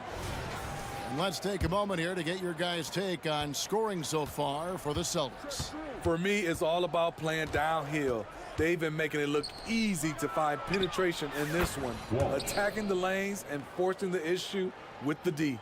And something else that I liked is how they attack the paint, finding ways to get inside and capitalize time and time again. Filling the 2 and 3, the core of George and Leonard. Jones is out there with Daniel Tice. And it's Harden in at point guard. They're the group out there for the Clippers starting the second quarter. In the 2016 and 17 drafts, GA, Boston ended up with the 3rd pick overall both of those years. And they nailed those picks, getting Jaylen Brown and Jason Tatum back-to-back, setting up their franchise for years. And the Clippers making a change here. Tucker's checked in. And if they know what's good for them, that's the way they'll defend against him every time he takes the ball in the three-point lane. It's tipped, taken away by Holiday. He kicks it to White. Quarter number 2 with just over a minute gone. Knocks it loose. Over in the corner, Brown. And it's Paul George with the foul. And that'll be his 3rd foul so far. And the Clippers making a switch here. Diabate's checked in. And the Celtics also making a change. Springer's checked in. Here's Walsh, guarded by Tucker. And this sort of awesome dunk is one of the reasons this team is in charge of this game. Well, there's a swagger out there. You can see it on the court that they possess and are not afraid to show it either. With a short break in the action gives us a chance now to send it over to David Aldridge. Well, Kevin, Jason Tatum said his quiet demeanor may belie his hunger to win for some people. He said, I feel like sometimes I come off so laid back that I don't know if people understand how much I invest into this game, how much I care, how hard I work, because I'm not the loudest or may show everything. Kevin? Yeah, you know, his passion, DA, for the game is right there. We appreciate your story. Mann's checked in for the Clippers. And we see players sometimes, Greg, after a change of venue, they change teams, suddenly taking the next step. What can key that lead? Kevin, it's not all just opportunity and fit. I think there can be a mental component as well. A fresh start can give you a blank canvas to try new things. And Smitty, we know when it comes to the Clippers, they seem to go as Kawhi Leonard goes. No doubt, Kevin. The only year they didn't make the playoffs with him, he was hurt. But when he's healthy, they are dangerous. Here's Springer, defended by George. Low block shot on the way. Springer can't get it to go. LA has gone 3 of 5 from beyond the arc so far tonight. On the wing, George. He's covered by Brown. And foul on the shot. He'll shoot 2 at the free throw line. First personal foul. I like this from PG. Attacking inside helps set up his perimeter game. Tatum, he's checked in for Brown. And it's tied up with that one. And that's another area where he is just a superb player. Excellent at the free throw line. Horford sets a screen for Tatum. Stolen by George. Here in the second quarter, we've played a little over 2.5 minutes now. Mann passes to George.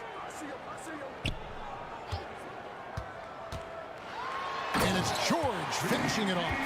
Outstanding dunk from Paul George. This is why the defense can't let him get too deep.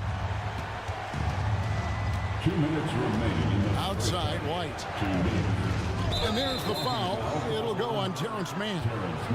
That is his first foul of the game. I mean, I like the call. I thought the defense was just there a little late. James Harden, he's checked in for George. Outside White. Horford sets a screen for White. To halt the run. The Clippers grab the miss. Diabate's got his 5th rebound in this one. It's Harden with the drive, and Harden with the stop. Crafty off the dribble. And the moment Harden gets an angle on you with his strength, it's over. Horford with the screen on Leonard. And here's Tatum for 3. They grabbed their own miss, and we have an intentional foul there, GA. Wish I could say why. That one's pretty strange. I mean, no idea what got into his head right there. Russell Westbrook in for the Clippers. That one misses. 1:16 left in the first half of basketball. And Leonard has it in the corner. Westbrook with a screen for Leonard. Pass to Mann. Clock at 4. Back to Leonard. Rebound Boston. Out of character for him to miss that shot. Maybe just a little too casual there. The 3 from Tatum. Take that! Oh, Tatum from the parking lot.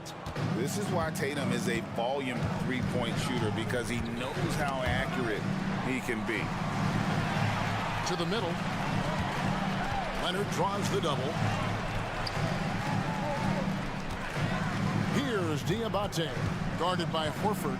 Here's Westbrook, and he uses the glass on the layup. Westbrook's got his first points in this one. Pure athleticism from Russell Westbrook. In the face of good defense, he still gets it to fall. 2 seconds separating the shot clock and game clock. Here's Springer. No scoring in this one. Picked by Horford. There's the 3. Doesn't go for him. And some good action through the first 2 quarters as we reach halftime.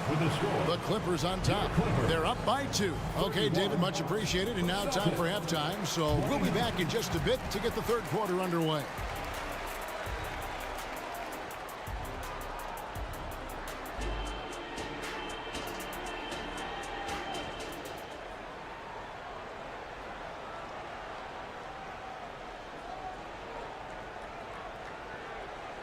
And as we get into this third quarter, as we've seen so far, neither team able to create much separation on the scoreboard yet.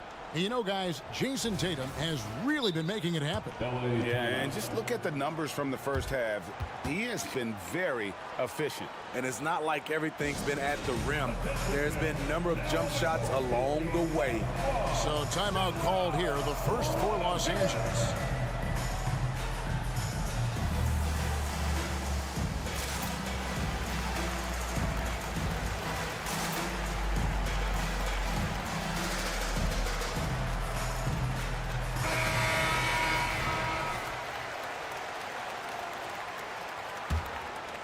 Boston trailing.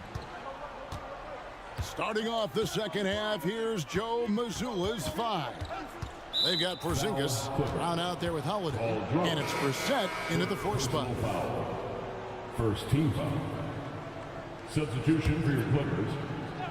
It's stolen by Tice. Harden outside.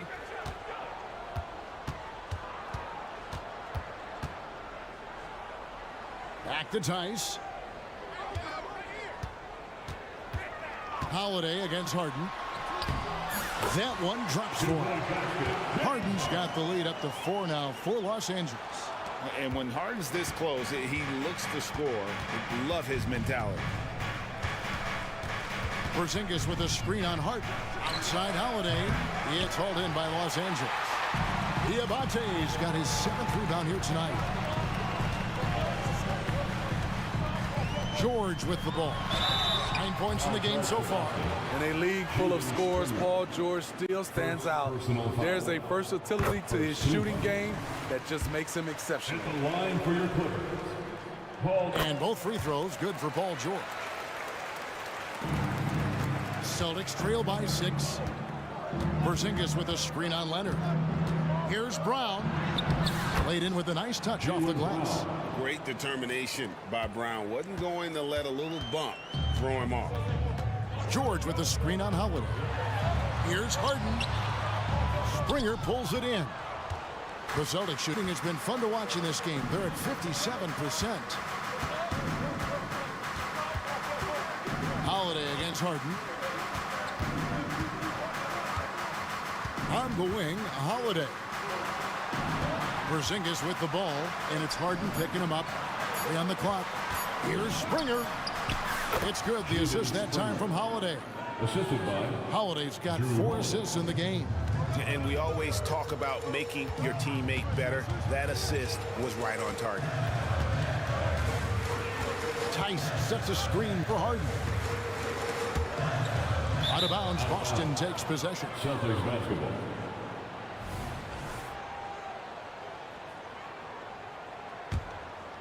Into the third we go. 2 minutes in now. Here's Brissett, defended by Tice. Tice against Holiday for the tie. And it's all evened up. Holiday's got 5 points so far. Talk about scoring the basketball. Legit player. Holiday got paid because he can play. Los Angeles calls timeout.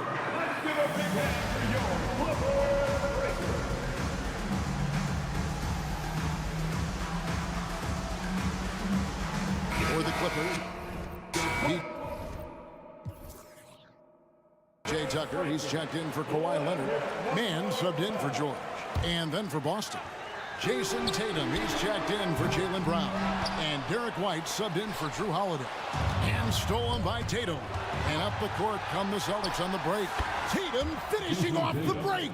And you see the length of Tatum on that play. Long arms to pick the ball, and then the long strides up the court. Right wing. Tucker, the pass to Mann.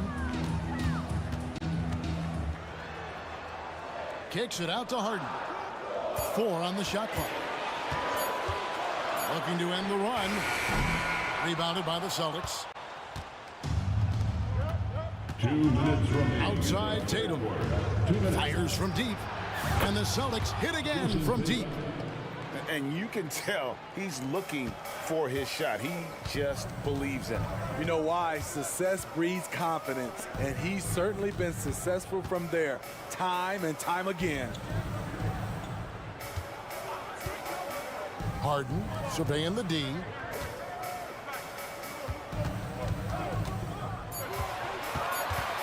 There's the pass to Tice. Good. It's Harden with the assist that time. Harden's got his 3rd assist on the night. And with that 3 ball, he puts a halt to the 12-point run by the Celtics. White finds Porzingis, and the foul is called. He intentionally grabbed him there for some reason. I don't know. Kevin, all I can think of is that he's trying to slow the game down a little bit. That's a stretch, though. Definitely a strange move on his part. White, and White with the stuff. The vertical Derek has. Have to admire how fast he gets up on these throwdowns. And an intentional foul right there. Yeah, not sure what that was about. I mean, talk about a brain cramp. And the Clippers making a change here. Westbrook's checked in. On the inbound, pass to Diabate. Here's Mann. Puts up a 3. And again, Los Angeles with the triple. This is the shot you want to get him. An open look from range. Porzingis sets the pick for Tatum. Inside Tatum. Well, you know Jason Tatum can score, and that's exactly what he's done thus far. Pass to Mann. Launches a 3. Porzingis with the rebound. Celtics leading by 4. Right side, White puts it up. Here's Porzingis, and the dunk by Porzingis. Beautiful find by Derek White. When you start your career with Coach Popovich, you either make the next pass or you don't get minutes. Here's Mann. Rebounded by the Celtics. Outside, Tatum. Shoots the 3. And no luck with that time on the buzzer beater. And so it's Boston with their lead standing at 6. And let's go back to a terrific pass that we're calling tonight our State Farm assist of the game. And the winner today, the big fella here with the sweetest of dimes. What a plus it is to have a post player who's got this ability to find. You know, it takes good vision and it takes good decision making right there. He showed both, and he did so at a very high level. Well, what a terrific game it's been so far, with this fourth quarter sure to bring more pressure-packed basketball. So with Harden on the bench, here's who Tyronn Lue's going with. The backcourt pair will be Westbrook and Mann. Daniel Tice out there with P.J. Tucker. And it's Diabate in at center. It's time now to hear from our Hall of Fame reporter, David Aldridge. What's the latest, David? Hey, Kevin, during that last break, I heard Tyronn Lue as he talked with the team. He told the players, you guys are too talented to be playing this lackadaisical. Push the ball up the floor, get out on the break, and get to the fast break. Guys, we'll see if they can get it done. Thanks, David. And slam dunk by Tatum. Tatum good for at least one highlight finish a night. This guy is box office. Here's Harden. Oh, he blocked it and deflects off the backboard. Holiday with it, and it's Harden picking him up, and the foul is called. He intentionally grabbed him there for some reason, I don't know. Kevin, all I can think of is that he's trying to slow the game down a little bit. That's a stretch, though. Definitely a strange move on his part. Clippers trail by 8. To the inside, and Tice throws it down. And Harden is more than just a scorer. He's also got some sensational handles and passing instincts. Loves connecting with his teammates. A 3 from Tatum. He makes his 10th basket of the night from the field. He has missed 2 shots from the floor. Well, this is what you're trying to do.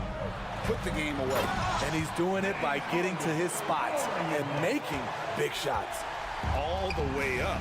The beard. Well, those were 2 loud points.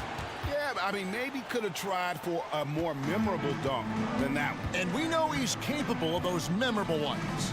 Here's Harden, and the jam by Harden. Now, that's what I call a momentum changer. Now, when you've got a point guard, that kind of spring, no lead is safe. You're totally right. That can be a shot in the arm for them. A spark that turns things around.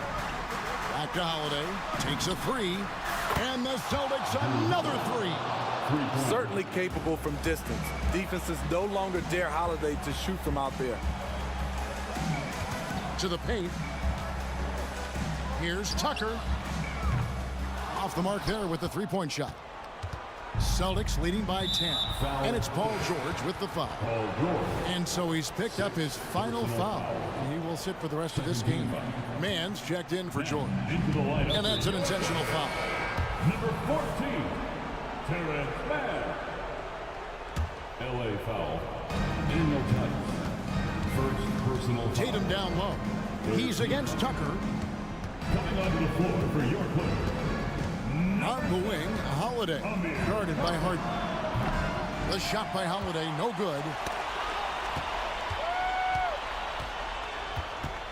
And over 2.5 minutes in the books here in the fourth. Here's Coffee. No good from outside. Low percentage shot from long range. Terrible decision, especially when you still have a chance to win this. That's his third personal foul. Fourth team foul. Holiday against Harden. Out to Porzingis. Back to Holiday. 6 to shoot. Brown wide open. He fires. It's good. The assist that time from Holiday. Yeah, coming down the stretch, they've become reliant upon their perimeter game. You know, when you're raining threes, you can stack up points in a hurry, but it can go the other way as well. Beautiful call that time up the floor. The hard screen frees him up for the bunny. Took him no time at all on that one. Brown's got the lead up to 14 now for the Celtics. And they have been relentless from deep. And you see the defense trying to react, but to no avail. You know what? They talked about this at halftime, and they're doing a better job of creating space. Here's Coffee. From outside off the mark. Celtics leading by 14. Foul Clippers. And let's quickly check out the scoring breakdown here for the Celtics. For me, consistent penetration the entire game, and that's given them a lot of options. And on top of that, they've really been dialed in from deep, just dropping triple after triple. Catching up on the changes for the Clippers. Ivica Zubac has checked in for Daniel Tice. And Bones Island subbed in for James Harden. And Brown over to help. Inside. Here's Zubac. Beautiful dish, and the layup goes down. And there's no doubt about this one. Playing with a lot of confidence tonight. It's a statement victory for Boston. And the big difference here was accuracy from three-point range. And once they started sinking shots, it really stretched out the D and created other opportunities. And anytime they got space, they seemed to just knock down another triple. And what a tremendous standout performance it was for Jason Tatum. Every time he shot it, it seemed like it was going to drop in. And if it didn't, everyone was surprised. Here's Porzingis. Persistence pays off as they finally hit a shot. And the Celtics lead by 16. About 3 seconds between shot and game clock. Here's Coffee. Connects from three-point range. So it's Boston now. At one point, they led by 16. Holiday against Highland. Now here is Holiday.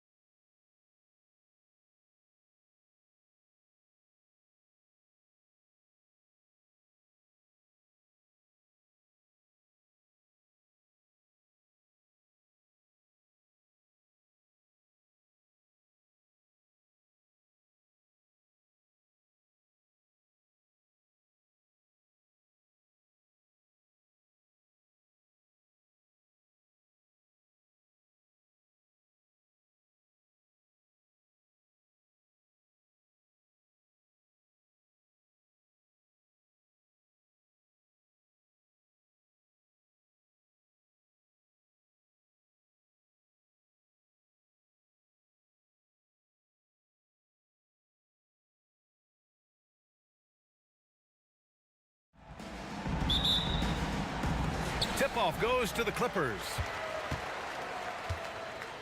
And now Indiana's starting group. We've got Neesmith, Miles Turner out there with Pascal Siakam. Then there's Tyrese Halliburton, and it's Walker in at the 3. Ferociousness from Harden, looking like he wants to tear the rim off.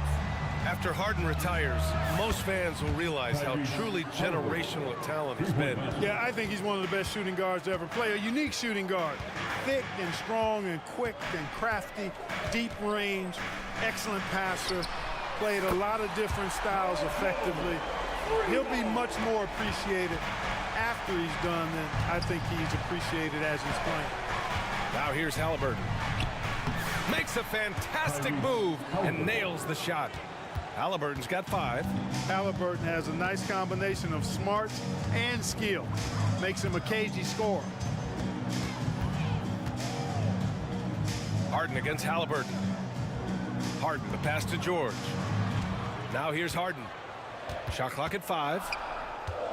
With the drive, Tucker. Rebounded by Halliburton. You know, sometimes making it difficult for him to finish at the rim is all you can ask for from the defense. Not sure why he committed the intentional foul. No purpose. I think everyone's a little confused, but weird plays happen. I mean, I'm just not sure what he was thinking right there. I mean, he needs to get his head in the game. Yeah, yeah, completely a brain fade. I don't know where that came from. Just lost sense of time and the situation. Now here's Siakam. And then Siakam with the jam. It's just such a long and powerful player. I mean, once Siakam gets inside like this, he's ready to jam.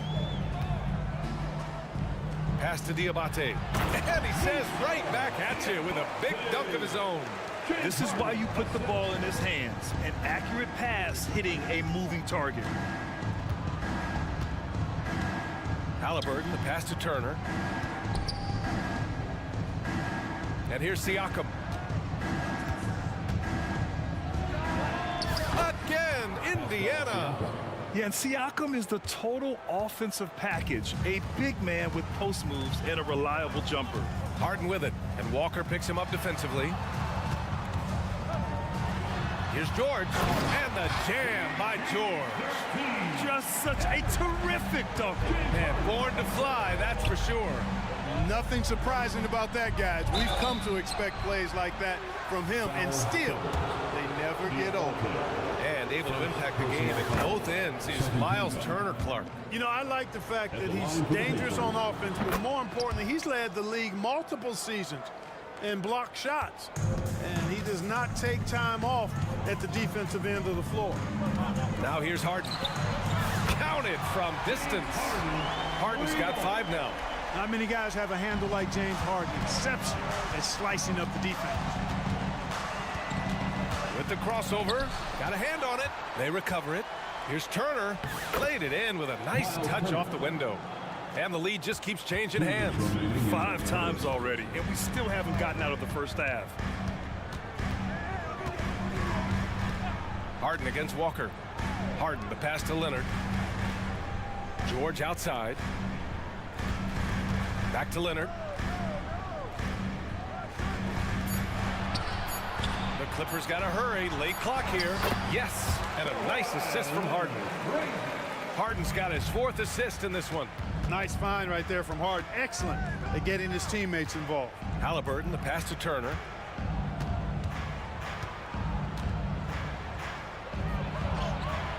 The Clippers grab the miss. A minute 15 left in the first quarter. And then Harden with the jam. You see it less often, but make no mistake now, given the opportunity, the beard can still throw it down on your head.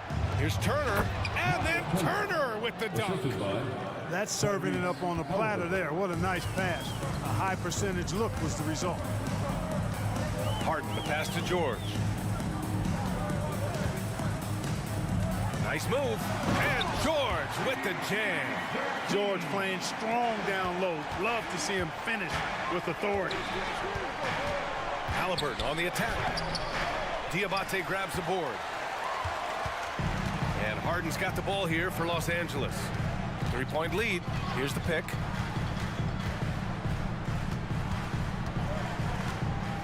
Pass to Tucker. Back to Harden. Up top, George. Shoots over Walker. George's shot is off. Clean look from mid-range. Coach will probably want to run that play again. Halliburton, the pass to Siakam.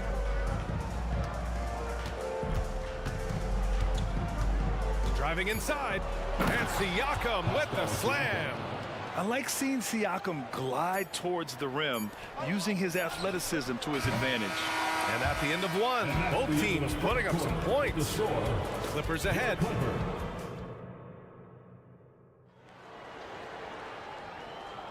And some good action in the books as we get back to a game that's been pretty close so far here. And a look at how the offensive approach has been going so far for Los Angeles. Getting downhill has really been impressive to me, not settling from the outside.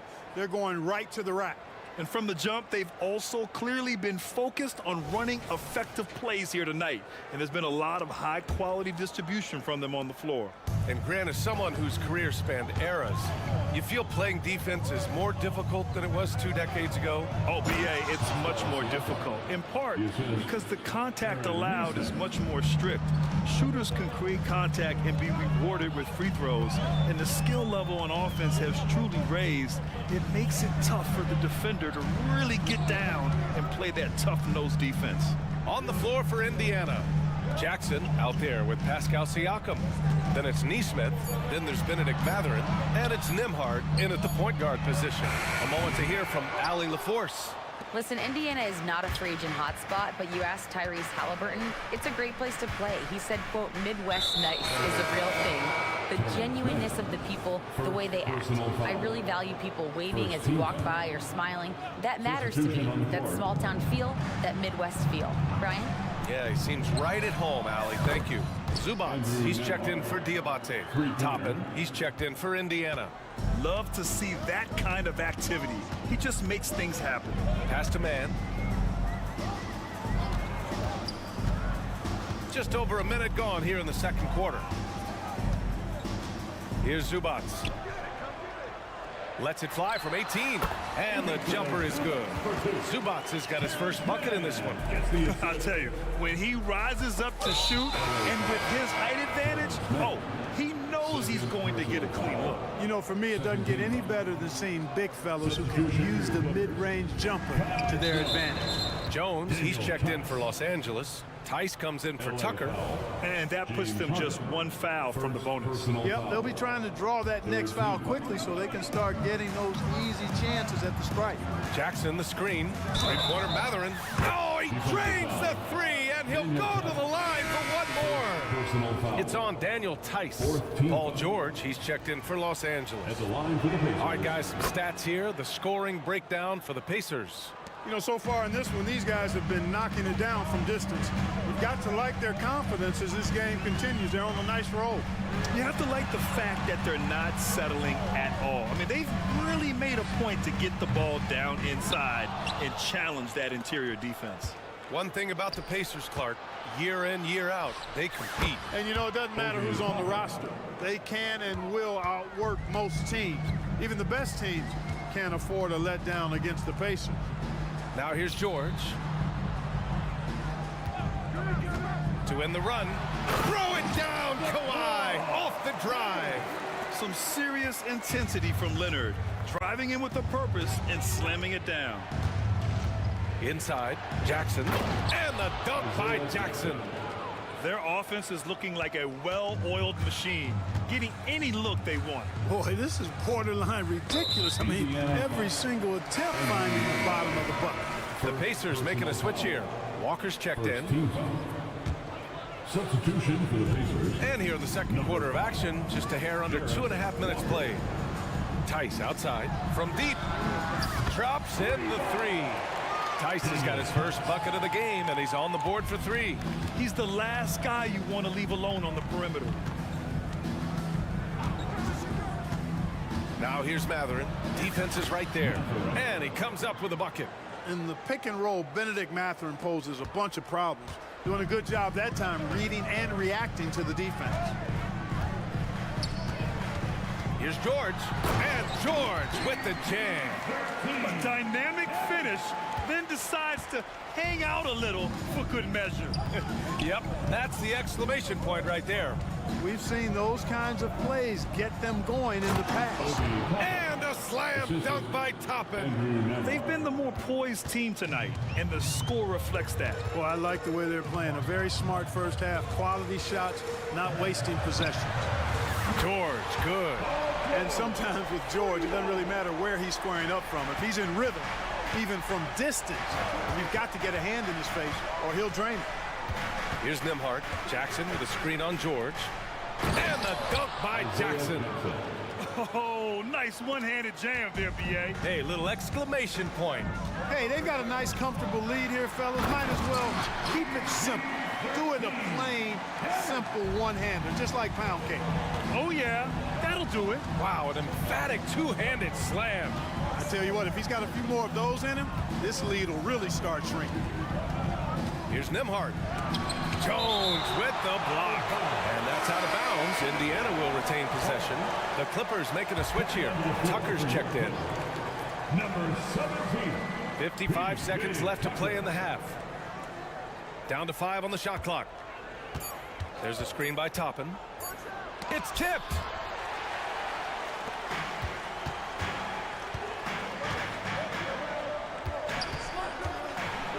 And George with the jam. You know, George is unstoppable when he puts it all together like this. Indiana's got it going from deep. 3 for 3 so far in the quarter. Pass to Toppin. And a slam dunk by Toppin. And after putting it down, he dangles from the rim a little. Man, that's borderline taunting right there, Grant. They're playing with a certain swagger right now. But you know what? You don't want to do too much to get an opponent riled up. You got to be mindful of that. Jackson with a screen on George. Nimhart, the pass to Toppin. Matherin with the ball. Pass to Nimhart. And he drives in. And he goes strong with the one-handed jam. Good work by Matherin getting rid of the ball when somebody has a better shot. You got to throw it his way.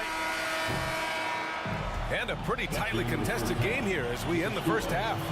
The Pacers out in front, up 5. And don't go away. After the break, we'll see you right back here for the start of quarter number 3. For your arena entertainment.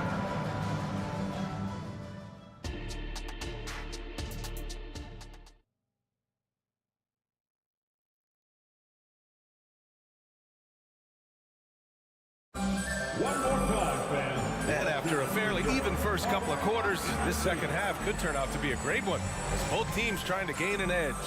Paul George has been sensational. Yeah, tonight, he's done a great job of slashing through the lane and finishing. Yeah, you know what, guys? They gave him too many free runs to the hoop in the first half. I think they've got to be a lot tougher on him. Body him up. Be physical with him. We've got James Harden.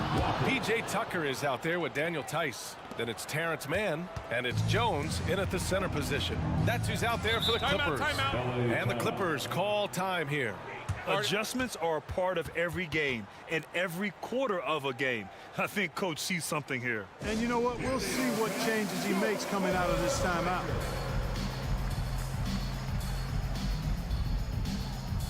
So for the Clippers, Diabate's checked in for Jones. And Leonard subbed in for Tucker. Toppin, he's checked in for Indiana. Neesmith comes in for Nimhart. Here's Mann. No made baskets yet. Outside Harden.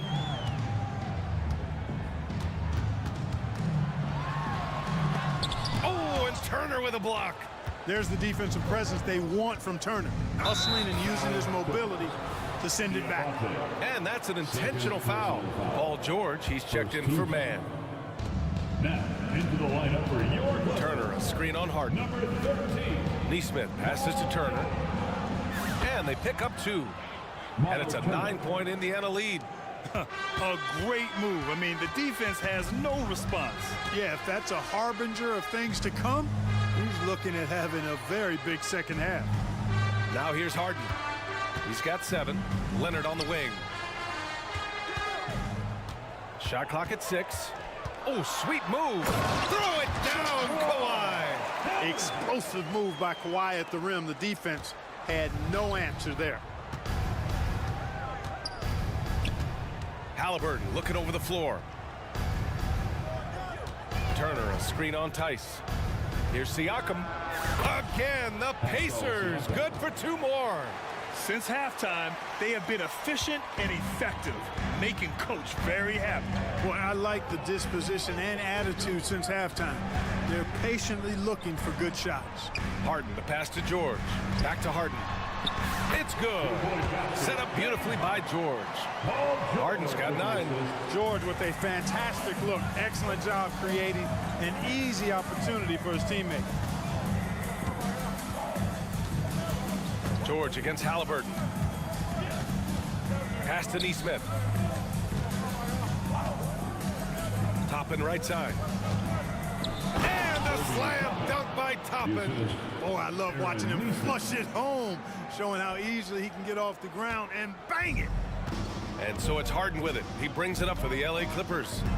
They trail by 9. George outside. Harden, the pass to George. And the Clippers hit again from deep. Cannot let George get his feet set out on the perimeter. He'll bury it. Pass to Turner. Plenty of space. And the Pacers tack on 2 more.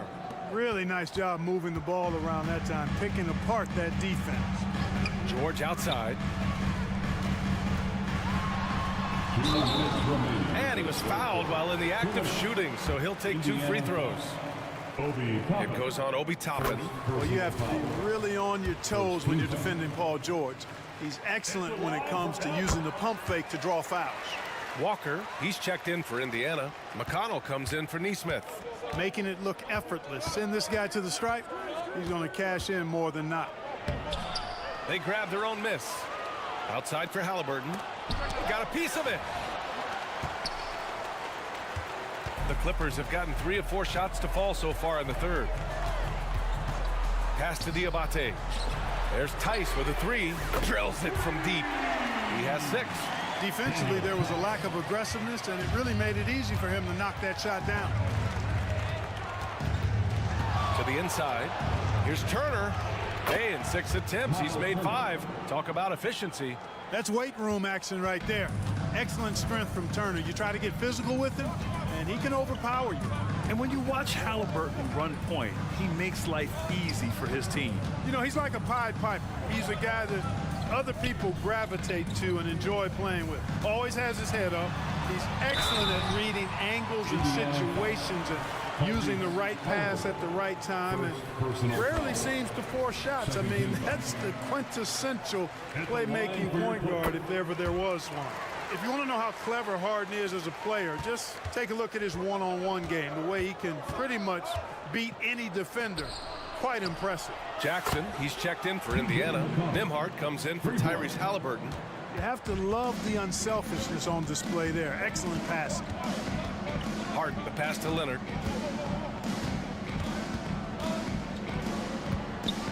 Pass to Tice.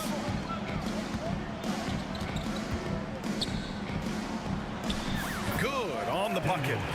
Tice has gotten his 3rd basket of the night. Keeping pace here. That's an excellent move inside.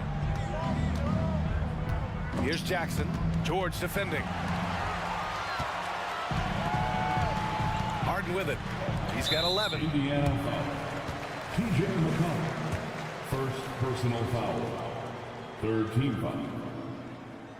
At the line for LA, James Harden. That's good from Harden. Tucker's checked in for Los Angeles. Mann comes in for Paul George. And the Pacers also making a change. Toppin, he's checked in for Pascal Siakam.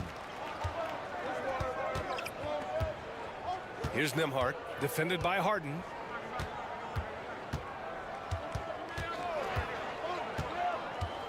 Nembhard, the pass to Jackson. And the dunk by Jackson. With the explosive leaping ability, he's able to play center despite being undersized. And that's it for the 3rd quarter. Both teams scoring well as we head to the 4th. It's the Pacers. And it's time to bring up the State Farm assist of the game. You know, I'm kind of stoked that this was a choice because I love this pass. A remarkable find. He put his court vision on full display. Yeah, and with the accuracy to go along with that vision. I mean, he put the ball in the absolute perfect spot. That's how you orchestrate it. Man, I know I speak for all of us when I say I can't wait to see what kind of finish awaits us here in the fourth quarter. Timeout called, the Clippers.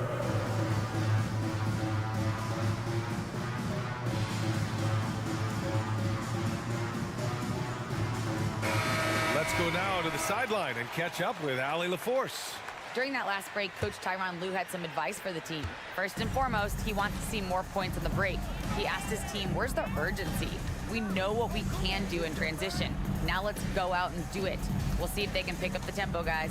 Thanks for that, Allie. And the Pacers looking at who they've got. Toppin at the 4 and Turner at the 5. Then there's TJ McConnell. Then there's Walker. And it's Nembhard in at the point. And now we have an intentional foul. I'm not sure why. Yeah, bizarre play, B.A. Not sure what got into him. Kawhi Leonard's checked in for Los Angeles. Paul George comes in for man, and he commits the intentional foul. Tyrese Halliburton's checked in for Nembhard. That's his third personal foul. Halliburton against George. Turner, a screen on George. Halliburton goes. First step quickness that time from Halliburton. Got the defender on his heels. Now Harden. Pass to Diabate to tie it up. On the wing, Harden. He's marked by McConnell. And Harden with the slam. And James Harden feeling spry, giving the defense everything they can handle with this scoring. Here's Halliburton. That shot, no good. Ooh, solid D from Leonard. Harden against McConnell. Tice outside. Leonard on the wing. On the wing, Harden. 6 to shoot. He takes it in. And then Harden with the jam. Harden is one of the most lethal penetrators in the game.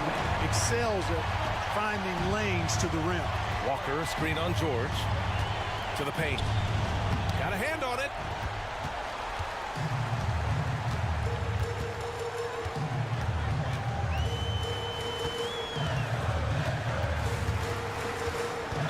Indiana Walker. And some changes here for the Pacers. Pascal Siakam comes in for Toppin. And Mathurin subbed in for McConnell. Pascal Siakam. Mathurin. George feels it out a bit. And he lays it up and in. And now a three-point Clipper lead. And it's really obvious that George has put a ton of time into improving his handle. I mean, you never know what he's going to do with the ball in his hands. And most times, it's pretty good. Personal foul. Third team foul. Siakam a screen.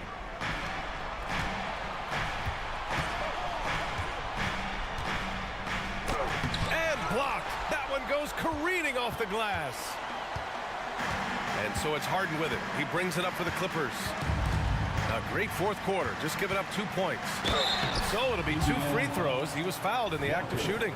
Well, you know, Harden will do that every chance he gets. He cleverly goes into the defender looking for the contact to draw the foul, and nobody does it better. Nembhard, he's checked in for Indiana.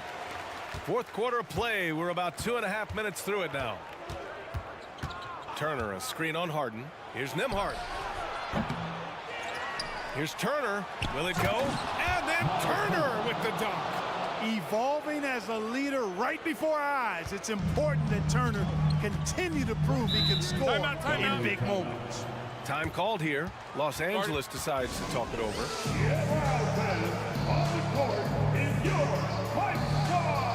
The Pacers making a switch here. Halliburton is checked in. Number 0. Tyrese Halliburton. Leonard, double team. We're in the final quarter play here. 3 minutes in. No good with the elbow jumper. For Indiana, they've gotten only 2 of 6 attempts to drop in the fourth. And so they foul intentionally. Foul Clippers. James Harden. That's his third personal foul. On defense, the Clippers. It's a three-point game. Here's Halliburton. No stopping Halliburton. So physical. Halliburton coming up big. No rest in that man's game. He takes the shot and makes the shot. Leonard outside. Pass to Diabate. 6 on the shot clock. Three-pointer. Mathurin with a rebound. Indiana's got 5 of 7 threes to drop here tonight. And now we've got an intentional foul. I mean, I'm just not sure what he was thinking right there. I mean, he needs to get his head in the game. Yeah, yeah, completely a brain fade. I don't know where that came from. Just lost sense of time and the situation. The Clippers making a switch here. Tucker's checked in. In a tight game, this is who they want taking these shots. Here's Harden. And count that. 2 points and a chance for one more at the line. This is not unfamiliar territory for Harden. He is used to being the go-to guy, especially when his team needs a big hoop. Leonard's checked in for Los Angeles. That's exactly what this team needs right now, completing the N1. The three, Mathurin. Here's Turner. And yes, it's good. He's 7 for 8 now. Proving he has the clutch DNA. Love seeing Turner up his game during these big possessions. Tucker with a screen on Halliburton. Outside Tucker. Back to Harden. Tucker with a screen on Mathurin. Here's Harden. And the rebound goes to the Pacers. Outside Mathurin. Turner, a screen on Tucker. And they go to the intentional foul. He sinks the clutch free throw. I like how poised Mathurin is. He loves being the guy to take the big shots in the big moments. Not an A-plus trip to the line, but he did get them to lead. Time called here. Los Angeles decides to talk it over. They're trailing by 1. 30 seconds left in the fourth quarter of this one. All right, guys, what's your take? With the time left, I think they've got to be looking for a quick shot here.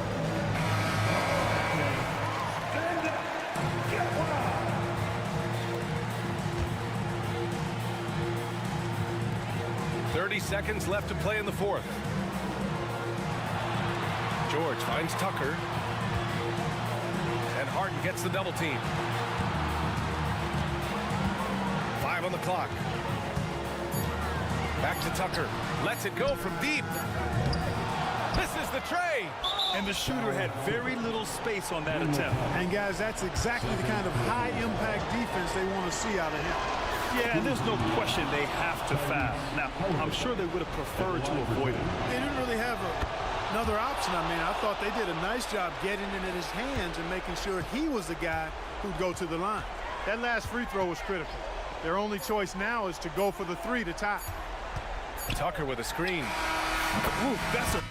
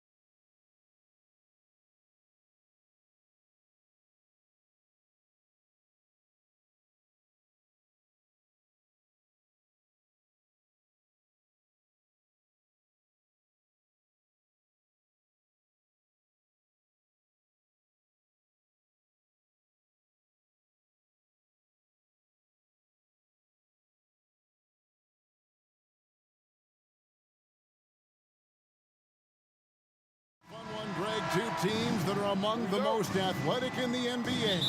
And I don't know if it'll be a track meet, but it will be an up-tempo game. And that's the only way these teams know how to play. And now the New York Knicks starters. Up front, it's Randall at the 4 and Hartenstein at the 5. Jalen Brunson out there with Hart. And it's Anunoby in at the 3, the small forward. The beauty of Jalen Brunson, you can play him at the 1 or the 2, but we know he's always going to put the pass on time and on target. And Turner kicks to Toppin. Back to Turner. Count the bucket coming off a perfectly placed assist. What a heads-up play by Obi. Toppin feeds the open man. Easy opportunity. Brunson against McConnell. To the inside. Here's Hartenstein. A shake. A shot's good on the assist by Brunson. Hartenstein's got his second basket of the night. And once he got to the 10, I think he was surprised to find himself that wide open. And I think defensively, that is not the way you want to start. Giving up high percentage looks, that doesn't typically end well. My goodness, he is such a great dunker. Greg, a high riser, no doubt about it. And so it's Brunson with it. He brings it up for New York. Well, Doris, thinking about last season for the Knicks, clearly a step forward. Well, Kevin, you have to consider it a win because you go ahead and advance in the playoffs for just the second time since their '99 finals run. Adding Jalen Brunson to the mix was obviously a great decision.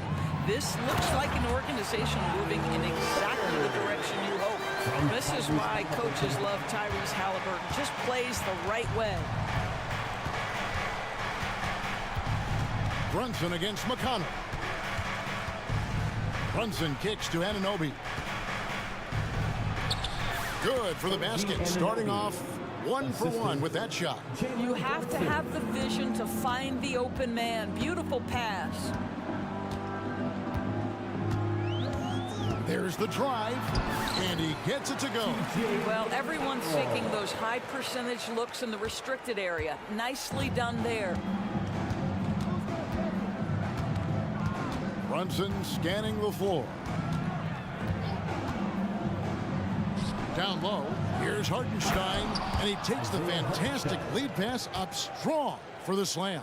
You get to see on display how Jalen Brunson has become this dynamic force offensively. Nice use of the pick and roll. Siakam's shot is off.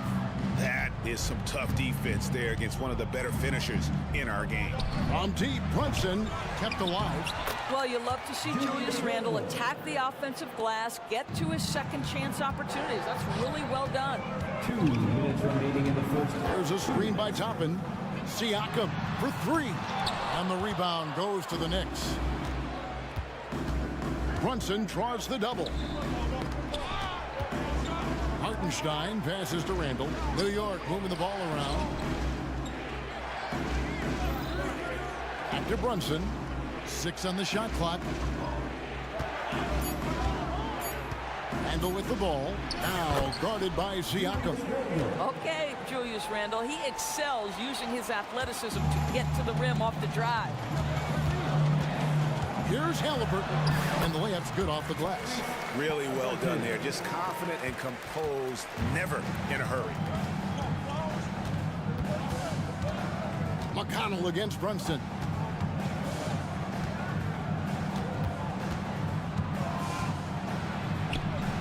Two points. That one goes. Superb touch on the teardrop. Jalen Brunson so good with the floater. Toppin can't get it to go. Well, the defense clearly was not interested in guarding him from downtown. They're very fortunate he missed. And that's exactly what he's looking for, draining the triple. And we have an intentional foul there, GA. Wish I could say why. That one's pretty strange. I mean, no idea what got into his head right there. And McConnell gets it to go. Boy, that's a bang-bang play on the inbound pass. I like those quick hitters. And the Knicks decide to take their first time out here. It's time for T-shirt. Amazing athletes in their own right. Well done. The Pacers Breaker Dance Crew. And here's Brunson. He'll bring it up for the New York Knicks. To the middle. Here's Hartenstein. And the dunk to finish it off. A beauty. Boy, the vision of Jalen Brunson is something to behold. This guy, an elite passer. Siakam outside. To the inside. Turner. And Turner throws it down. And this game already taking shape as an offensive battle. Well, the fans love it. Coaches may not like the lack of defense, but boy, the rules promote scoring, no doubt. Down low. Yep, that one goes in there. Hartenstein's got 10. And I've been impressed with the unselfishness, but also getting guys the ball where they can do something with it. And he has shown a terrific feel for how the defense is playing him and then taking advantage of that. The scoring fast and...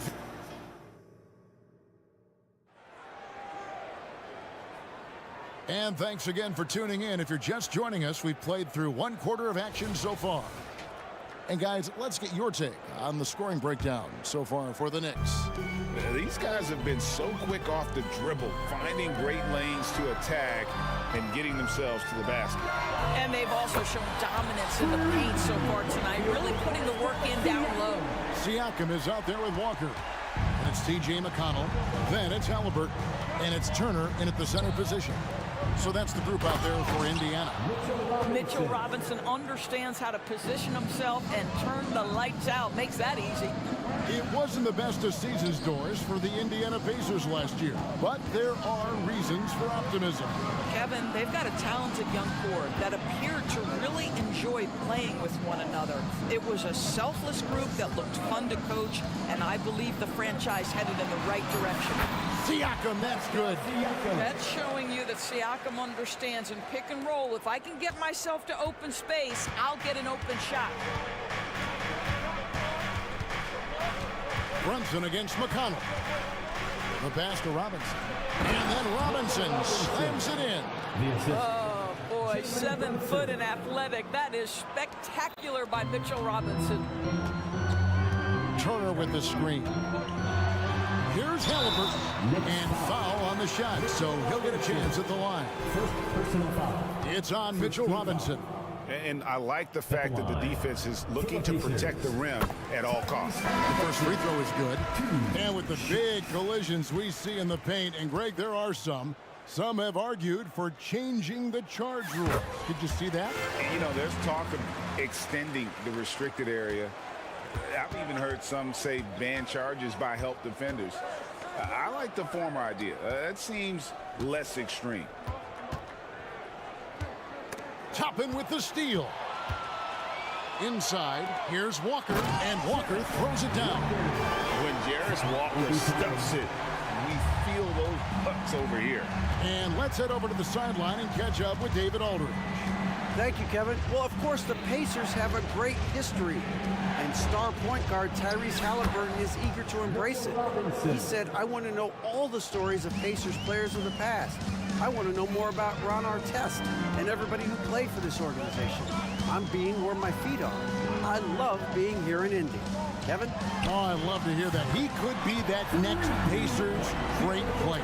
David, thanks. That's the IQ of Tyrese Halliburton in pick and roll action. Always understands how to get the defender to bite. To the paint, here's Robinson, and the dunk by Robinson. Oh, just solid on the one-handed slam. And guys, when it's a tight ball game like this, he's the guy they want with the ball. Halliburton passes to Jackson. And so they choose to intentionally foul. Yeah, not sure what that was about. I mean, talk about a brain cramp. The Pacers making a switch here. Substitution for your Pacers. And we're now a little over 2.5 minutes into the second quarter. It's good. The assist this time from Jackson. Nemard's got the lead up to 2 now for Indiana. Brunson draws the double. At the elbow, it's Robinson. On the wing, Anunoby. Lets it fly from 18. Good, he hits the jump shot. Anunoby's got the game tied up here for New York. And you look at the evolution of Anunoby's game, Doris, he's much more than a 3-and-D guy. You know, Kevin, here's a young man who does a little bit of everything. He can score and defend in a variety of ways, cross-positional defensively between 1 and 4, and an offensive game that continues to grow. He can get out and put pressure on transition, little bit of a streaky shooter, but there's so much to like.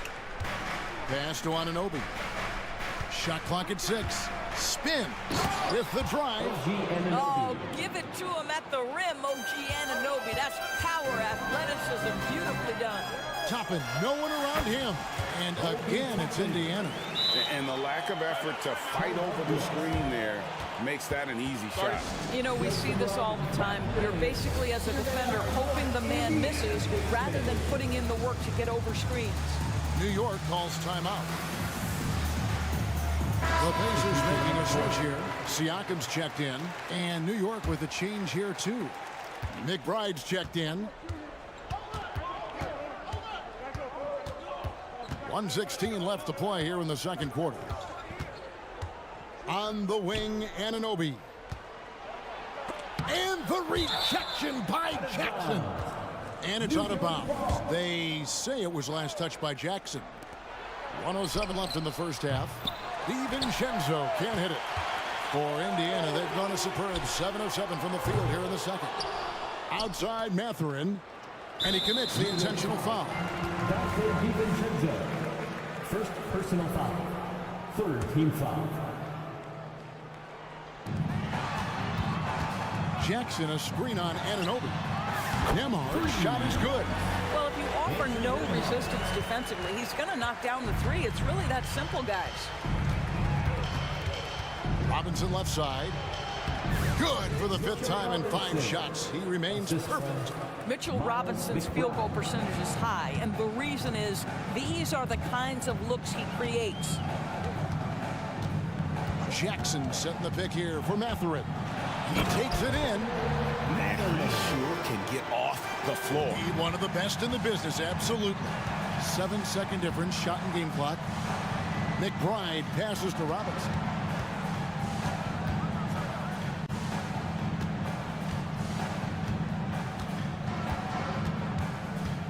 Clock at 6.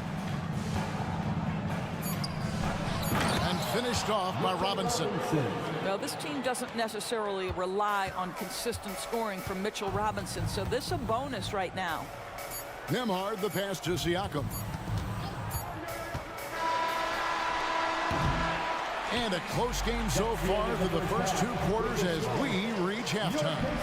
It's the pick. Thank you, David, for that interview, and we'll see you back here after the break for third quarter basketball.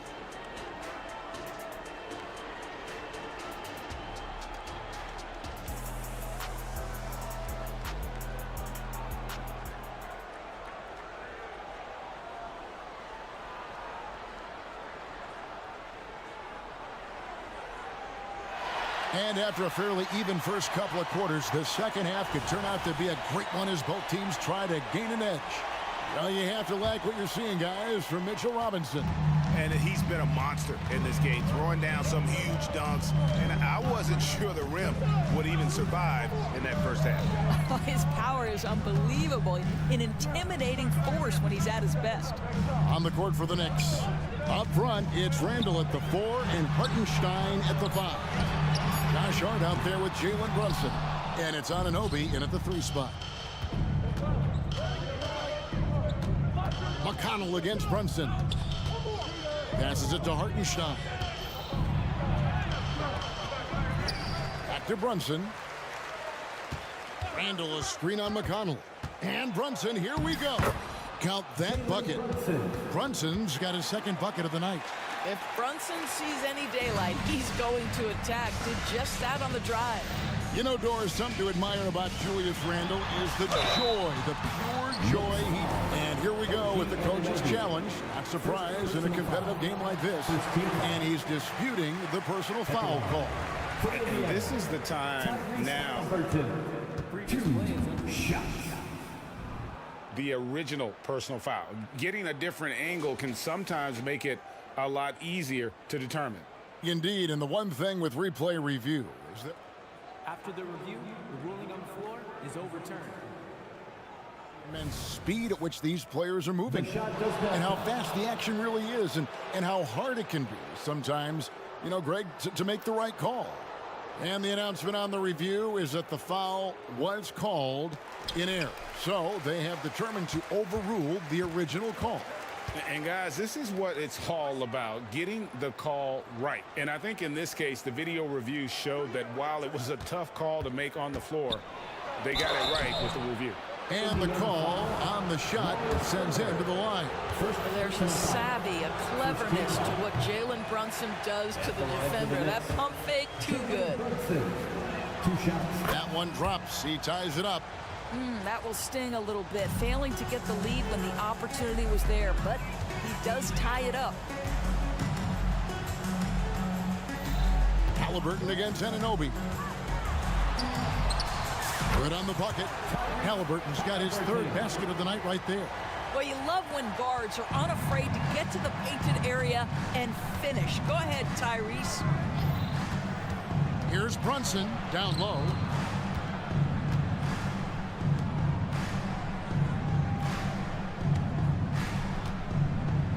Six on the shot clock. Hartenstein, he hangs in there and cashes in on the second chance points. Just in a perfect position to grab that rebound and then get the putback. Tapping a screen on Anunoby. To the middle. Kicks it out to Siakam. A three ball. Hands it from downtown. Siakam's got 8 points. Well, you can see he is not shy from range, and Pascal Siakam continues to work on his consistency. To the inside, and he caught that pass in full stride on his way to the big slam. And those plays can make a difference in a game like this. Well, you know it's going to fire up, Greg, everybody on that bench.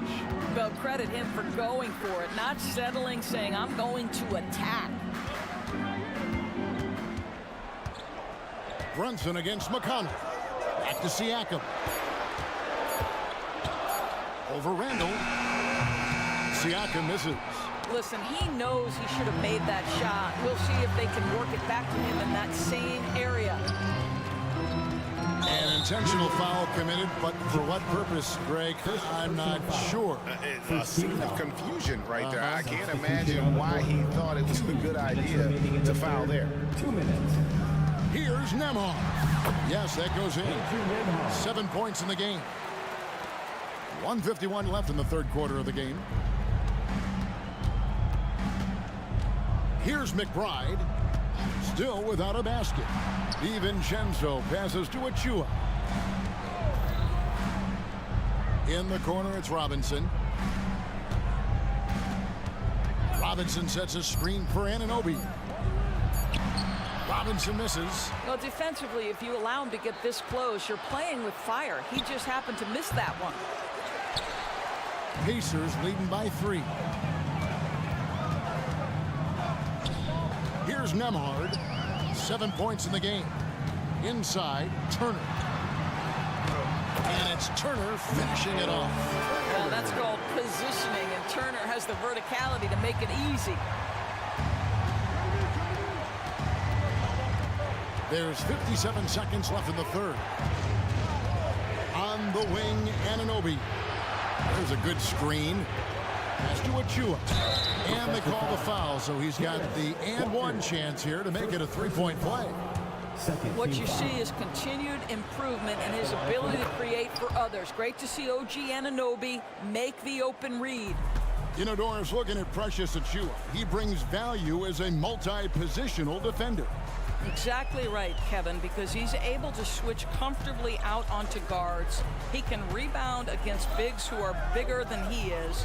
Achua might be undersized, but his athleticism and effort make up for it. And oh boy, a lot of contact there. Folks, the coach's challenge has been initiated for a personal foul. Post game like this, and he thought it wasn't a good call. For Indiana, And this is the time now where the officials can review in closer detail what constituted the original. The previous play is under review. A lot easier to determine.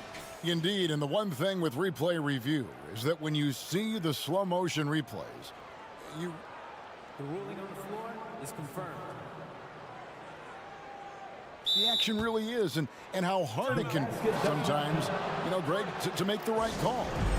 And so the word is in. They have decided that the call stands as it was made on the floor. And, you know, even if a coach still feels this wasn't the right call, you got to acknowledge the effort being put in to reviewing it. With double checking, and the game continues on. And Indiana making a change here.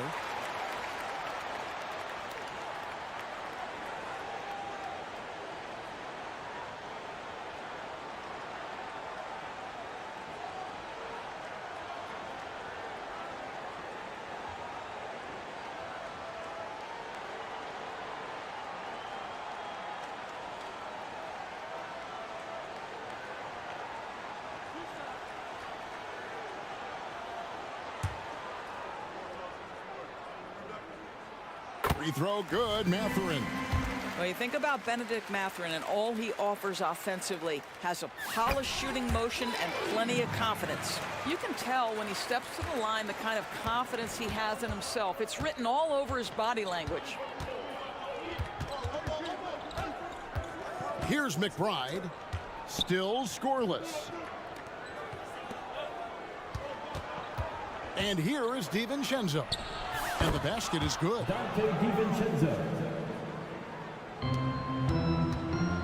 Nembhard, the pass to Shepard. Stolen by Robinson. And as we conclude the third quarter, what a game. Neither team giving ground. Pacers lead by 2. How about a look at today's State Farm assist of the game? Just true artistry right there. I mean, great decision on where to go with the ball, and how about the perfect delivery? We call that putting it right in the pocket, and he knew what to do with it once it was there. And I know I speak for all of us when I say I can't wait to see what kind of finish awaits us here in the fourth quarter. Isaiah Jackson out there with Walker. Then there's Benedict Mathurin. And it's Nembhard in at point guard. So that's the group out there for Indiana. First team foul. And so it's McConnell with it. He'll bring it up for the Pacers. Here's Siakam. Randall grabs the board. Randall's got 4 rebounds now tonight. The pass to Hartenstein. Back to Brunson.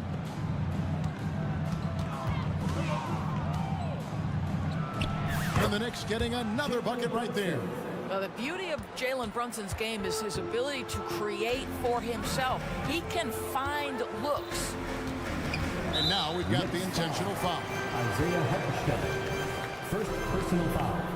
Second team foul.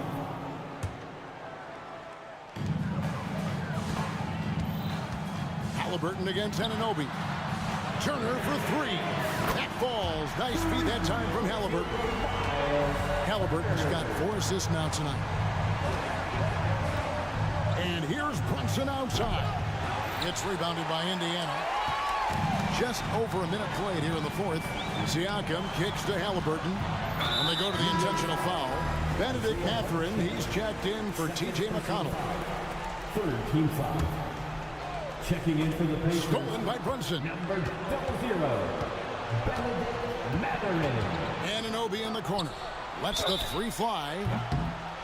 Oh, drew the foul and almost hit the 3-point bucket. But he'll go to the line to shoot 3. First team foul. It's going to be on Obi Toppin.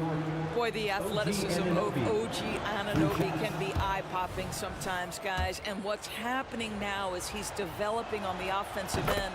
This guy's upside is absolutely tremendous. Walker's checked in for Toppin. Indiana trailing here. And it's Halliburton penetrating, and it goes down 2 points. How about the craftiness on the drive by Tyrese Halliburton? This guy's ability to adjust when he puts it on the deck is something else. Brunson the pass to Hart. New York moving the ball around. 6 to shoot. Brunson, that's a 2-pointer. The rebound by Turner. The Pacers have gone 2 of 3 from the field to get the fourth quarter started. Here's Halliburton. It's rebounded by New York. Hart's got his 5th rebound right now in the game. From deep, Brunson drains it from beyond the arc. Brunson's got 5 points in the quarter. Boy, the ability to stop on the dime and rise and fire Jalen Brunson, that is outstanding. An intentional foul committed, but for what purpose, Greg? I'm not sure. A scene of confusion right there. I can't imagine why he thought it was a good idea to foul there. And Turner throws it down.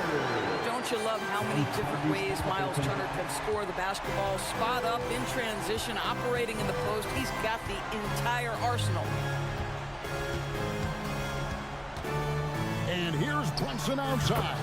And another three for New York. Jalen Brunson wants the ball in these moments, and there he shows you why. Big-time shot. And a wide open look for Siakam. No good on the triple. You know, the ill-advised threes isn't how you want to close the gap. You've got to have better shot selection. The shot's good from Brunson. One of the things you love about Jalen Brunson, he takes quality shots. How about that look from three? Poked away.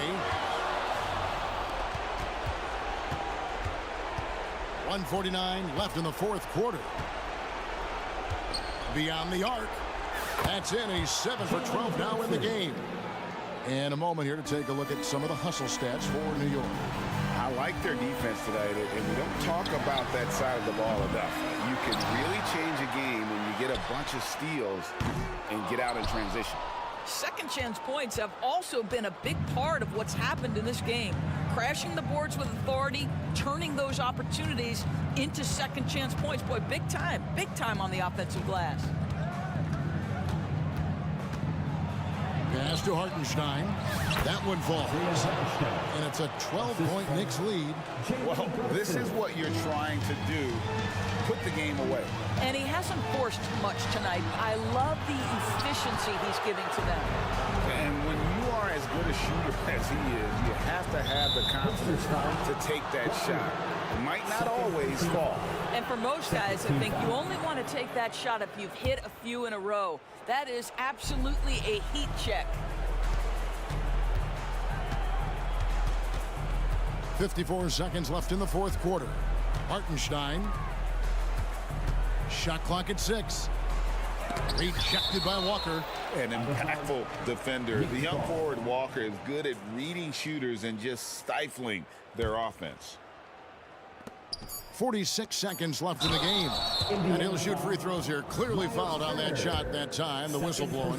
And the foul goes against Indiana. The first one falls. At the line for the Knicks, Isaiah Hartenstein. So he hits 1 of 2 from the stripe. They're getting beat up pretty badly out there. And I don't care what anybody says. You can't keep the status quo. If it ain't working, you got to make some changes. Well, all you have to do when a teammate has the basketball is beat a target, and Pascal steps into it and lets it go. Nicely done. Hart finds Anunoby. Brunson with it, stolen by Walker. And here's the fast break. Walker leading the way. And it's Halliburton missing. The clock now can just run out for the Knicks. Brunson against Walker. Now Brunson.